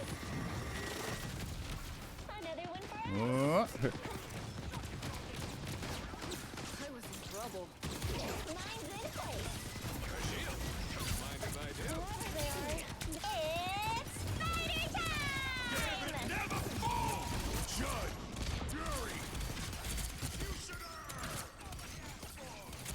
Oh, no. Damn you, Punisher, with your crazy Punisher heavy arms. Damn. We're back in action. It's like a war zone out there. For them. Are you? Oh, no.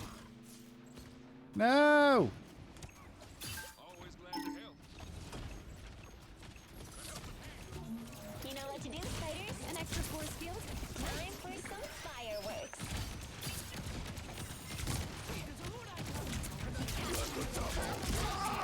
Keep going. Oh, I'm here. No, help me. No. I'm trying to push too far ahead.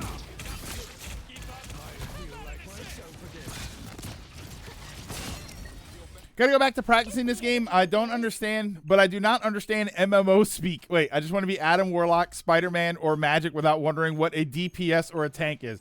DPS is damage dealer. They've almost got it. Like primarily damage dealer. Tank is primarily damage absorber, and healers are healers. But in this game, they're kind of not the same thing. You're up, little one. Hurry up. This is gonna hurt. God damn. All right, here we go. Hold on.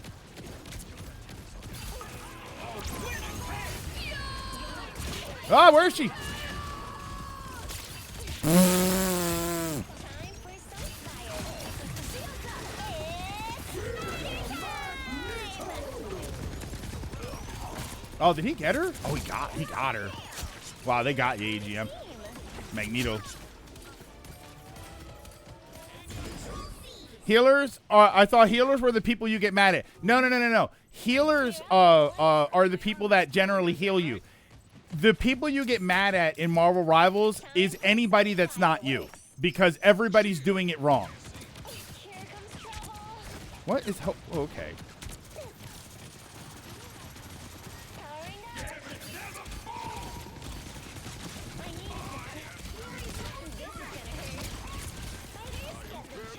Spiders, get the shot. Wait, somebody here? Wait, they're here? Oh my God. Outnumbered. This is gonna hurt.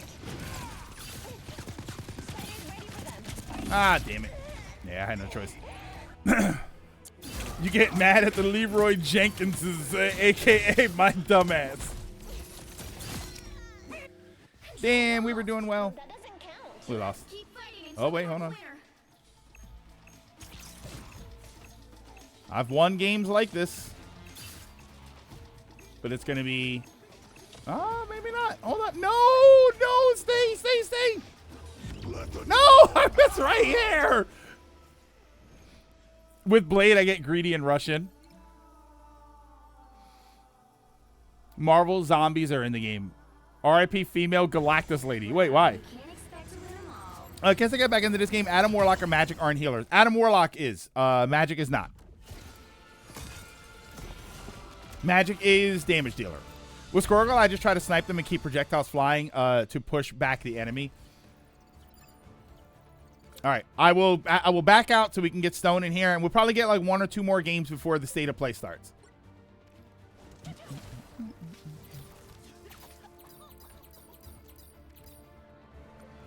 You don't know what happened? The only Marvel Zombies I watched. Oh no, I didn't watch Marvel Zombies at all actually.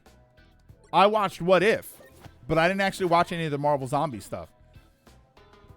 I know that Galactus dies at one point, but I associate that with Franklin Richards.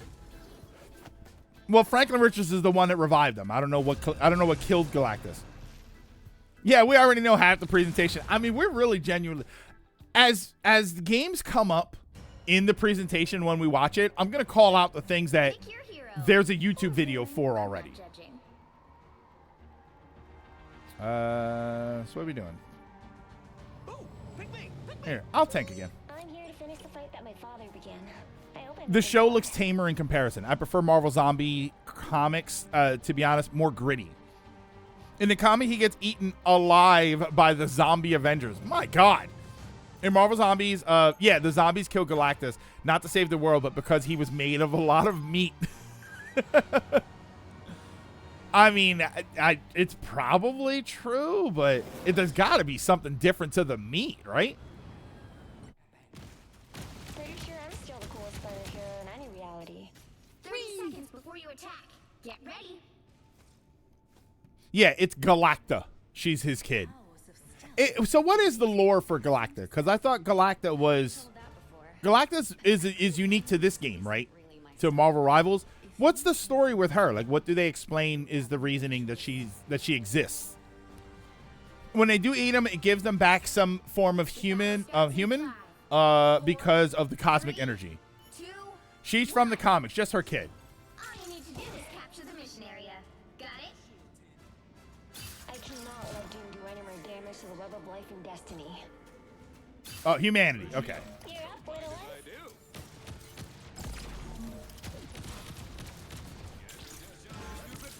Time for some fireworks. Okay, we got... Oh, there's a Hawkeye. Whenever I die that fast, it's probably a Hawkeye. Not to mention he blocked off my healing. Mission area is yours to capture now. Yeah, I thought Galacta was just for this game. If there's a way to mute Galacta, please let me know. I don't understand why people don't like Galacta. Another one for us. I'm counting on you, friends. This is gonna hurt. Oh my God. The speed at which I'm dying is insane. All right, hold on.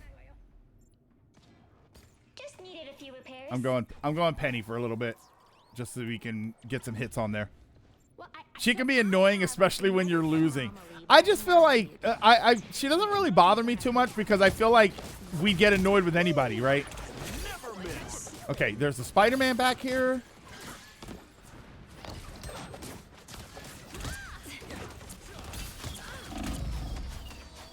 There's a Hawkeye. There's a Hawkeye and a Spider-Man. I can't.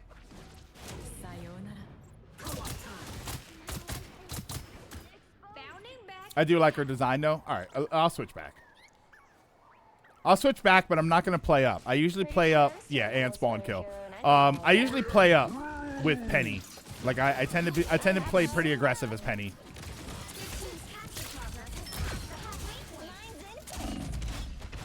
The speed at which I'm dying is insane. Hawkeye has 10 kills along with the group.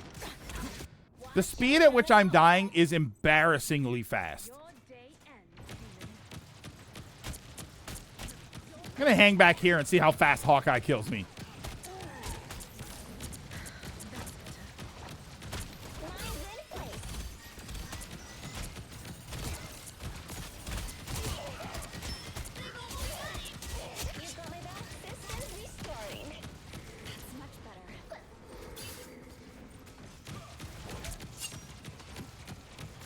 Born again!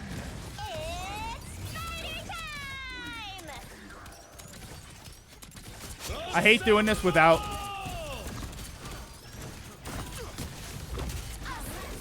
without my nest being out, but Never miss! look at how fast I'm dying. What in the world is killing me so quickly? I know Squirrel Girl for maybe a decade and a half. Still don't know if she's a mutant or not. I don't think she's a mutant, and I don't really think she's considered a mutate. I don't know. Which is extra effed up for the Marvel heroes because they suddenly regain humanity while eating Galactus and are like, oh god, but I'm still hungry. Yeah, she's not a mutant. All right, I need to play back a little bit here because holy 30 smokes. seconds before you attack. Get ready. Yeah, she might be a mutate. Ready to team up for some hardcore action? Before I reply, I need to see some ID. The only thing I do know about Squirrel Girl is that she's basically a silly dimensional being. Like she's one of these, you know, wacky things happen to her, and I don't know if we're supposed to believe it's the same universe or not. Starts in 5. The other thing I know about Squirrel Girl is that she was redesigned for this game, All you need to do and is capture the mission area. uh, every decision that was made about how to redesign her was perfect. And I say that not even as a gooner. I say that because holy smokes, she just has a great design. Yeah, that's got to be the Hawkeye doing that. All right, well, I'm stuck in here, so. Looks like the mission area is yours to capture now. Behold, the child! Capture the mission area. Yeah, like, there's nothing I can do except hang here. No! I've got yours. You know what to do, fighters? Time for shield fireworks. Ah, get it. Feeling ready.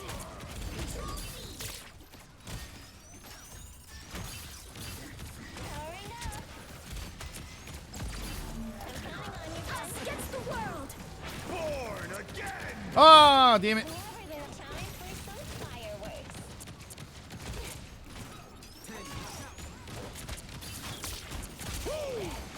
Never miss! Damn. Oh, what's the difference? Mutants are born mutants. Mutates become mutants or become altered later, I believe. Did my ult hit? You know what to do, fighters? Time for some fireworks. We got a shield, Tandy. Tandy needs help. Spider-Man's a good example of a mutate.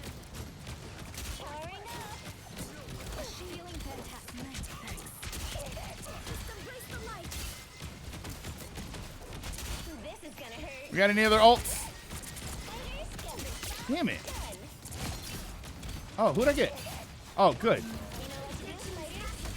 The halfway point. Hold on, heal me up. Heal me up.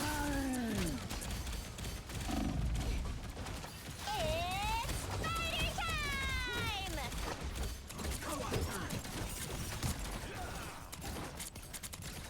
Oh, push him back. Oh,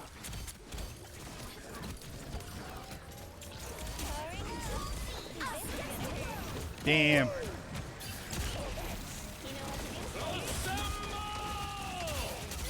Oh no! Oh, we are getting overwhelmed. Yeah, this ain't it. Spider-Man mutate, Wolverine mutant. Yeah. His power. What is this? Hold on. Howard the Duck is technically a mutant. His power is being a duck. I don't know. Wait, hold on. That's an interesting question. Is Howard the... But Howard the Duck was not intended to be a person, right? Howard the Duck was a... Is he a mutant or is he a race of, like, duck creatures or something? Time for some fireworks. Let's go to space. I mean, we got it. Yeah, I got to rush in. I was going to rush in. Howard the Duck equals Stan Lee was high one day. He's just a race of a duck species from another dimension. Yeah, so he's not really a mutant either because he was supposed to be a duck. That's like saying a dog is a mutant because it wasn't a person. Like it has to. Yeah, he was just his race of beings. He's an alien.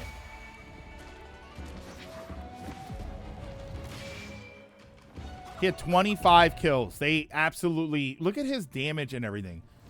They absolutely carried with that. All right, I think we should probably stop there.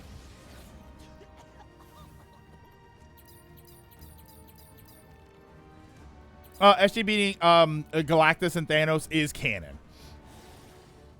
Monster Hunter Stories 3 has a demo. Oh, we played it, Van. We did the demo on stream. Yeah, we should probably stop there because the next game, not even bothering. Well, no, the next game could potentially, like, if we get a long game, it'll run into the event. So I don't want to do that. All right. So okay. I got to move my screens around and then we can get ready to watch the event and then we will speculate on what we haven't seen, right? I feel like there's a couple that are strong possibilities. So let's put that there. Let's put that there. And let's put that there. And let's put that there. Okay. You're gonna see Iron Lung tonight? Whew, I got the shivies. The pee shivers. I gotta go to the bathroom. Wow, we are really bad. I mean, I don't know, Ronan. Obviously we could be better, right? So we're not losing that badly. We're also that was probably a full complete team. I just assume whenever we do this that the other team, because when you pair up or when you get into a big group, you're going to fight other groups, and they probably had their audio on and everything. All right, give me 1 second. I will be right back. I'm going to run to the restroom and probably grab something to drink, and maybe I'll just have this water. And then when I come back, we will discuss what we are about to watch.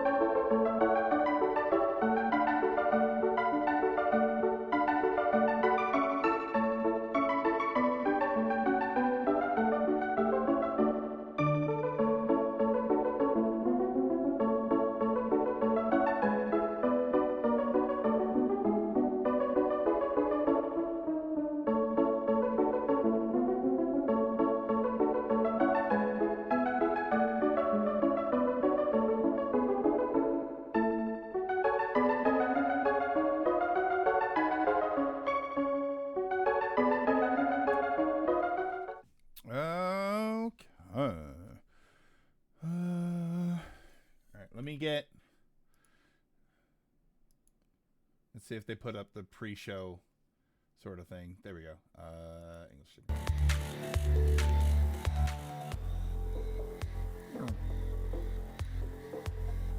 Okay, and this is... Turn that off. And then... Right? Nope. Hold on. I gotta change that.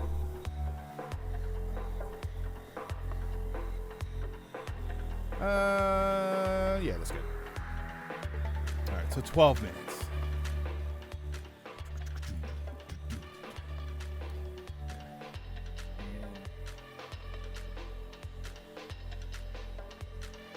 There, we do that. Okay. A joke character beats up a sick joke. Wait, beats up a sick joke off panel. Wait, what?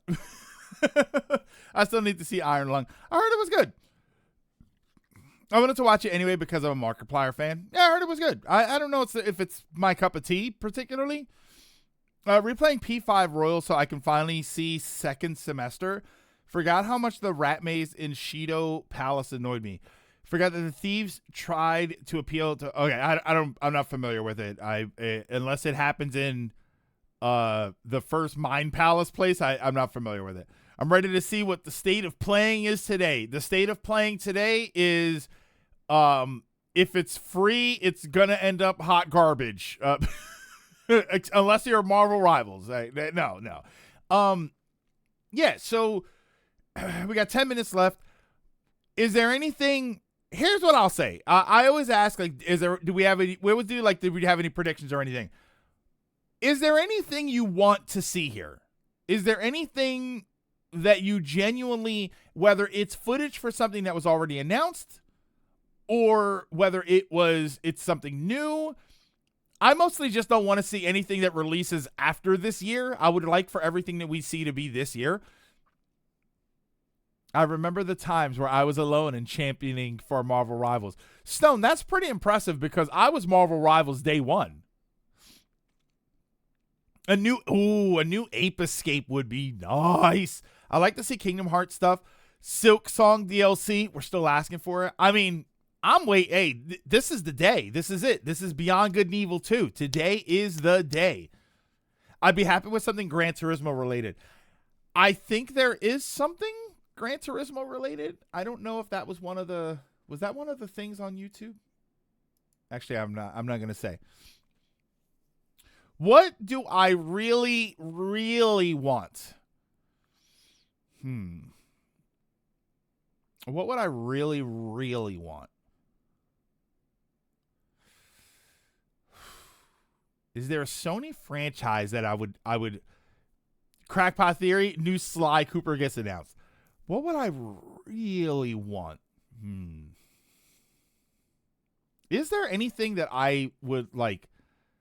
Yeah, a lot of people are saying Sly Cooper. Oh, wait, I have to change this. A lot of people are saying Sly Cooper. Special events. Okay.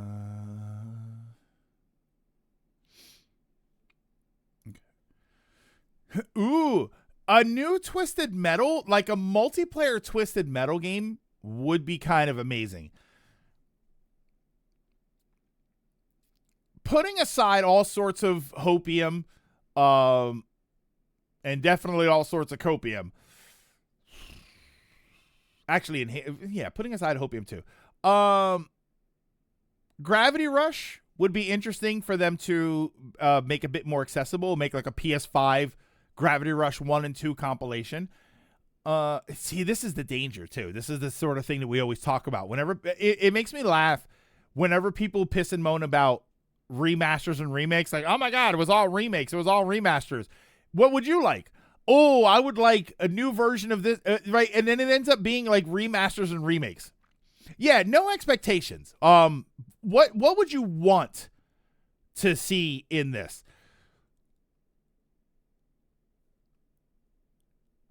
I'd like to see Vandal Hearts 1 and 2 come back.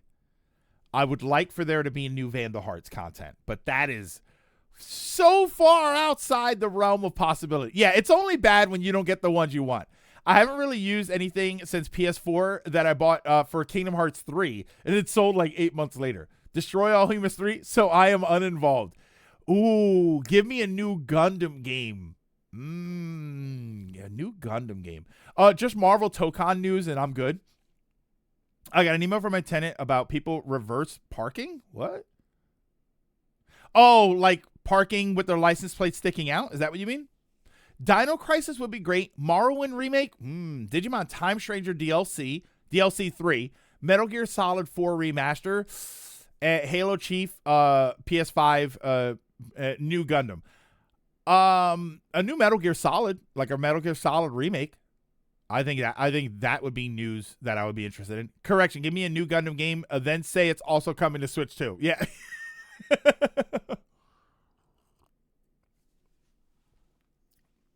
Yeah, Ape Escape is a couple of.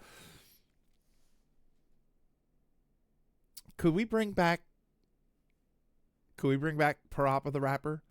A modern day Parappa the Rapper, I think would just go hard. I think that would just be like there's different types of music you can do.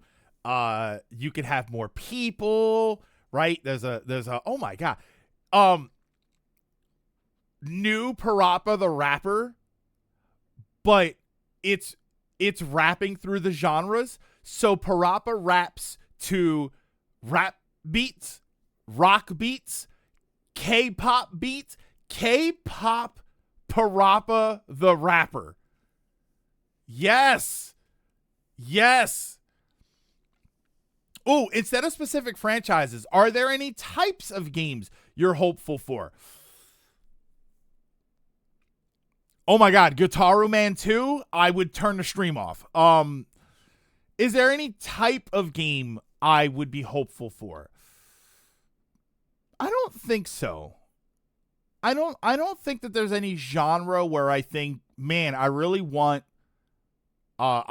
more of this type of genre, because I feel like all of the genres that I like are very well represented.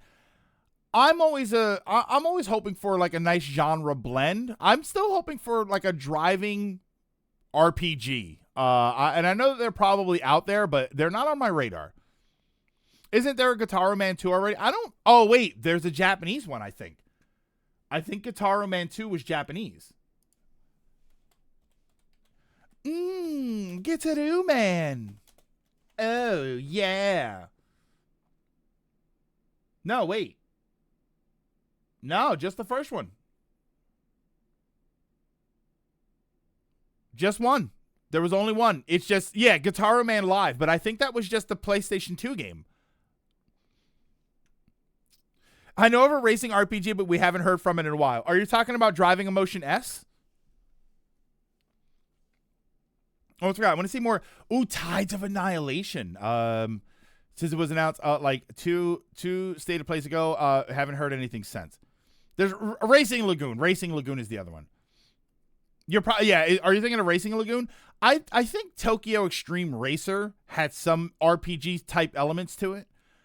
Like a release date for 7R Part 3. They keep saying almost there. I came out with a conspiracy theory that 7R3, I think it will be called Return. But basically, I think they have finished the game and are purposely holding it back because next year is the 30th anniversary for Final Fantasy VII. That's interesting. Do you think they would hold it for a year? Just for an anniversary? Oh, it's called Resistor. Resistor. All right. New anime type game. So Adam Sussler can continue to crash out. Oh, you know what else? Here's something I would like. Hold on. This kind of works into the genre. Not so much the genre, art style. Orbitals, where it looks like an old anime, like an 80s or 90s anime. Give me that art style in a different game. In something that's not a roguelike or anything. Give me that art style. And while we're at it, let's give me a full anime artwork game of Fear Effect. Let's bring back Fear Effect and let's turn it into a full-blown, fully anime-styled art style game. Resistor. There it is. Okay. Oh, and let's fix Everybody's Golf. Ryan said this hours ago. What was the problem with Everybody's Golf? Just frame rate stuff? Because I really do want to get Everybody's Golf. Ooh, also more beat 'em ups. Yeah, I take a good beat 'em up. They tried to bring back Fear Effect, but I want it like full anime art style. I kind of want to go all in on it. I did want to get the Fear Effect remake, and I never did, or remaster. I don't know what it was. Got all the Chaos Emeralds, and it got to the end of the game 28 minutes after I should be in bed. Yeah, Marcos, that was what I was saying. Like when I asked earlier, I said that it had a bunch of problems. Apparently, it was all fixed, so I should probably get Everybody's Golf now. Imagine if they announced Sonic Adventure 1 and 2 Remaster Collection. All right, 2 minutes left. Hold on, I'll bring it up now. I have the audio muted, so we'll get there. I think the music audio is more, it's like louder than it's going to be. Let me do that. Oh, you know how there's this music here, right? And you know how Nintendo has music too whenever the Nintendo stream is about to start? Did I tell you guys that I found that song when I was searching for music for my for the Gundam videos? That song is one of the, like, I downloaded it too. I forget what it's called. It's like Space something. I think it's called Spacewalk. And that's the music that plays right before the Nintendo Direct starts. Sega's way too scared to go back to the Sonic Adventure games. So one more Sony request would probably be a new Ratchet and Clank. Yeah, the music that's at the beginning. Let me see if I have it. Let me see. I know I have it here. Videos, title cards, stuff I made. Shipping under stream assets. Videos. Those are videos. Stuff music for videos. It is this one, I think. Oh God, it's so loud. Hold on. There we go. This music. It's the artist is Silent Partner. Yeah, sorry. The artist is Silent Partner, and it's called Spacewalk. That's the music that plays before the Nintendo Direct starts. Yeah, it's free YouTube music. It's what it is. All right, here we go. Volume on. All right, here we go. Yeah, you've known it. I didn't know that it was just straight up like YouTube free music. Everybody's Golf had some issues. Fixed pretty quickly, but besides the frame rate, unlocking content in the game was apparently a massive slog. Oh, okay. All right, here we go. I sense suffering here, Spirit. Final Fantasy, The Spirits Within, Part 2. This is it. I told you.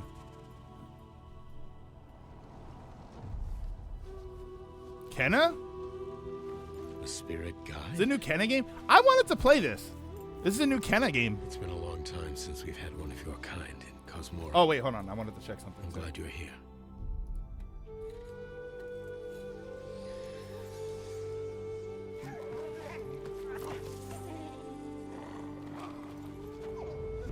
That temple has been sealed as long Now, as I've remembered. emotional journey. Dangerous Actual corruption adventure game. was locked inside. How was you still haven't finished it? How was the first game? I heard it was decent, but you kind of beat it and then you just move on.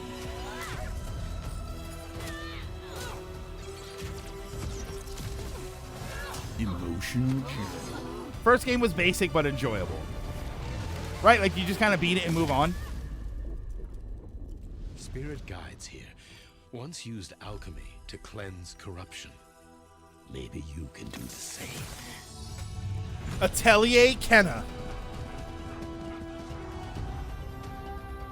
People compared it to PS2 AA titles. Yeesh. Yeah, one and done. Kind of wish more games took notes from Zelda like this. Like this kind of looks like it does. She reminds me of Korra from the Avatar. Fear will bind you, gripping to the present, which must always pass. Oh, they're getting emotional. Yeah, I think visually this looks great. Regret Ooh, will I like bind the you. speed. Longing for the past you cannot change. It was a fun game. What do you mean, yeesh? Those were the best PS2 games. It took me a while to really transition into 3D gaming. Yearning for a future you The new will War of the not see. Monsters. This looks good, though.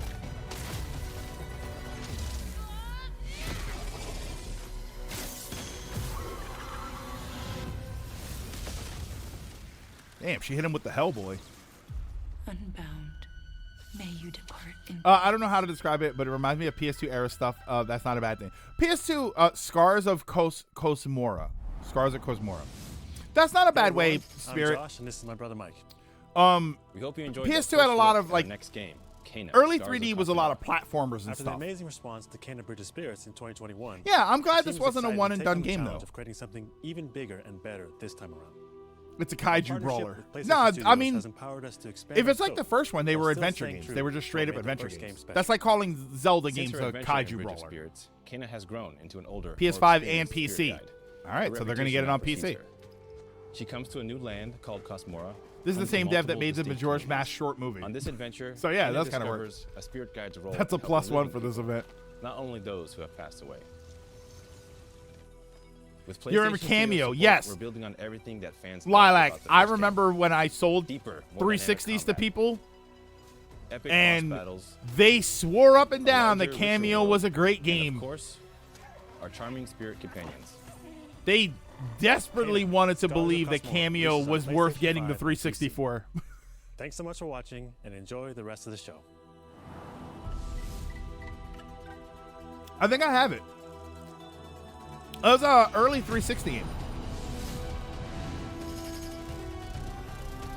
My only problem with games like this and games like Cameo, I do watch out for the dev by numbers, right? They sort of develop the game as they're making it, and it's almost like a checklist of things. Like, we have to make sure we have this and that. Demons terrorized Kena is what Cameo wanted to be. and subjugated its people. They were known as Is this Phantom Blade Zero? Is this game ever coming out? Or did the game come out already and I just didn't realize it? I've been waiting for Phantom Blade Zero. the Kitsune. Or is this Yote DLC? It's worth a play. Cameo's worth a play for the art style. Many were Oh, Yote multiplayer? Phantom Blade is September. Okay. 2026, right? It didn't come out last September and I missed it. Ooh, excuse me. Shout out to Sucker Punch. 3 franchises under their belt.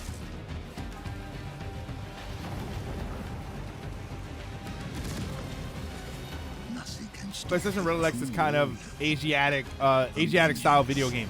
Not It's even been death. popular lately, I can tell you that. I mean, it's also Ghost of Yote. Like, it's between Ghosts of Tsushima and Yote. That's definitely going to happen. But then you do have Phantom Blade Zero. You did have Wu Chang. Like, it is an interesting era to keep making games for. You? For me. I can't wait to find out. Oh, look, it's Metroid 4. Metroid Prime 4. Oh, yes. Metroid, look, Metro. It is. It's Metroid Prime 4 coming to PS5.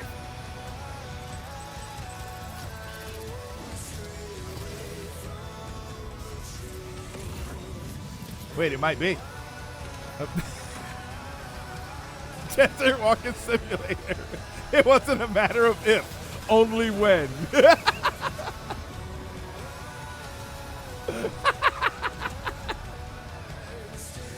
I need to finish. What is it? I need to finish 16 so I can stream this. 16 is so good.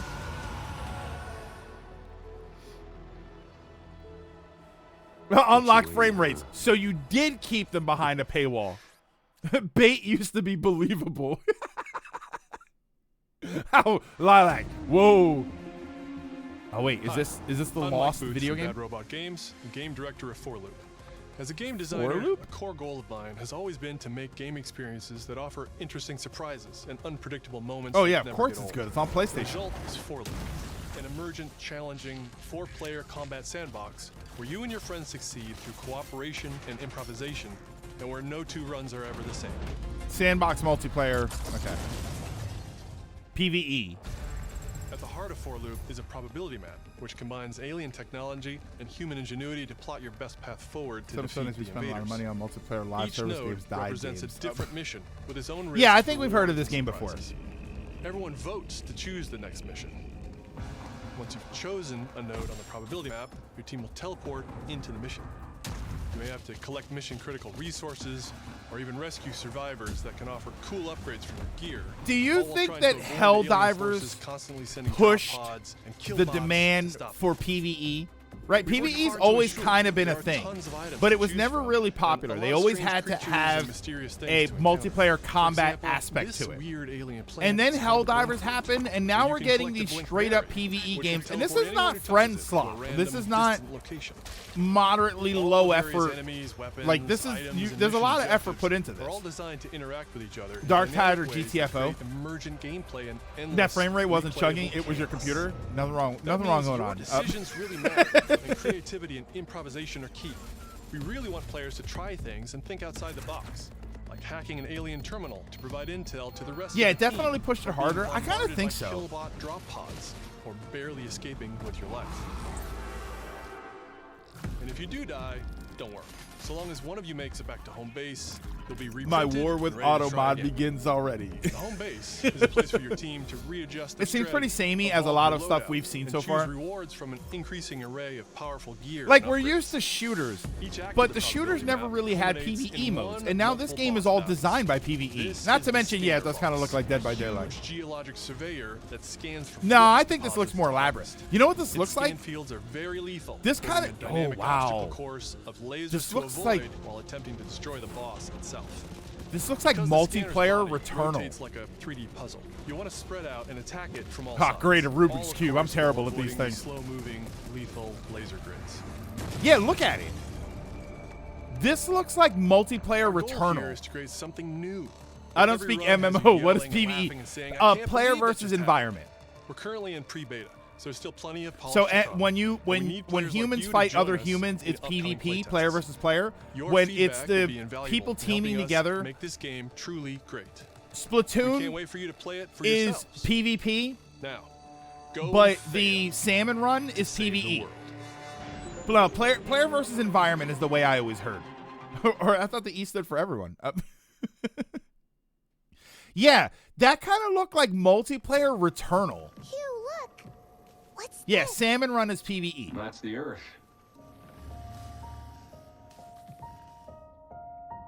Okay. You've watched me play the demo at least 2 times. Lunar filament, huh? I am genuinely Looks a bit interested in like this New game. York. Is that a place on Earth? Don't believe me. You're not fighting I know trees. some You're fighting enemies. I don't know. Depends on the I haven't game. seen anyone besides you since leaving the vault. All alone, huh? I know the feeling. Same, Hey, Marcos. Hugh? That you're into What were you Pragmata up to, or you're kid? sick of Pragmata. When I was young, I was in an orphanage. I was a lot like you. I had a few bumps along the way. Except, you know, you're but a I had robot. someone looking out for me. Pregunta.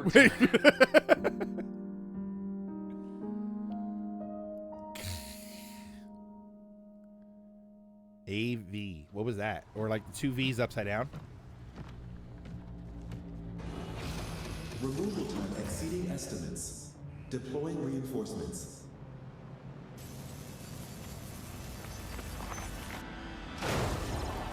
IDUS. I dance. You suck. What in the... Yeah, agreed. Guy in the suit. Holy. What the hell was that? I don't want to see the game anymore because I plan on buying it. Like, I don't want you to keep throwing story stuff at me. 6 survivors of Raccoon City, all dead from the same thing. Yep. Yeah, that's not good. It's out in 2 days, isn't it? Victor purchased Or is a this the building at the 27th? Why do Umbrella I keep forgetting the date for this the game? Rhodes Hill Chronic Care Center. By the way, it's Valentine's Day in 2 days. What'd you get me? It's Leonard. It's Uncle. It's Uncle Leonard. Wasn't the release date in March? For Pragmata? No, I think it was April. What does Victor want with I you? think. What do you mean? Same grabbed you thing. for a reason. Same thing you got me, Buster. Did you find anything on Elpis? Not yet. Nothing on the servers at the Oh, CIA tomorrow's or Jason the Voorhees Day. Pentagon. You're right. Hot Uncle Slop. Yes.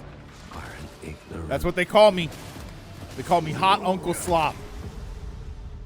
Leon, we're Help me, running out of Leon. time. Oh, look at that. He's got the U virus. Hot Uncle. Wait, isn't it the guy Called from on a 7? person of interest. A former T-virus researcher. See, that Nintendo, you can shoot zombies. Yeah. Made you. No whiffing shots, no cutting away. Raccoon City was where it all began for me. I'm coming with you. Oh. We can talk. He was just having an off day. I don't want He was any more excited for the regrets. Nintendo Whatever Direct. it takes, tell me. So he kept whiffing shots. Requiem. Oh, wait, this is where I bought the Gundam from. Although that Requiem was for vengeance. It's been a while since you've been back there. Oh, who's that? Yeah.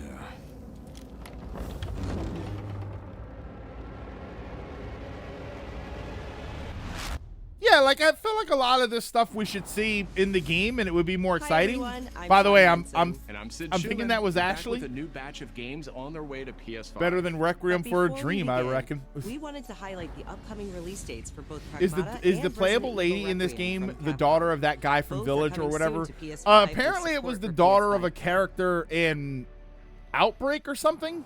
Now, let's return to the dark world of Nosgoth with an announcement for Yeah, fans maybe of that's why. Legacy Maybe of that's why Kain. Ashley's not the playable character, because now 2003's she's going to be Legacy the of woman Kain talking Defiance to is you on being your headset. remastered by Crystal Yeah, Dynamics where is the and demo? Will be available to pre-order today. Legacy of The Kain final chapter in Defiance? the Soul Reaver saga brings players into the conflict between the vampire Kain and his betrayed lieutenant Raziel.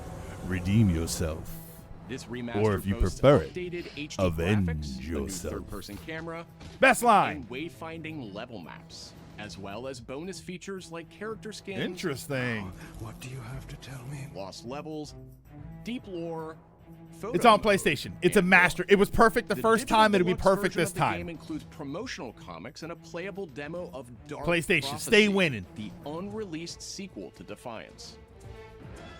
Given the choice, whether to rule a Where's Barry? corrupt and failing empire, or to challenge the fates. for Yeah, how is the Raccoon throne City still standing? against Didn't the whole thing get its nuked? destiny. What was a king to do? Legacy of Kain Defiance Remastered launches next month and will be available to pre-order starting today. So Defiance was the one after Soul Reaver, right?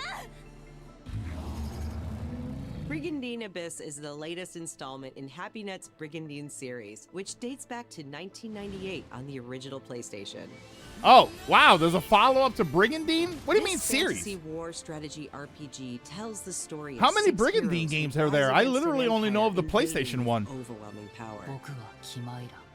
The nuke was in the movie. Oh, in game it was a high. It was a high Enjoy payload deep missile. strategic gameplay with over 100 unit classes, including knights and new types of monsters. Is it? What is And it? It's now a countless series. hours of Is this the gameplay, second with Brigandine 6 main game? storylines and side quests across 24 nations. I think I have it too. I think I have the first Brigandine. Brigandine Abyss launches this year, and you can wishlist it starting today. Sooner JP exclusive games, possibly. Yeah.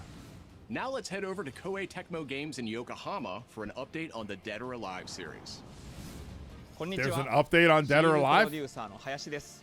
本日はデッドアライブシリーズが新たなアップデー Legends ト of とともに Mysteria on 復 Steam 活 is すること currently を発表 80% させてい off. ただきます。 There's a new Dead or Alive? Why was he wearing a Wheel of Fortune pin? 無限転身の名にかけて Token, what's going on? 本作デッドアライブ6ラストラウンドは I thought it was more dead than オリ alive. ジナルのデッドアライブ Last 6 round をベー builds ス in に the original DOA ダウンロード 6. コンテンツとして追加配 Bring 信 back したキャラ characters クターをセ previously ットに released し as DLC. プレイステーション5用 Oh, に再現した are they getting rid of the DLC stuff and they're just making it all part of the game? 新たなフォトモードの追加を行ったタイトルです。 Staying true to themselves, I guess. Of course, she's in a maid outfit. Okay, you didn't have to stop it there. Yeah, I thought it died with all the DLC BS. I wonder, like, if they're just bringing the DLC to the game. Yeah, at launch, a free-to-play version will also be available. Interesting. They're doing the free-to-play game thing. I like Dead or Alive. But I only played 1 and 2. Oh, and volleyball. デッドアライブは1996年から展開している対戦アクションゲームシリーズです。数多くの作品を世に送り出して今年で30周年になります。30? Oh, DOA has always been doing that? Okay. 大変嬉しく思います。では最後にこちらの映像をご覧ください。Yeah, I love Dead or Alive combat. I thought it was great. I was bummed out when there wasn't any more. And then there was, and by then, I just didn't really care. I had so many other things to play.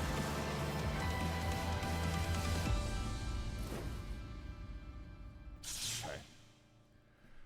All right. I mean, some of these you got to give me, right? デッドアライブシリーズ最新作も開発始動しました。 And DOA 7. 続行お待ちください。 Here we go.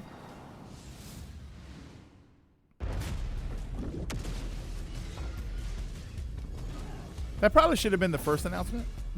What do you think? Wait, what is this fake-ass Gravity Rush? Control. Okay. All right, I'll give you that. In development. 2030. More DOA for SmackDown Sunday so Mac can complain about Jack being his main again. Like, no, you have to play hot ladies, and that's it. Then I'll hurry. Hello, everyone. I'm Mikael Kasurinen, and I'm the creative director of Control Resonant, the game-changing sequel to Control. What you are seeing here is an early mission captured from the first Control was great. People have told me that it was really good. Dylan Faden, our supernaturally gifted hero, in a version of Manhattan like you haven't seen before. I've been to Manhattan. It looks like this. Sorry. I hate to disappoint you, narrator. A quiet shift. An ability that empowers Dylan to seamlessly I just heard it had performance issues. Control? Adapt to the world around him. Yes, Tear Dragoon, all Here bangers. We are showcasing a set of different forms of Dylan's main weapon, the Aberrant can take.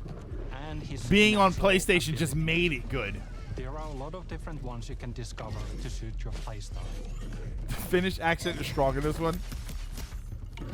Finnish, are you here? Defend yourself.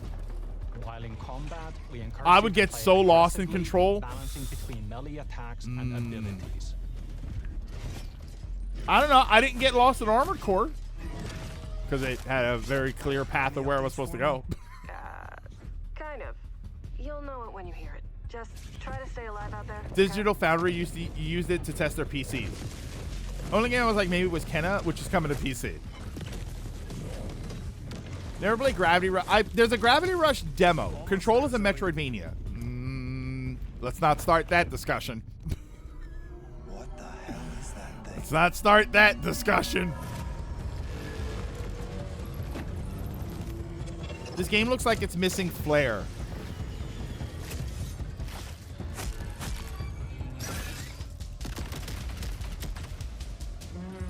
It visually, hold on. Am I on HD? I am on HD. I thought graphically it didn't look all that great. It's a search action game. Thank you. That's more accurate. I think We're not going to start the Metroidvania thing. Ugh. I know where the resonant is, Zoe. I'll call you back. That discussion is you versus everyone else in chat. No, it's not. Our most ambitious game to date. And we can't wait to share it with you later in 2026.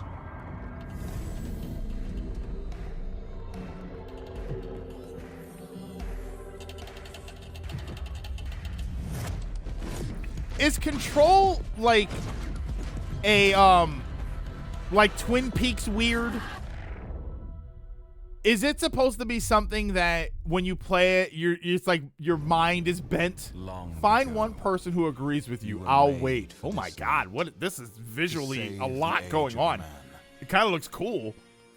Half human, Half angel. They call you sin. Not as much as Twin Peaks, but halfway there. Salvation. Mood.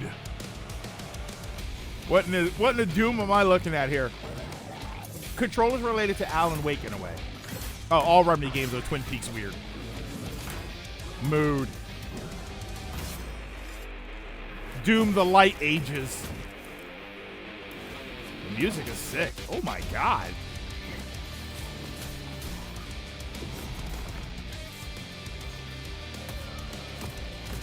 It's wood. Yeah, wait. This is it. It's wood. Yes.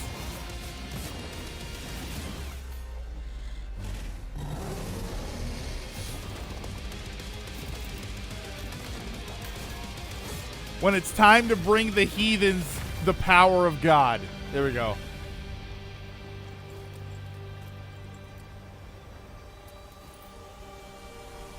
Cleansing Heathens. That's the name of the game. Crimson Moon. For a second there, it threw me off. Dark Souls with Doom soundtrack. I mean, that does sound like a recipe for success.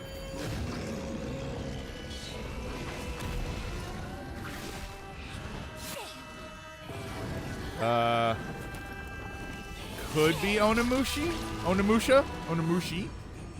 Could be Onimusha. Probably isn't. Wait, Game Freak. Is this a Pokemon game? Yes.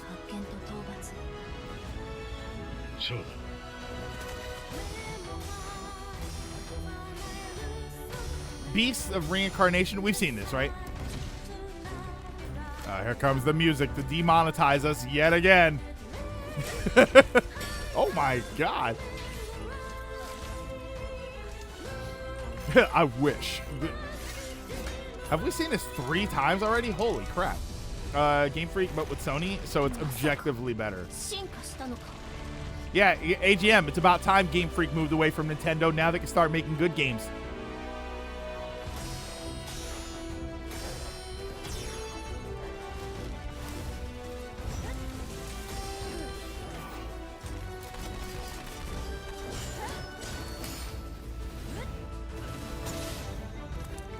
This is Pokemon Evolved.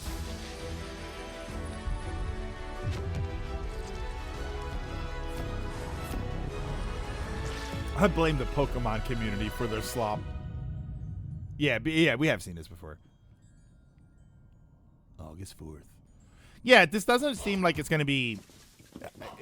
the biggest issue is that this is an hour long, so I had a feeling it was going to be a lot of stuff that we've already seen. Freak for that new look at characters in combat in Beasts of Reincarnation. Oh yeah, my stream's chugging. There's no way that frame rate was Sony's fault. Our next title debuted 3 decades ago alongside the original PlayStation, and it introduced the world to an iconic I want the studio to succeed so they can actually branch out. I want them to realize they can succeed somewhere else. Rayman 30th Anniversary Edition. Whoa, wow, it is really chugging there. This museum features 5 playable versions of the original game, including the 1995 Classic PlayStation Rayman. release, enhanced with new accessibility options. Discover the secrets behind Rayman's development through a long-lost playable prototype Really? restored for the first time. Plus, an interactive documentary packed with unseen design documents and never before. Is this a heard Rayman insights collection from the original of creators? like the early stuff, or is it like Rayman 2? Voilà notre console, on va révolutionner le jeu vidéo. Hey, it's a good game you can get on the Switch. Rayman 30th Anniversary Edition comes to PS5 digitally starting tomorrow. Oh. While physical editions will be available June 26th. Damn. Every time Game Freak has made a non-Nintendo game, no one bought it, Mina despite the Hollower saying is finally. an action-adventure title from the creators Oh, look, of it's Shovel Mina! Knight. Take control That's of what it came Mina out. People as bang she on about charges Game Freak into moving a off of bizarre Pokemon, but when they mission do, it to gets save weak a attention. cursed It gets a island. weak attention, and then people forget it exists. Yeah, like Leap Tembo the foes badass into elephant oblivion, and Little Town burrow Hero. under hazards and monsters, and Yeah, I hunt just down like secrets in a ragging on him. pixel-perfect love letter to handheld gaming. Yeah. Mina the Hollower's release date is on the horizon. The limited time demo will be exclusively available on PlayStation 5 Tomorrow. tomorrow. Limited time demo. What the hell? Yeah, I've been Set excited for years that game before the events when of they the original announced it game. and then said This it was like prologue 2 tells the years story away, of how and I Alba stopped and the being Wolf interested. Cub Neva first met. I'll check the demo out for sure. Alba must earn the young Yeah, wolf's limited trust time and demo. guide her Why through would the you do blighted that? Wilderness. Unless it's a like a development Together, demo and they will want your face new feedback. enemies and endure perilous trials, while confronting a monstrous force that threatens to tear them apart. Players can look Miss All forward Sunday? to using new gameplay mechanics in all new The locations. P stands for privilege, not peasant. Neva The Prologue privilege launches station. February 19th. Correct that. A console Up exclusive next, limited a time tactical stealth demo. action title from Shueisha Games and Acquire, a team with ninja credentials dating back to the Tension Wait, wasn't this series. one of the Animaniacs? Never looks cool. That's the second one, right?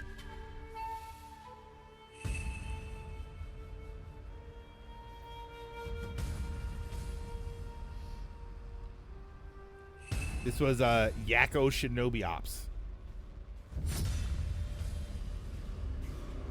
Look, there goes Ryuji from King of Fighters. And what's her name from Final Fantasy 14?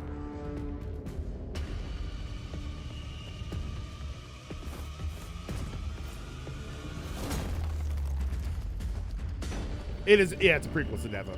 Neva made by the same devs that made Grease, I believe. Grease.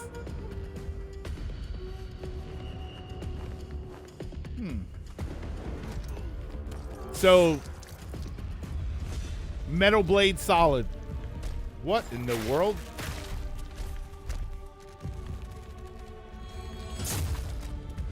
I predicted overproduced games. They did not disappoint. Oh, did you see when they were running? And did you see their models sliding around when they were running?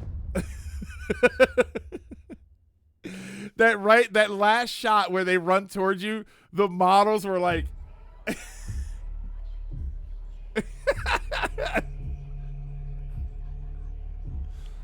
ooh, snack time. No. Yeah, they had like the butter on their feet. This 100% speaks my personal taste. This event sure is an event so far. We are the children of water. Hey, so are we. Goddess. We're 70% children. Filthy creatures. Faithless, soulless, unclean. Just have Kratos jump out and just decimate them. This world was never yours to keep. How dare you? Yeah, this is, I don't know what you're talking about. This is the best event that Sony has ever done and that any company has ever done. And if you don't like it, you hate me.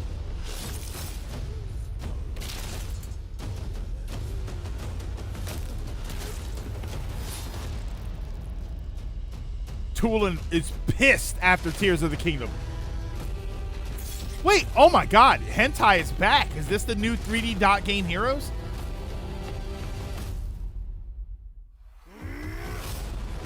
Look, this is, I'm telling you, this is Toolin from Tears of the Kingdom. He is on a rampage. That's kind of sick. Bring me Peter Griffin. Chicken Big.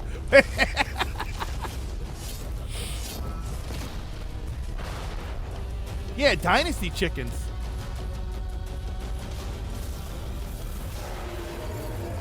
All to defeat the leader, Old McDonald. This is it. We're fighting. This is Old McDonald's farm. A clucking good time.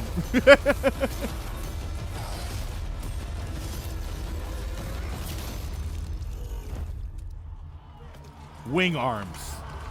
Elden Wing. Elden Wing.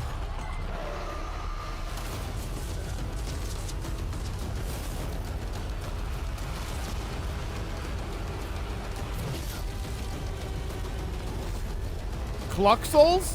I don't know. Cluxels? What are we thinking?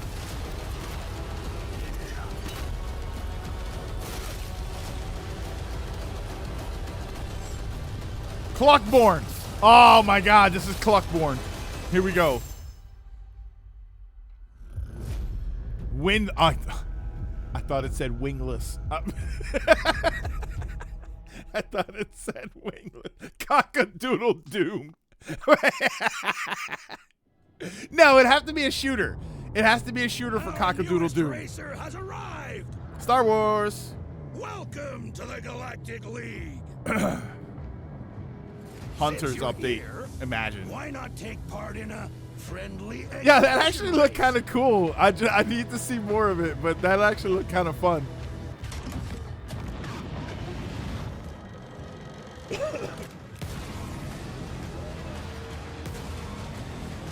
It's a Star Wars racer, but it's not a pod racer. Yeah, now this isn't pod racing. Yeah, this is just a straight up racing game.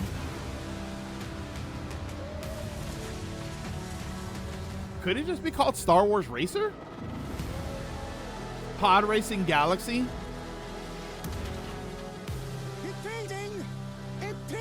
What's the difference? Pods are different vehicles, like they're built a specific way for the way that they move.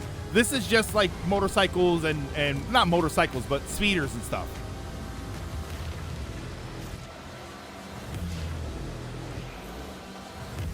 Star Wars Demolition 2? Wait, it probably is, actually. Galactic Racer. Okay. Galactic Racer. This was announced at TGA. That's a pod racer. That's a pod. So I wonder if it's going to have pod racing in it. This actually looks kind of fun. I actually might pick that up. Brace yourself. Bond is immature and reckless. First He's a Light. bad influence on the Fifth other trailer. recruits who inexplicably fall victim to his charm. Look, I know where this is Yeah, going. there was a pod racer Come on, at the tell end me why there. I'm here. I would like you to join His Majesty's Secret Service. You what? I know all about your exploits in Iceland.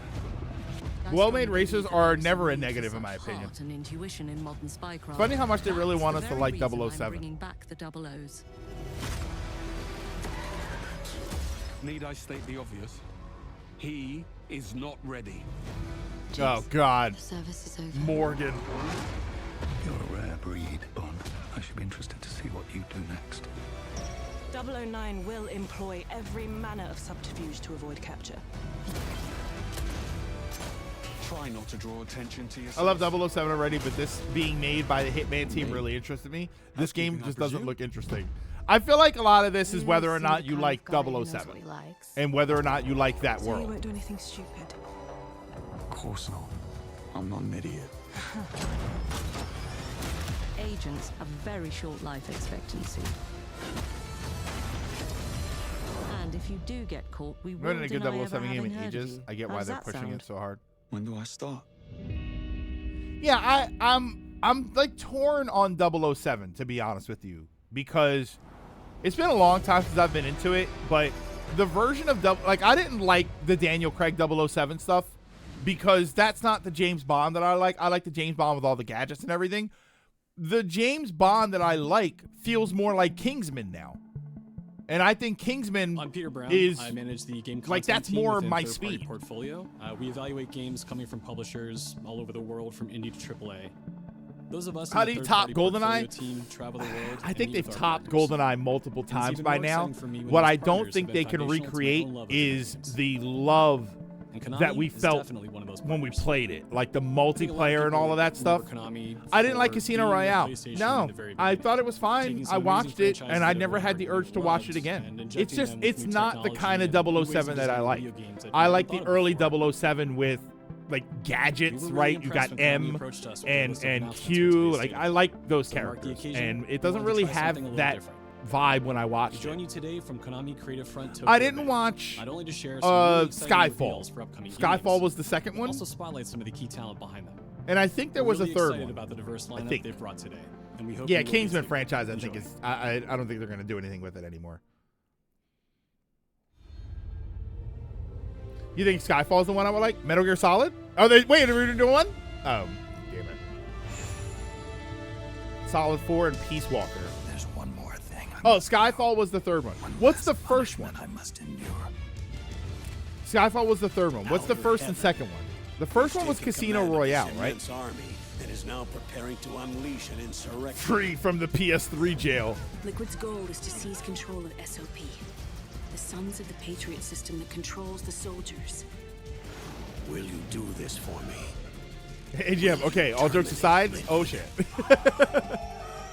How long is my body gonna hold out? When all of this is over, Quick, have quick, no Snake, choice shed your skin. accept death. Casino Royale, Quantum of Solace was this. I didn't see the other two. Maybe they're better. This is my final mission. So began the war between Zero and Big Boss.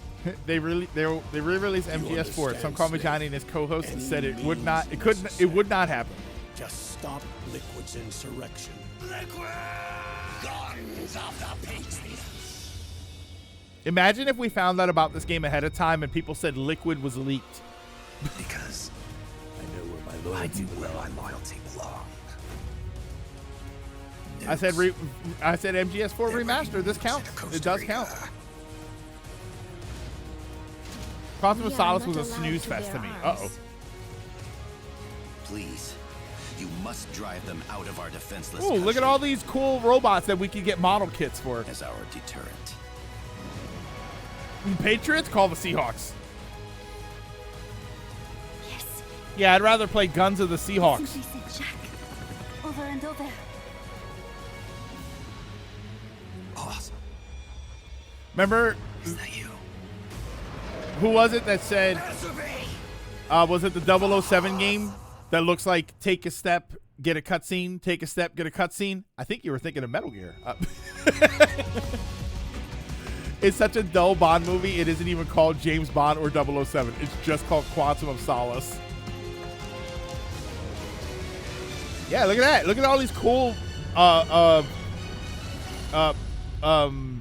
the hell was I going to say? Model kits. Where's Revengeance? August 27th. Ghost Babel? Wait, what's Ghost Babel? Wait, isn't that a big thing? Did they not talk about that? Isn't that a big thing? Metal Gear. You can get Ray, Rex, Ray, and Shagohod. Yeah, we're not talking about the Ghost Babel on there?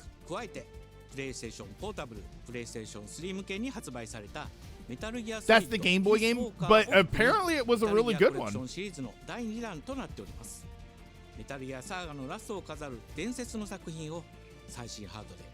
Ghost, yeah, you got Ghost Babel before Revengeance. Suck it. Silver might be Otakon. I like making weapons of mass destruction. Yeah, look at that. Oh wait, they're updating the other ones too? I really should play this.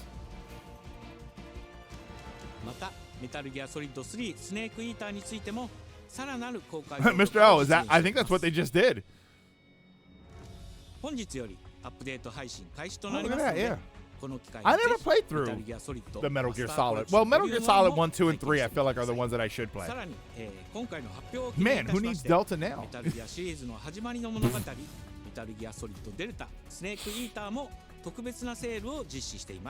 50% オフという大変お求めやすい価格で購入できますので、 No, MGS3 is meant to have Vaseline lens. メタルギアシリーズの展開にご期待ください。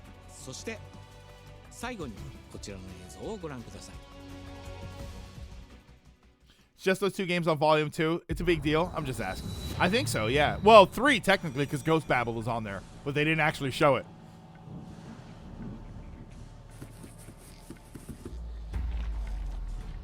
Damn, I was hoping that was an 8. Yeah, how was Delta? I feel like it just came and went.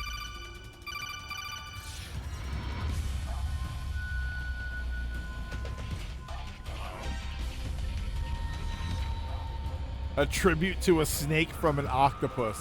Oh, wait, so you play an octopus. Wait, hold on, I like this. What is this? This looks hilarious.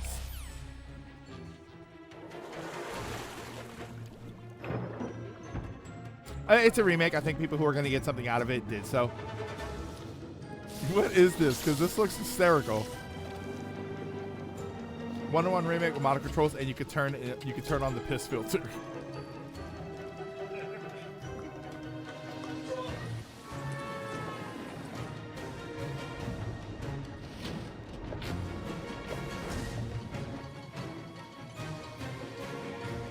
The dad's cousin.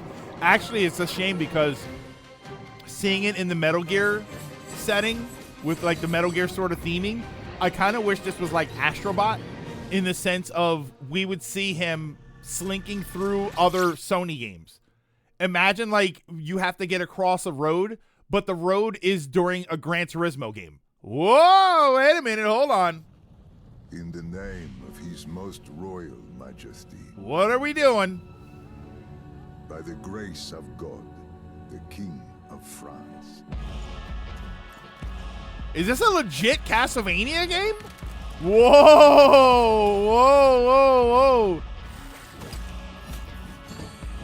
Hold the phone, and if you're watching this on your phone, you already are. Sorry, I had to steal a little bit of that from you. Now this is a Metroidvania. Is that Sonya? Wait, is that Sonya? Is this Castlevania Legends 2? Wait, Sonya's canon?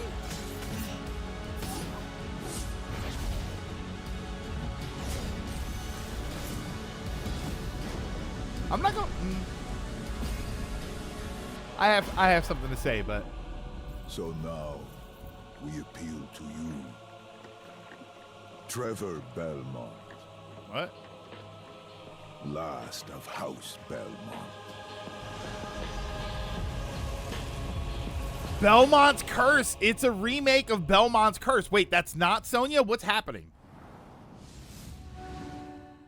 ご覧いただきありがとうございます。 What? キャッスルバニアベルモンドカースプロデューサーの谷口勉です。今回見ていただいた映像はキャッスルバニアシリーズ40周年記念第1弾となるキャッスルバニアベルモンドカースのアナウンス映像です。これまで我々の Yeah, how is that not Sonya? 多くの方にキャッスルバニアに触れていただきたい What do you mean Trevor? When did Trevor get a haircut like that? 最新ハードでプレイしていただけるように Castlevania Adventures. Yeah, this was the second Game Boy game, I think. 多くの素晴らしいパートナーとコラボレーションにも取り組んでまいりました。そしてやっと本日新しいゲームについて皆様に報告できる Or was that Belmont's Revenge? そのことが Hold on. 嬉しいです。今回の I think I'm thinking of Belmont's Revenge. モーションツインという才能と情熱にあふれるシリーズへの愛を持ったスタジオとともにプロジェクトに取り組んでいます。これまでのシリーズらしさを大切にしながらも新しいアイデアと現代的なゲームプレイを取り入れることでキャラクターのアクションはよりダイナミックで爽快に仕上がっています。 Belmont's Revenge is Castlevania 2. Thank you. もちろんぜひ遊んでくださいと。 Well, Castlevania Game Boy 2. まだキャッスルバニアに触れたことがないっていう方にもぜひ楽しんでほしいです。発売は Belmont's Curse planned for 2026. Hey, look, we don't have to wait 3 goddamn years for it. Oh my god! Castlevania's back. What the hell happened? Everything just went away there. Hey! Castlevania's back! I can't wait to play it on the Switch. I can't stay in this room forever. Oh, she's looking at her Turbo Express portable. January 2027 still counts as 2026. The coolest stuff here so far isn't from Sony. Come back to me, Simon. If only Sony had a, oh, that was a dude. Why are you being a hater? Speaking Switch heresy.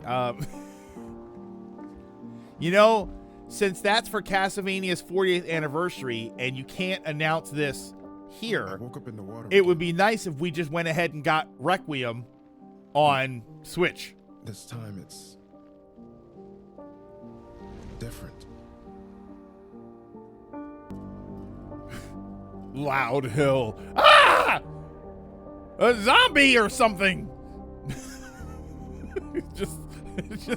It's just you screaming as loud as you can because you're terrified. I keep trying to Loud Hill. But no matter what I do. Yeah, I'm getting You can't fix it. gigantic Silent Hill vibes here. It doesn't let us change things. The first title for the 40th. I wonder, well, he said that they're going to bring back other games. I wonder if they're going to be remaking a lot of stuff. Imagine we get a Symphony of the Night remake. Look, Konami's still cooking. Hold on. Wait, we're not even done.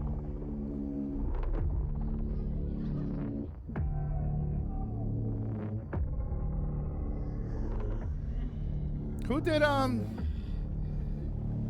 not Fatal Frame. What am I thinking of? Oh my, okay. Is this Silent Hill? Is this The Hills?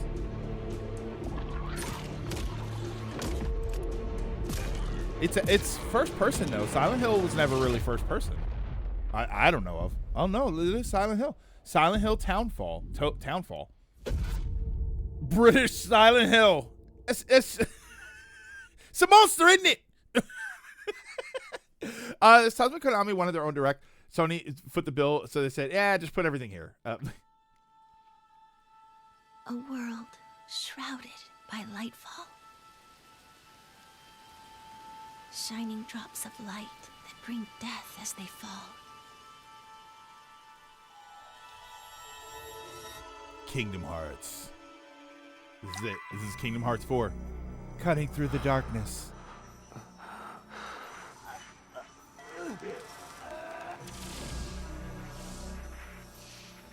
Konami woke up one day and said, "Oh yeah, we used to make stuff."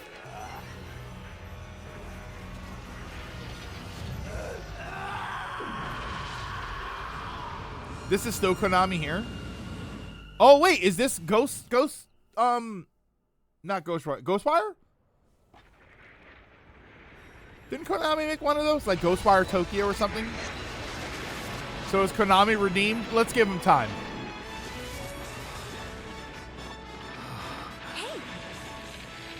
Ash, come on! Oh wait, or is this lost? This is lost. Let's Ghostwire. Not Ghostwire.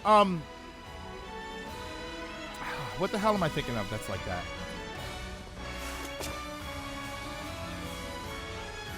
I don't remember.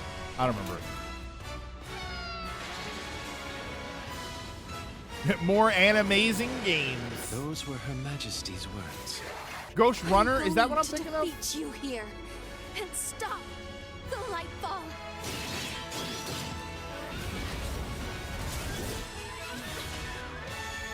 No. Nah. Rev Noir.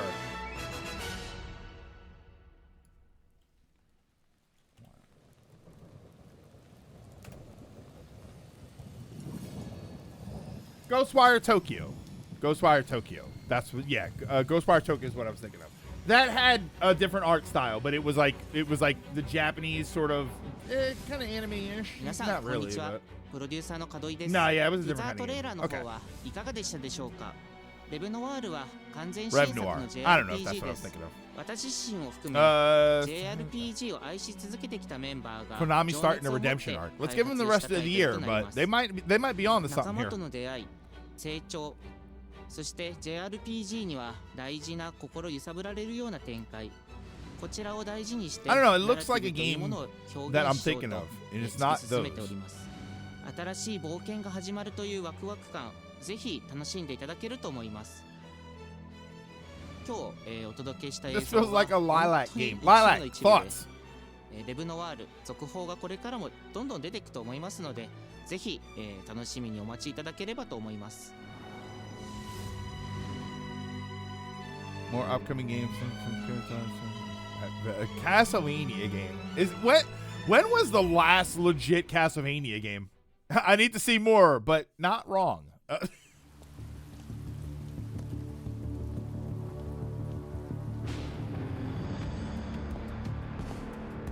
Tales of might be what I'm maybe. No, you know what I'm thinking of? A man with your skill set Like a must Scarlet be able to Nexus, move I think is what I was unconstrained, thinking of there. Unrestricted. Right, Animazing-ish. Streets of Tokyo setup. I think I was thinking of Scarlet Nexus. He must be versatile, capable, adaptable. This is John Wick.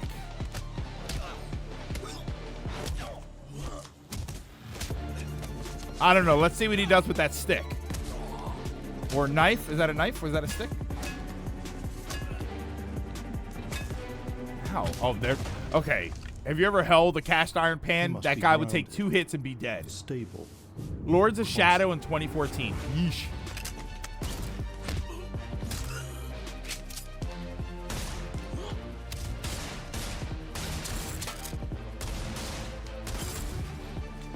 Yeah, that is a John Wick king. It just seems like a lot of stuff from the movie. I recognize that mop of hair. Hey, wait, I think I've seen that guy in Fortnite.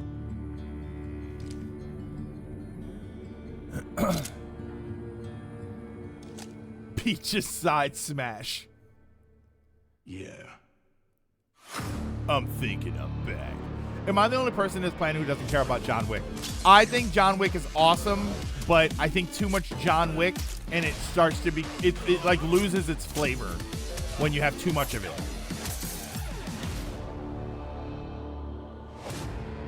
John Wick. This Cyberpunk DLC looks great. Good morning. Ah, here goes Marathon. This is Joy, your community outreach liaison. It's a lovely day outside. You wouldn't play a game of it? It's quiet. Very quiet. It feels like it loses its edge. Like John Wick loses its edge when you bring it to video game format because there's 1,000 characters that can do what John Wick does. For those who did It was interesting in the movie because what's the last movie you saw with a character like John Wick? What? Taken? Breathe softly. Do not worry. Peace is upon you. Yeah, here's your last 5 minutes. And I am here to It's all welcome you this. into its embrace.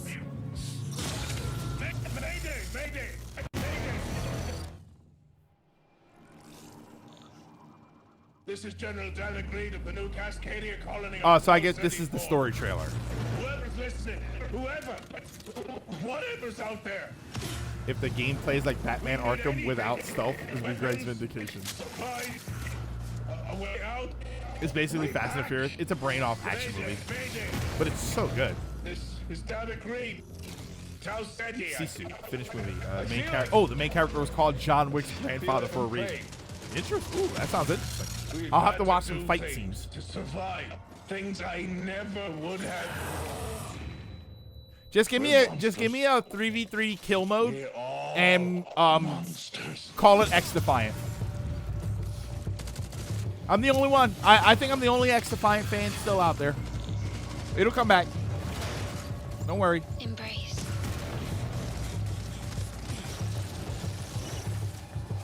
Yeah, like John Wick movies are great. I've only watched the first 2, but they're very much like just watch the movie the first time and then just watch the action sequences the rest of the time.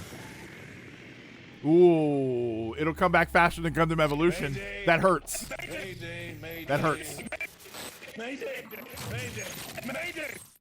No, Marathon. You're getting it all wrong. Oh, see, get it? Get it? It's from February 26th to March 2nd because 26.2 miles is a marathon. Hey everyone, my name is Joe Ziegler and I'm the game director on Marathon. Today we're excited to announce our Server Slam from February 26th through March 2nd, where you can join us on Tau Ceti and help test Marathon on PlayStation 5 and other platforms. Our Server Slam features an introduction to the survival gameplay of Marathon. I still have no idea giving you a chance to what explore Marathon the even is dangerous about. world Well, you of run Tau Ceti and unlock 26.2 rewards miles. for the full release on Right. Thursday, March 5th. It's a looter shooter. It's like you go through and you players, fight we're with also teams excited and to share you a collection of collect unique loot weapon charms and that you try pay to be the homage one to with the some of most our stuff. favorite PlayStation games, I think. including Helldivers 2, Death Stranding 2. Oh my and God, Ghost I of was Yotei, right. All available at launch. I get winded running the From .2, everyone here let at alone Bungie, 26. Thank you for joining us on this journey. That We'll was see a you mile. on Tau Ceti starting February 26th.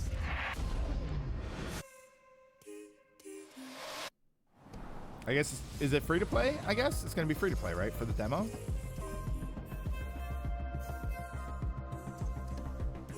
If only Keighley showed this at the end of the Game Awards. Coming to PS5 on March 5th with the Server Slam running February 26th through March 2nd. One last Now thing. let's check in on what's coming to PlayStation Plus over the next few months. God of War remake. Oh, look, First, Spider-Man Marvel 2. Spider-Man 2 swings into game catalog next week. Developed by Insomniac Games in collaboration with Marvel Games. Yeah, it's awesome. If only Peter Parker and if only it wasn't $120 or $30 or $50 or something. In this thrilling sequel, the Spider-Men must balance their personal and heroic responsibilities while protecting the city from iconic villains. All Miles talks about is how to be a better Spider-Man. You're going to battle iconic villains and Kraven. Marvel's Spider-Man 2 joins the PlayStation Plus game catalog on February 17th. Isn't the game already out? This is stuff that's coming to PlayStation Plus. PlayStation Plus Classics catalog welcomes 2 fan favorites over the next few months, starting with Tekken Dark Resurrection, a fantastic fighting game that originally released on PSP. Was that a fan PlayStation Plus premium members can expect favorite? to visit this handheld classic in March. Was Tekken Dark Resurrection a fan favorite?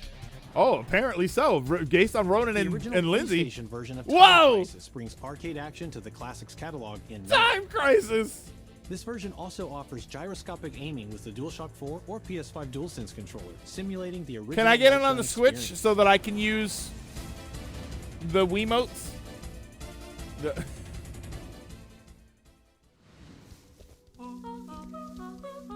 Here it comes. Big Walk is a cooperative multiplayer adventure about teamwork and talking. Come on. Who says it? Let's see who's going to say it first. Hang out and get lost with your friends in an Wait, open who world wins full of the I'm going to challenges, say it puzzles, first and playful award? Discoveries.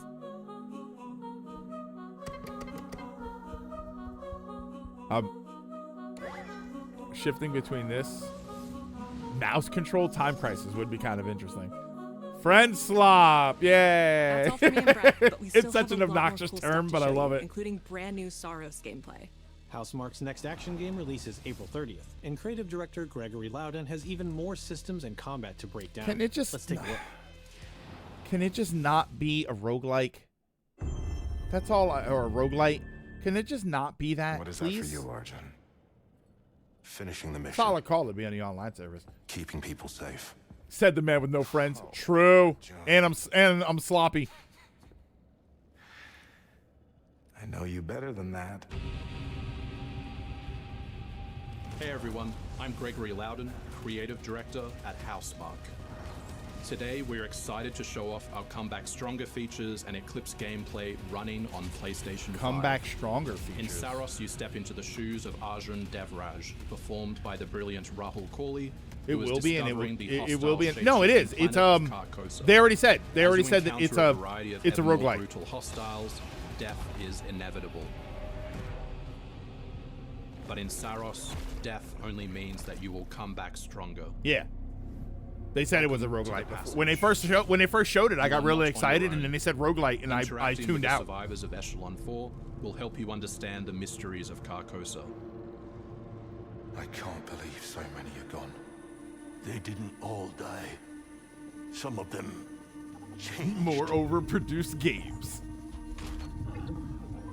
This is Primary, the voice of Soltari. Here you can engage with our permanent progression systems to upgrade your armor's attributes and acquire Permanent special progression perks. system. Sure. With Carcosan modifiers, you can adjust your experience by, for example, making hostiles tougher, weaker, or even removing the second chance ability entirely. However, all adjustments you choose must be kept in balance to ensure a consistent challenge level. Why? Primary also allows you to teleport directly If I want to any biome to that you have unlocked. This break the means getting difficulty back of the into game in action half quicker. because I feel like It also doing it, means what did easier you to tell me replayability that I can't? The further you get into the world. What, the developer? Using the teleport, you can now quickly restart the selected biome and get back to where you were. And now it's time to take another shot at what killed you the first time around.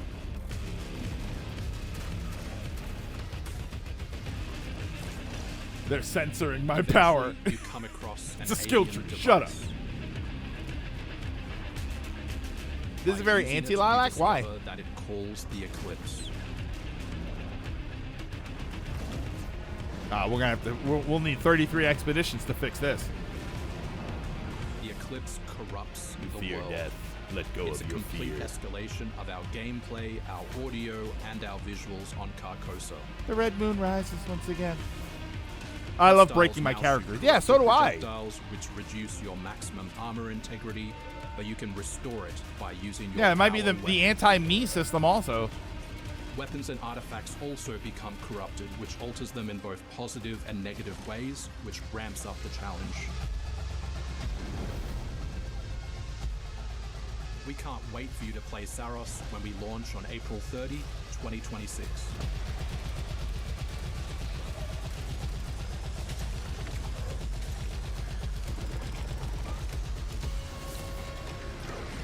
God,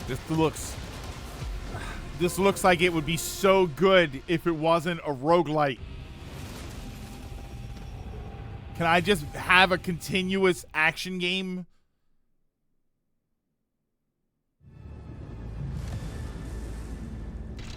Chandelar.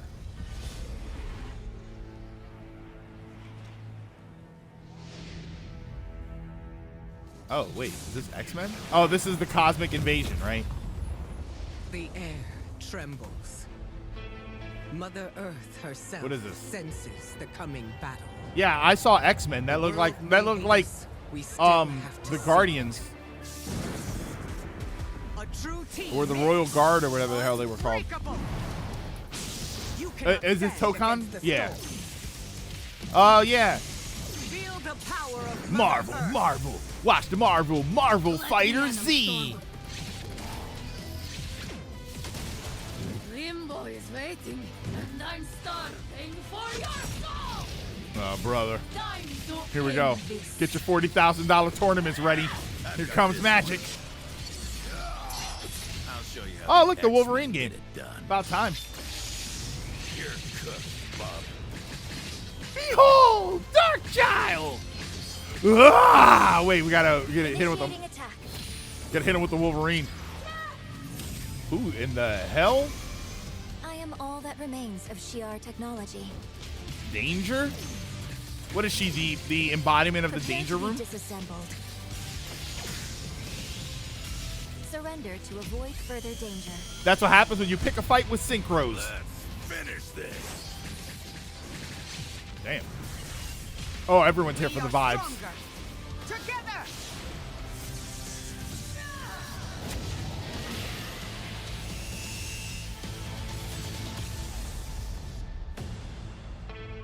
Tokon. Looked like another pre-order started on the 19th. Okay. Which team will assemble next? Oh, yeah, exactly. She is the Danger Room embodiment. Is that literally what she is? They made the Danger Room into an anime girl. We're super stoked to introduce the mutants as the new. I was just kind of making that up. I wasn't sure what was happening. Into the world of Marvel Tokon. マジックは中間距離を大きな剣で制しながらテレポーテーションで裏回りしたりなど多彩なトリッキーな動きをすることができます。 Think of Wolverine as an unstoppable Earth savage 616. tank. Okay. Some of his claw swipes have armor on them, so he's literally going to be able to shred through opponents' attacks. デンジャーは体のいろんな部分をですね武器に変形して戦うことができるキャラクターです。 She's trained the X-Men over years through battle simulation. So as She's a like zoner fake in Iron this Man. game, she's going to set up And so Iron many Man is traps there. that her opponents are going to feel like they're running an obstacle course. She's like the Iron Man we never had. Well, who the hell is that guy? That's the Iron Man we had. トレーラーの冒頭では新たに紡がれるマーベルユニバース闘魂オリジナルストーリーの映像を含めさせていただきました。 I like how they explain that it's set in the Marvel universe. Of course it is. 2026年8月6日に What do you think? We're not in Gotham. Pre-orders open next week, so please check out our variety of editions and goodies, and we can't wait to share with you some more info. Please check it out and stay tuned. Capcom wanted these characters back, then, but Disney wouldn't play, and now they found a new girlfriend. Going with Doctor Doom, Spider-Man, Wolverine, and Magic Team. I need to see the rest. Was that it? Was that the last one? We have one more announcement. God of War Remake.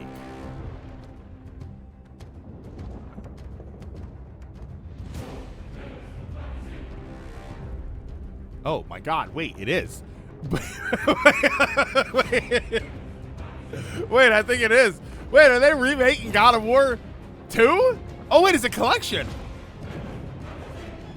It's 3. Wait, it is.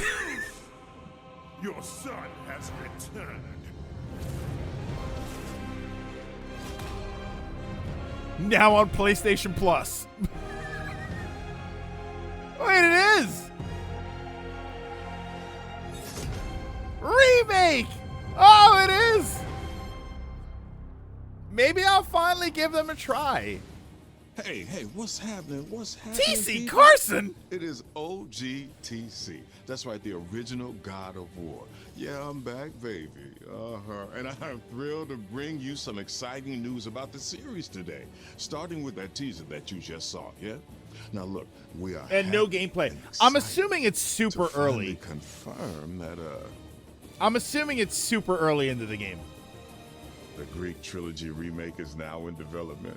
Yeah, man. I know. Sit down. Your son has returned. This project is still in the early stages. Yeah. So it'll be a minute before we get back to share another update, right? But I'm telling you. Again, another next time we come super back, long out, but this is kind of interesting. Big, baby. Yeah.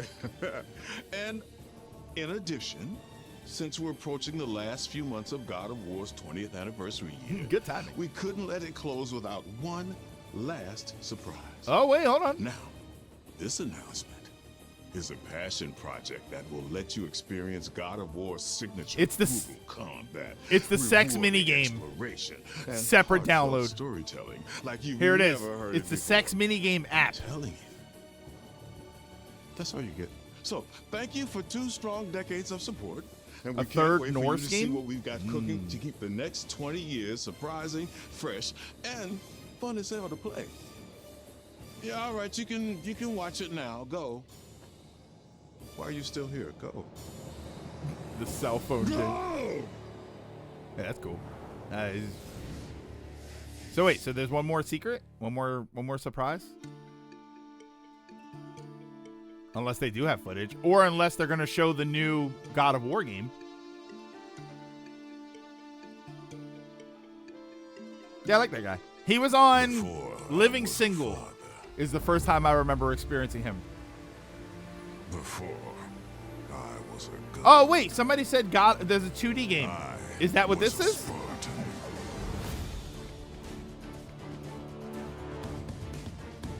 God of War 2D? Spartans! Our duty is How long have we known about this? Fear is a reaction. Courage is a decision. Press your attack! Don't relent! Never on our backs! Never left behind! Always united!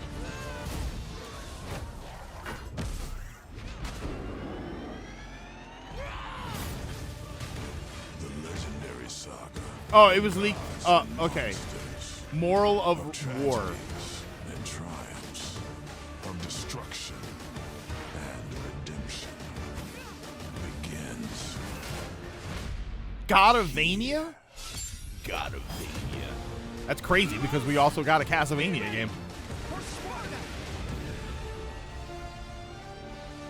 God of War Sons of Sparta.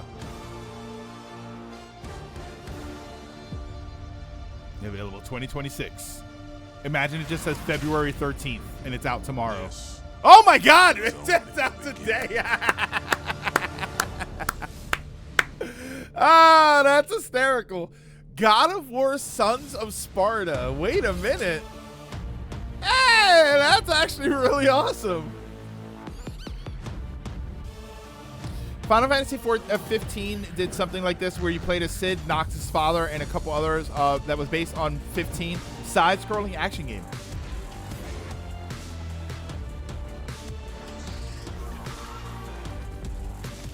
Hey, listen. That's a damn good event. I thought that was a really good event. I didn't think that there was too much slop or junk in there.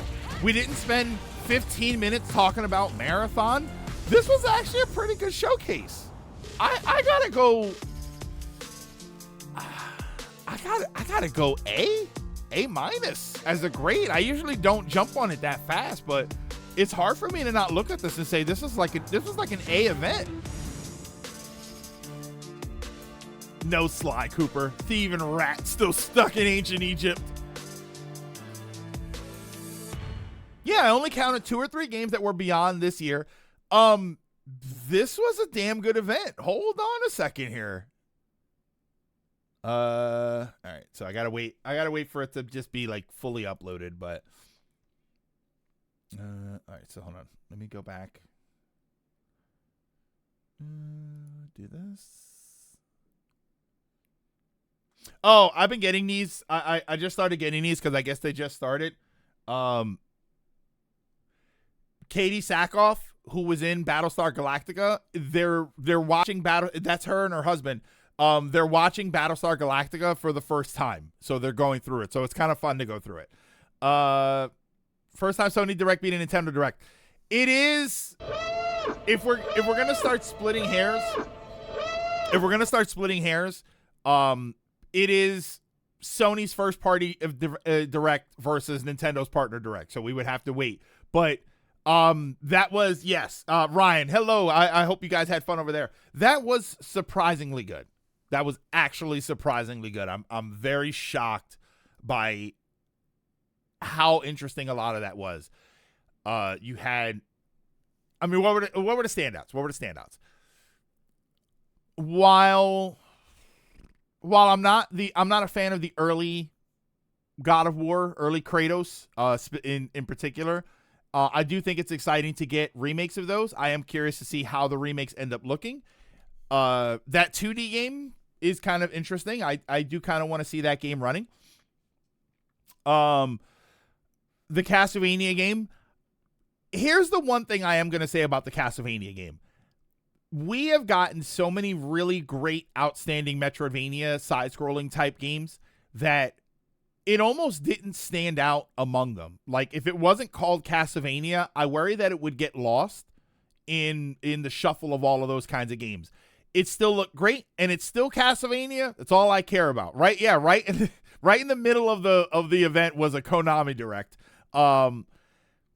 I'm glad for Mina the Hollower. I am really excited to see that game. Now that we're getting closer to the game, I'm more excited to see it. I thought Mina looked like a really great game when they first showed it, and then they announced that it was 2 years away minimum, and I was dramatically less excited for it. But now that we're getting closer, now I can be kind of happy about it. Count on a Shadow Drop, there were 6 legit release dates. Everything else was either 2026 without a legit commitment, if you know it's possible, and like 5 wish lists and 2 legit we don't know when. This is definitely the best state of play I've ever seen. Yeah, I don't know about best, but this was actually a really good event. What in there am I excited for? Castlevania, Mina. I'll check out that 2D God of War game. I'll check that out just to see.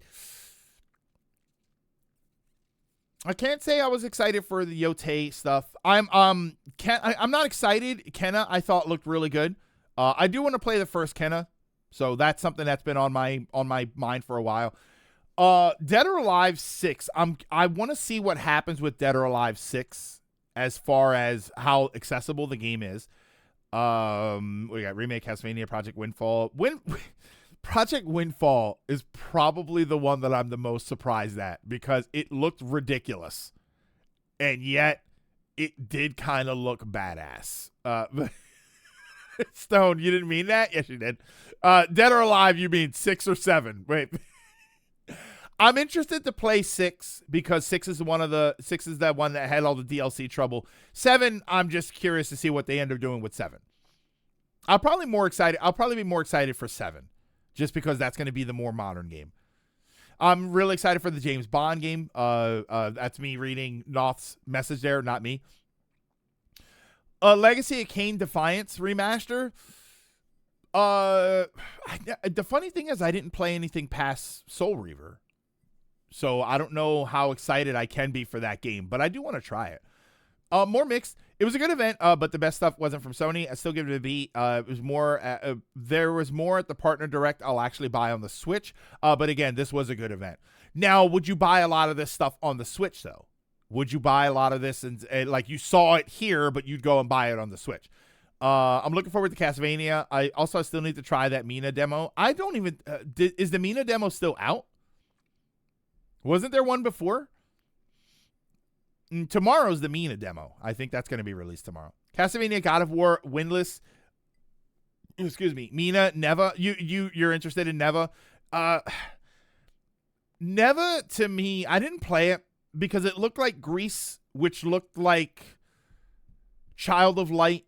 It was these really artistic games that always end up overstaying their welcome for me. They always end up overstaying their welcome. God of War 2D is also reportedly going multiplat. Oh, wait. So I might be able to play God of War on the Switch? What do you think the Xbox Direct is going to be like? Barren Wasteland and Todd Howard talking about Fallout. Probably just PlayStation and PC. I mean, but that would be so great. God of War remakes might just stop me from selling my PS5. Sad violins. Yeah, I don't know about the Switch. That was actually a really good event. I was sad to say that was surprising how good of an event that was. I really wasn't expecting a whole lot. I also, as an event, like outside of the actual games that were announced, what did I think of the actual event?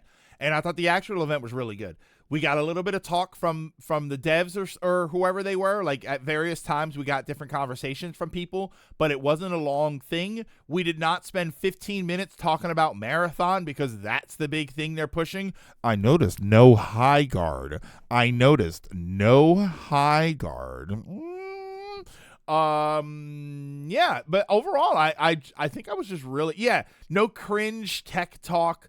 The Star Wars game looked good. I thought the Star Wars game looked really good.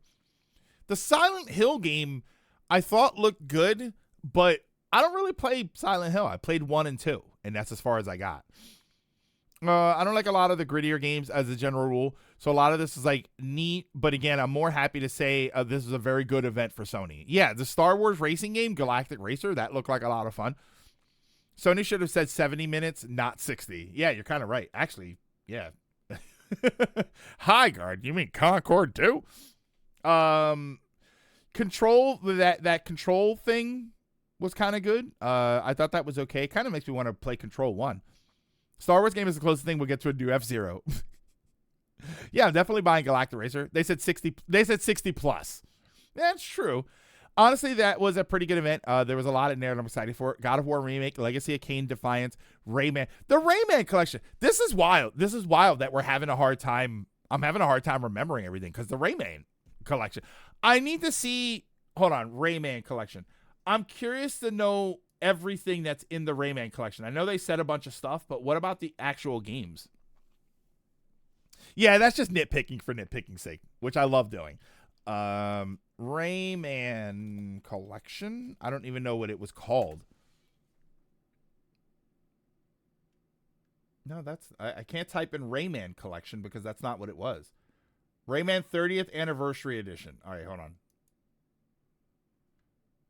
What the? Okay.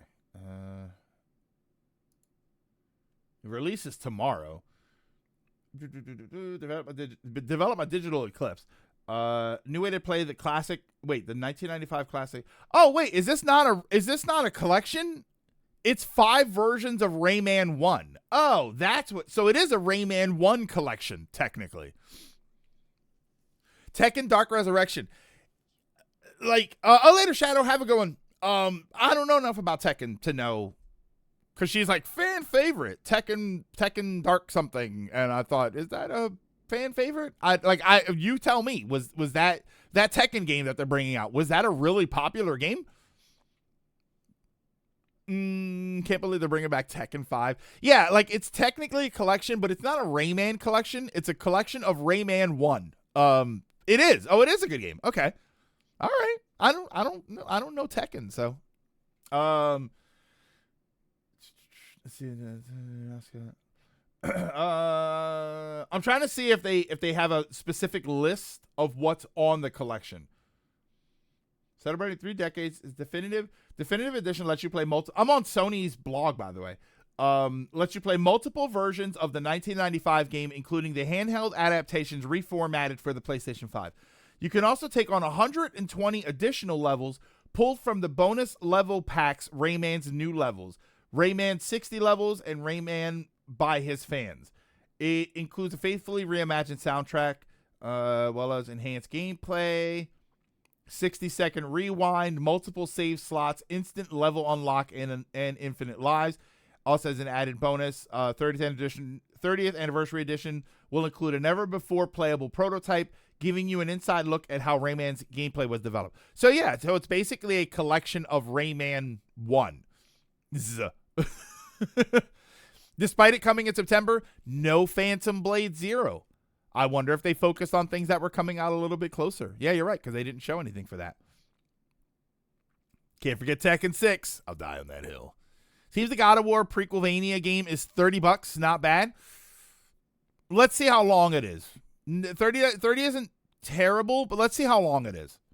Because if you tell me that the game is a half an hour long, yes, I'm going to have a problem with that. But yeah, that's not terrible for a brand new God of War Metroidvania game, which is kind of crazy. Like I said, let's see how long the game is, because if the game is an hour or two, it's not going to be worth it. I would say I'm shocked we didn't see Kingdom Hearts or Final Fantasy here, but with the rumored Nintendo Direct next week, not to mention Square Enix sometimes does their own events. I don't know if they do them too much outside of like Summer Game Fest, but they do sometimes do their own sort of releases. So even if they don't have a big Direct, they might end up doing their own thing. You don't play as Kratos. No, I think you do play as Kratos. Oh, yeah, who's the main God of War Sons of Sparta character? I think it's Kratos. I think it's young Kratos. I have stuff to play right now, but I'll get to it eventually. I'm already told folks, no Kingdom Hearts news until another game is canceled. Yeah, you play as young Kratos. Square usually only has a summer event and Final Fantasy 14 Fan Fest. Okay, so maybe they will post their own, but yeah, you're right. We might see something in a Nintendo event. Overall, yes, I actually thought that was a pretty good event. Am I going to play half of the games in there? Probably not. But were there things in there that I wanted to play? Were there exciting announcements? This is sort of the thing I always talk about, where if you don't want to play it, that's totally fine. But a new Castlevania game, a remake of the God of War trilogy, and a new Metroidvania God of War that is the prequel to the character that's out today, those are pretty big announcements. Those are decent even if you don't like those games, those are good announcements for what they are. Someone mentioned the Octopus game. What was it called? Darwin's game or something. I do like it. I think that's silly fun. Darwin's Paradox. Thank you. It's silly fun, but I was kind of here for it. Wait, KH, D up? KH, what's D up? You want me to hold on. Let me guard the zone here. I imagine Johnny flatlined seeing the new Castlevania. Were there things you'd buy on PS5 or buy one or buy one for? What's this? Or buy one for? I already have one, but I think God of War Collection would do that. If the D was extra, yeah, you pay more for that.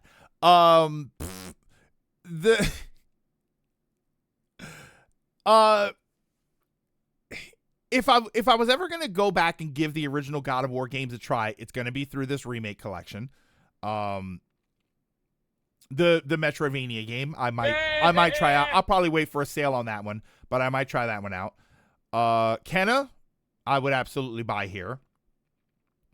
Star Wars Racer, I would probably buy here. Although I need to see whether or not you can use the online. Unfortunately, with Sony, I have to worry about using the online. But I did like the Star Wars Galactic Racer. That would probably be a PS5 game. I said Kenna, God of War. The Castlevania game, I would probably do. See, that's difficult because I would most likely do that on the Switch. Yeah, I do that on the Switch because I think that's where because I think I have the Classic Collection on PlayStation. No. I think the Classic Collection I have on the Switch. Oh, Pragmata. Pragmata. Yeah, Pragmata 100%. That's a PS5 purchase. Rayman is out digitally. Is out tomorrow digitally and June physically. Yeah. Metal Gear Solid 4 is free from PS3 jail. That's probably my pros and cons. SOP had the biggest names, but still enough of stuff you'll probably see the next State of Play. The partner direct, which granted is a fair isn't a fair competition. Says most stuff here was still partner games. Oh, is a fair competition. Says most of it is still partner games. Still had a lot of shadow drops and things that get right after the direct. But just being honest, forgettable. It's also a personal point. I couldn't towards any of these directs. Even Nintendo's was there anything here I would buy on this system if that was the only way to play it? Oh, it's why I was less harsh on the partner direct. Paid net play is still the biggest BS of modern day consoles. That's my biggest issue. If it turns out that Star Wars Galactic Racer, I need to pay for PlayStation in order to get it online, I'm going to just buy it on PC, which I really don't want to do. Yeah, see, like, I'll play Pragmata on Switch too. I think that's a game that I definitely want on PS5. And Resident Evil. If I get the Resident Evil game, I'm going to want that on PlayStation. You will. I'm happy MGS is free, but I'll buy it on the Switch. Legacy of Kain is confirmed for the Switch too. I never even got the remake of the first Legacy of Kain. Well, the first Soul Reaver. I already pre-ordered Pragmata for Switch too. Like, that's a game I'll play on PS5. About to eat dinner. Great stream. Go. Thank you. Oh, you reminded me. Thank you so much, General, for that, by the way. But there's this movie, Goat something. Like, it's, I don't know if it's like a sports movie or something with an actual goat. Well, like a CG character goat. Is this movie made by LeBron James or something? What is the deal with this movie that I saw? Goat, yes, it's a sports movie about basketball. Is the movie actually produced by LeBron James? Like, did LeBron put money into Steph Curry? I'm sorry, not LeBron. Steph Curry. Steph Curry's a producer. Did I miss any State of Play thoughts? Yeah, we mostly finished talking about it. I actually thought it was a good event. Hi, Nightmare. I actually thought it was a good event. I thought it was a really good event. Yeah, with Steph Curry. Only he would finance himself to be in the movies. They honestly got to stop making so many games I want. My backlog is big enough as it is, and I'm trying to pare it down. Oh, later, Jav. Have a good one. I'm actually going to see Goat this weekend. Yeah, it just reminded me when you said Goat, I knew that I wanted to ask you guys something. Judging from how they said Sony helped them set up the stage and everything, it's a good chance none of the Konami stuff was in the partner direct because Sony paid for the State of Play spots. Yeah, that could be what it is. So we'll see when that stuff comes over to Switch 2 or like, I mean, it should be a day one Switch 2. Legit, the second half made that the best State of Play. You thought Rivals was the only game with deep lore pulls? Here comes Tokan with Danger. Yeah. I like that I called it, too. I like that I was like, oh, the embodiment of the Danger Room. Yeah, that makes sense. I'm the most excited for the God of War Greek remake. That was such a genuine surprise. Are you getting the side-scrolling game that's out now? Are you going to get that? What was it called? Sons of Sparta? God of War Sons of Sparta? Yeah, I am legitimately surprised at how good of an event that was. I'd probably go A-. Yeah, I'd go A-. I'd go A- specifically for the fact that there was also a lot of stuff that I probably won't play. But that's not really that's not fair. Hold on.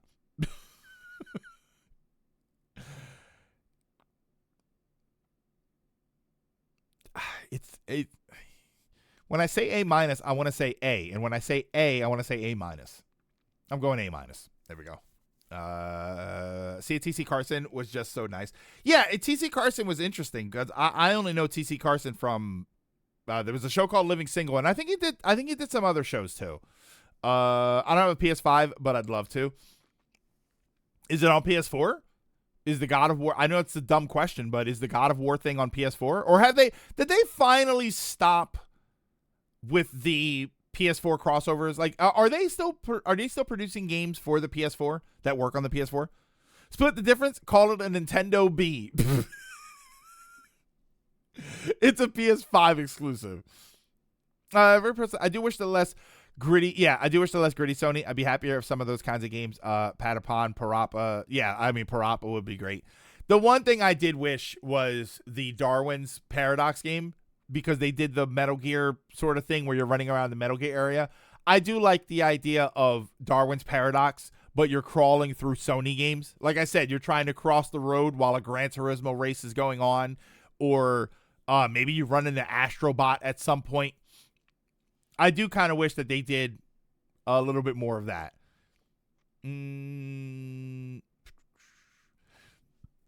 Oh, excuse me. Yeah, that'd be so like we saw it with the Metal Gear, and you're trying to crawl around while Metal Gear stuff is happening. So what if the point was that you crawl through different Sony games? You're sneaking around while Sly Cooper is jumping around, and you're trying not to get caught. While Parappa is doing a concert, you're in the background trying not to be seen too much because you don't want to ruin the concert. Like, how much fun would that have been if they just continued that idea and did a whole bunch of other things? Oh my God, I would have loved that. And no, and then you have it fall, right? You have it fall, and then it falls.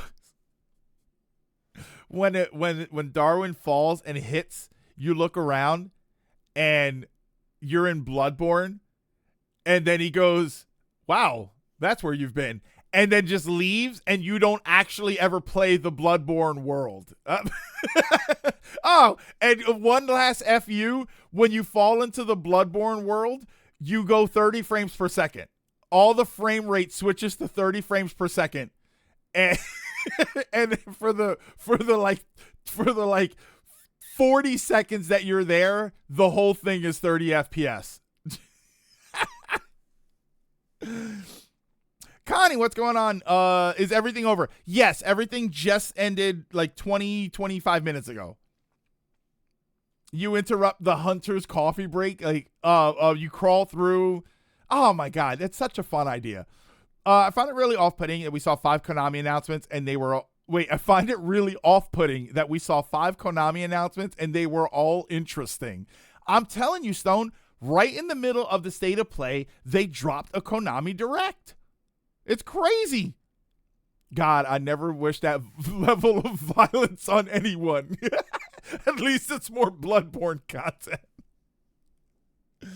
What are the better odds that the games come to Steam within 4 months? Connie, I think most of these were PlayStation and PC. I think a ton of them were PlayStation and the only ones I don't think are going to be PC immediately are like the Santa Monica ones, some of the more instant ones, but I think most of them were PC same day. Konami woke up January 1st and went, "Oh, we own game IPs."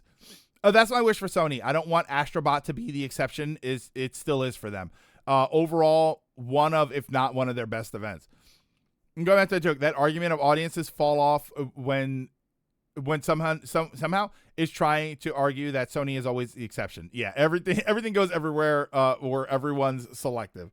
Yeah, most of them already have Steam pages. Yeah, they have done. I think they're done with that. I think that Sony is done with any sort of exclusivity, which is funny because we often say that consoles need exclusives in order for people to care about consoles. Otherwise, you just get a good PC.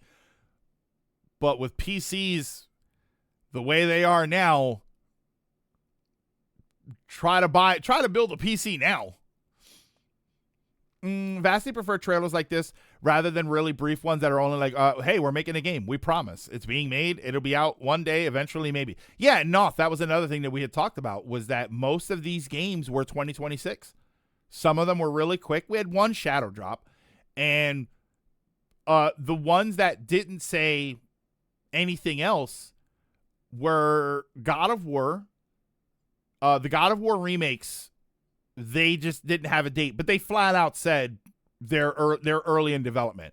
I'm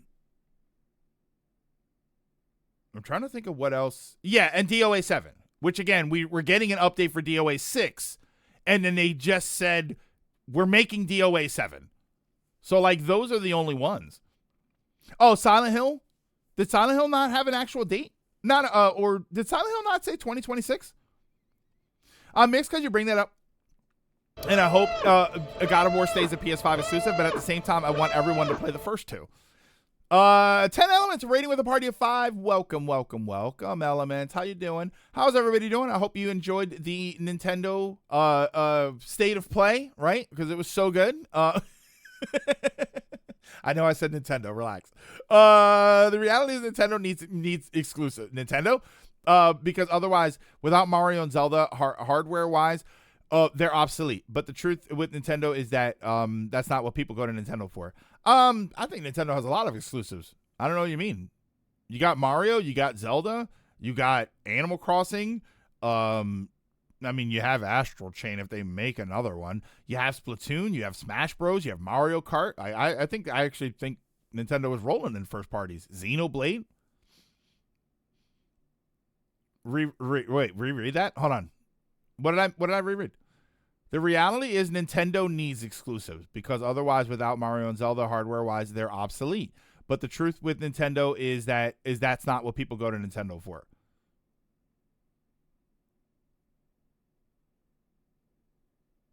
Yeah, I don't know. Wait. The truth is Nintendo. You say that's not what they would go for. Yeah, they're saying they don't go to Nintendo for hardware. Oh yeah, they go to Nintendo for first party. I see what you mean. Okay, that makes sense. We kind of said that the PS4 Xbone was the last bastion for exclusivity because now it's all about the consoles, compatibility with generations and ecosystems. Basically, make sure you stay with them now since you have dozens of games no matter where you start. Yeah, if you're a hardcore Sony PS5 person, you're kind of stuck there. Oh, that's what I'm saying. Yeah, their exclusives are their bread and butter. Yeah, you're right. Yeah, I'll give you that. You're absolutely right about that. Nintendo's exclusives are their bread and butter. That's really what they sell, and they are good. So we don't care. I go to Nintendo for portability. Nintendo releases the new console, the Nintendo Potato. If Metroid came out on PlayStation, I would get it on PlayStation. Literally, my entire Switch library is first-party games and Vanillaware. Yeah, I do love my portable console. Man, Spider, what's going on? Woke up from my new Castlevania coma. Yeah, I mean, we're getting a new Castlevania game. We're getting at least one new Castlevania game. They did say that was like the first in the 40th anniversary of Castlevania. So, okay, hold on. Belmont's Curse. Give me a second here. So that's a brand new game, right? Belmont's Curse. For a second, I thought it was a remake of the Game Boy game. 2D exploration action title. Development between Belmont's Curse will launch 2026 on the PS5. In this, is it just PS5? The game is set in 1499 Paris, a city attacked by monstrous creatures suddenly emerge from the shadows. Armed with the legendary Holy Whip, the Vampire Killer, Trevor Belmont's successor, ventures into the burning streets and looming castles to hunt down the beast. Okay, so it's going to be like Trevor Jr. 3D Castlevania collections are next. Can't wait to play Castlevania 64. I wouldn't mind playing Lament of Innocence again. I didn't hate that game. Beast of Reincarnation, I'll keep reminding people that Game Freak has made other games before and people forget about them within a week. We've seen a BOR 3 times now, and each time, yeah, you're not wrong about that, Lilac. Every time I see it, I forget. I mean, I'm also me, so. Wait, weren't we going to compare the trailers that dropped earlier today to what was announced? Oh, yeah, you're right. Yeah, I got to be honest with you. I think I got to eat my own words on that. Hold on. Let me see here. I think I'm going to eat my own words on that because I don't think any of this stuff was announced. It was not in the list of things. Big Walk, Revenue Noir, Belmont. Let me take a look at some of the other stuff. Dead or... Do you see the... Hold on.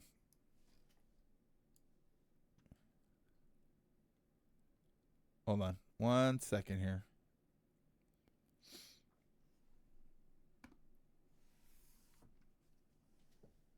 Yeah, they made Tembo the badass elephant. Yeah, and everybody thought that Tembo was going to be in a great game. And then a week later, nobody talked about it.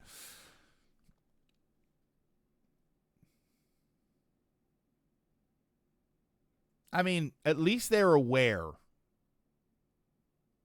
of Dead or Alive. At least they know. Yeah, that's DOA for you. There wasn't there no hesitation. At no point did they hesitate to do that. Oh yeah, Brigandine. I forgot Brigandine got announced. Oh, this is all the Ghost of Yotei Legends. So okay. So I'm gonna these are the things, these are the videos that came up, and I thought they were all gonna be in the event, and I was worried about that. So I will eat my words on that one. Diablo 2 had some sort of update for some reason, so I thought that would be there. Bethesda Pinball I thought was just ridiculous enough to be there. There's an update for Disney Speedstorm. There's this Killer In thing for Square Enix. Absalom, probably not Mario Tennis. Battlefield 6 Season 2. Starship Troopers I thought would have been there. This 10-minute presentation about Monster Hunter Stories I thought would be there. And then there was this Entropy Effect game, which I know that that's the PlayStation 1, or that's the Xbox One, but the PlayStation 1's here. I really thought a lot of these games were going to be there. And no, they did. You know what they did? You know what they did? They did the Nintendo thing. They did the Nintendo thing where you know that a Direct is coming because a whole bunch of stuff gets dropped on their channel and they just don't talk about it. And that's what they did. All of this stuff was put on there earlier today. It's like, yeah, it's like they got all of the stuff out onto the website, out onto YouTube that was not going to be in the event. So they kind of did it the other way around. I like it. Sony did what Nintendo did, but all at once before the event. Yeah, which is what Nintendo usually does like 2 or 3 days before. They start dropping these trailers, and we wonder why the hell, where all of this is coming from, and then you find out that there's an event. I recently bought Monster Hunter Stories 1 and 2 on the Switch when it was on sale, and PS Plus catalog is putting them both on there now. Yeah, good to be wrong and also be proven that only one side likes to say, no, you give me, I don't give you. We may not know if Castlevania is coming to other stuff for a while because Sony tends to hold that on PlayStation label for a while before they let the third party share that it's coming to the others. I'm also curious because while we're expecting Castlevania to be a third party thing, Sony still has Requiem, and that's not going anywhere else. I know that there's a reason for that. I think the reason was that Sony paid for like the 3D game and like the remake of Rondo. They paid for all of that stuff, so they don't want to put it anywhere else. I am concerned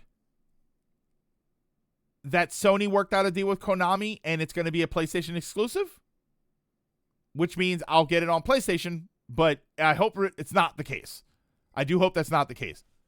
Oh, Castlevania has all consoles listed. Here we go. Hold on. Yeah, coming to Switch, PS5, Series X, and PC. No native Switch 2 version for this one yet. Requiem is an what's this? Exception. Because they own that version. It's an exception because they own that version, but I was concerned that they made a deal behind the scenes that we didn't know about, because that's the first time we've heard of this game. So my concern was that Sony did the funding on that game, and because of that, it's going to be a Sony exclusive game. Again, I know that seems outside the realm of possibility, but that's basically what happened with Requiem. So I don't want that to be the case. But it's not. They're already saying it's not, so that's a good thing. Yeah, I'll actually, if you look at this, because they did the same thing. They put all of the trailers up ahead of time. So you had Kenna, which looked really good. Ghost of Yotei Legends. I mean, I still have to play Tsushima before I play anything else ahead of time. Death Stranding 2. The irony is I kind of feel like the Death Stranding 2 announcement got lost in the mix. Crossings. Which one was this one? Yeah, this one. I think this one kind of fell flat. I don't think this one was all that interesting. Oh wait, that's a MetaQuest game. Sorry. I was gonna say, wait, Crossings. I definitely don't remember that. For Loop. Yeah, okay. Okay, I'll give you For Loop. Yeah, maybe that's why. Pragmata, Resident Evil Requiem. The other Requiem. Yeah, this is like we're tired of seeing it, but at the same time, you know what this is the last push. Yeah, Death Stranding 2 on PC was never a question. Castlevania News gave me a big thanks for telling me about some of these Switch games, Sony. Legacy of Kain Defiance Remastered. Brigandine. This one's kind of weird to me. This one, I need to look up the Brigandine series to see if this is literally just the second game. I played a little bit of this on PS1. It's a good game. It was actually a pretty good strategy game. Dead or Alive 6. Dead or Alive 7. It's just... All right, chat. All right, chat. Which one? What are we playing? 6 or 7? Control Resonant. That seemed pretty decent. I didn't like that it reminded me of Gravity Rush. That was kind of a disappointment. There goes Beast of Reincarnation again. Crimson Moon. Was this was announced, right? Was this in there? Yeah, that was the really cool looking one. Saw people claiming Brigandine Abyss was AI because of the cutscenes. It is the second game for Brigandine. So they literally are making a sequel to a game. Wait, wow. Okay. See, this is what I don't like. Because now my brain is doing the thing. My brain is doing the thing that it always does. Because we just had Konami come back with a bunch of stuff. We just had them release a sequel to Brigandine, which is a game from the PS1. So now, because it's Konami and because it's an old strategy game, now my brain is saying Vandal Hearts 3. That's what my brain is saying. Because Vandal Hearts was made by Konami and they're bringing back a strategy series. So there's a new strategy series coming out. I know Konami didn't make Brigandine, but my brain puts these things together and now I want Vandal Hearts 3. There goes Galactic Racer. Look, it's got a Star Wars trailer too. There goes First Light. Metal Gear Solid Collection. There's no way we don't even see Ghost Babel. Metal Gear also confirmed for everything and has a Switch 2 version. 25.9 gigs for Metal Gear 4. There is a physical on Switch 1, but a key card on Switch 2. Boo. Begin processing copium subroutine. That's exactly what happens. Silent Hill Townfall. We'll see how we feel about it. Rev Noir. This was okay. John Wick.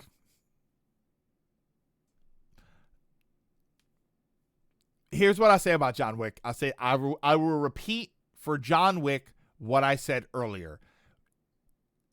John Wick is a really cool thing for movies. You don't really see too many action characters like that in movies. Even the action characters that do kick ass, right? Jason Bourne could never. You know what I mean? But in a video game, we have tons of characters that do that kind of stuff. We've got characters with all kinds of crazy fight skills and they jump and leap around and they do all the wild things, gunplay all over the place. So it doesn't really feel special when John Wick is in a video game. The Brigandine cutscenes, I can't tell if it's AI or just sloppy vector animation. Sons of Sparta is $30 for normal, $40 for deluxe, which comes with a digital art book, soundtrack, PS avatar icon, and the in-game items. So Lilac, $30 is what you're saying there. Marathon. Wait, hold on. There's more stuff here. Big walk. What's this? The moment his wings were revealed. Oh, this was in the trailer too. No, wait.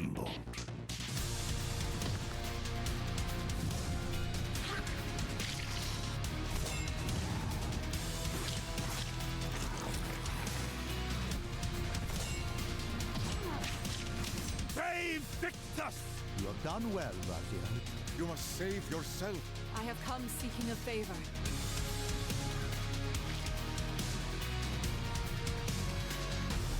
Ascendance isn't granted.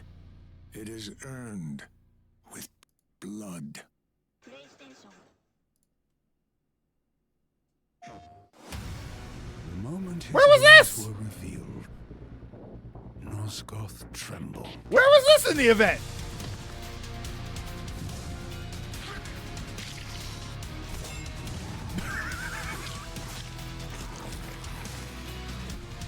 Why didn't they show this? Wait. Brave Victus!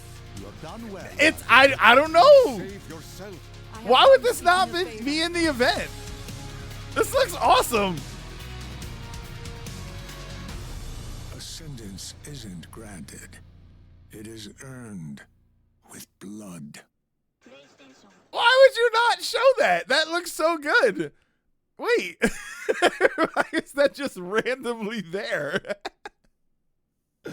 That was just randomly there. There goes the Token Fighting, Neva, God of War remake, and Sons of Sparta. The reveal trailer for that. Why would you just not show that? We are Mega Cat. Oh, and there's also some sort of giant presentation for the Sons of Sparta game. Oh yeah, see, this is like a 7-minute long thing. This is the kind of thing we would have normally had in the state of play, but they realized we don't want it. Yeah, it's more Legacy of Kain. Why would you not show that? Oh, Marcos, have a good one. We're gonna wrap up here in a minute. The Legacy of Kain. See, you say Legacy of Kain Shovel Knight Edition. I was thinking more of the when Bloodstained came out, and then there was the Curse of, what was it called? Curse of the Moon for Bloodstained. Yeah, what's Mega Cat? I guess they are they the studio that made it? It's 7 minutes. I don't think I want to watch this, but God of War, Sons of Sparta all started out with a cold Curse of the email Moon. of all things. God of War has been on our wish list as a studio for years. Okay, so the studio is Mega Cat? Mega Cat Studios, lead developers on God of War, Sons of Sparta, in our first behind-the-scenes When video we about the first game's started creation. Mega Cat, Okay, we so were I'm not gonna watch that, but it's up there if you want to watch it. It's on PlayStation's YouTube channel. Nobody wants the developer going on and on, but I think we all gave the Konami guy a pass because they were throwing a lot of cool stuff at it. No, I mean, yeah, kind of, but no, I don't mind when that was something that we said earlier about the presentation, was that there were no 10 or 15 minute segments. There was no we have 60 minutes, but let's take 15 of them to talk all about Marathon, right? They didn't do anything like that. Because remember, there was that one event where they did, and I think the first thing right off the bat was like a 12-minute presentation about Concord. So they didn't really have any of that. And I feel like back in the day, that's what we would have had. They would have shown us the Sons of Sparta game, and then there would have been this 7-minute presentation would have been part of the event. You know, now here are the devs to talk about Sons of Sparta, and then it would be a 7-minute segment. And they didn't really do any of that. Yeah, no, let's explain the trailer you just saw. Like, they didn't really do any of that in this event. Yeah, and it would have dragged like it always does, and they didn't do it. That's why I have to give them an A, at least an A- for this, just because not only were some of the announcements really good, you know, some might have been for you, some might have not been for you, but the pacing of the show was really good. They didn't do no comedy bits, no, like I said, 15-minute segments where they talk about something. It was really good. I actually thought it was really decent.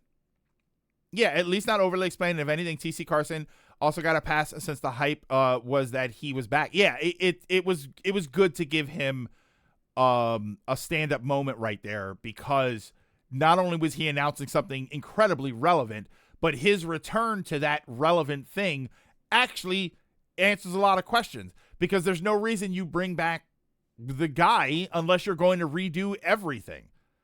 So I wonder if, you know what I also wonder with the God of War remake? I wonder if they'll tie in some of the 2016 stuff, the later stuff, like sort of setting it up, right? Oh, one day you'll have a child, and one day that child will drive you crazy. And and it's like, oh, he's talking about Atreus. Oh, that goes both ways. Not just when it's my team getting the shot. Yeah, it does. Even if they had the Castlevania announcement. The Castlevania announcement was a fantastic announcement. But you know what I didn't want out of it? A 15-minute segment explaining why it was the perfect time to bring back Castlevania and why they developed this game the way they did, and who's going to work on it and who does every little part of the thing. I love Castlevania, and I'm glad they didn't do anything like that. It is not about whether or not I like the game. It is about, you have a 60-minute presentation. I do not want you to take a fourth of it talking about one game. I want you to give us announcements. And they gave us a really good announcements. They paced it really well. The whole presentation was fantastic. I mean, Kratos did have another kid before Atreus. Oh, his name was Ash. I know who you're talking about. Yeah, that's right. His name was Ash. And so was his wife. Would that make Nintendo Direct better if they cut the fluff? Or look into, or look, you can make Mario jump kind of stuff. Yeah, like I don't want, hey, you can make Donkey Kong, Samus has new abilities like jumping. Like, I don't want any of that. Nintendo was never really notorious for doing that. And one of the reasons was they used to have the Treehouse. You know, the Treehouse was, hey, here's the announcement in the event. And then the Treehouse is where we're going to talk more about it. So Nintendo was never super guilty of that. But they've had their moments.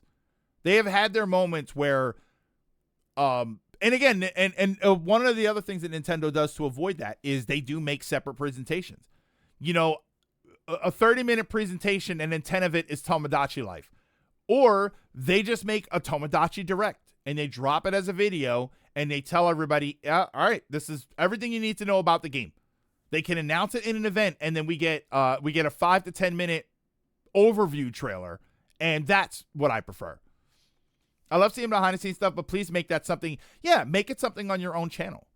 Make it a separate video like this. You know, we got God of War: Sons of Sparta, and then there's a 7-minute discussion video about it. But that 7-minute discussion video is on a different place. It's at YouTube. Well, it's not really a different place. It's YouTube. It's a problem when everyone does it, yet Nintendo is more sporadic about them, or even release the overview content. Usually the overviews have been separate videos. Mario Wonder got a separate overview video. Donkey Kong Bonanza, I think, got a separate video. The Mario movie got Nintendo Directs for them. So, yeah, Nintendo's just not really super duper terrible with it. Okay. But I actually think that is going to do it for today. Got a short one / long one. I can't wait for the MGS4 to be fully free and the internet explode into, why did the two old men kiss in that fight? The worst it ever went was ironically with Smash Ultimate for E3, where it was supposed to be a general direct and it was just Smash Ultimate. Yeah, like, yeah, you know, whatever.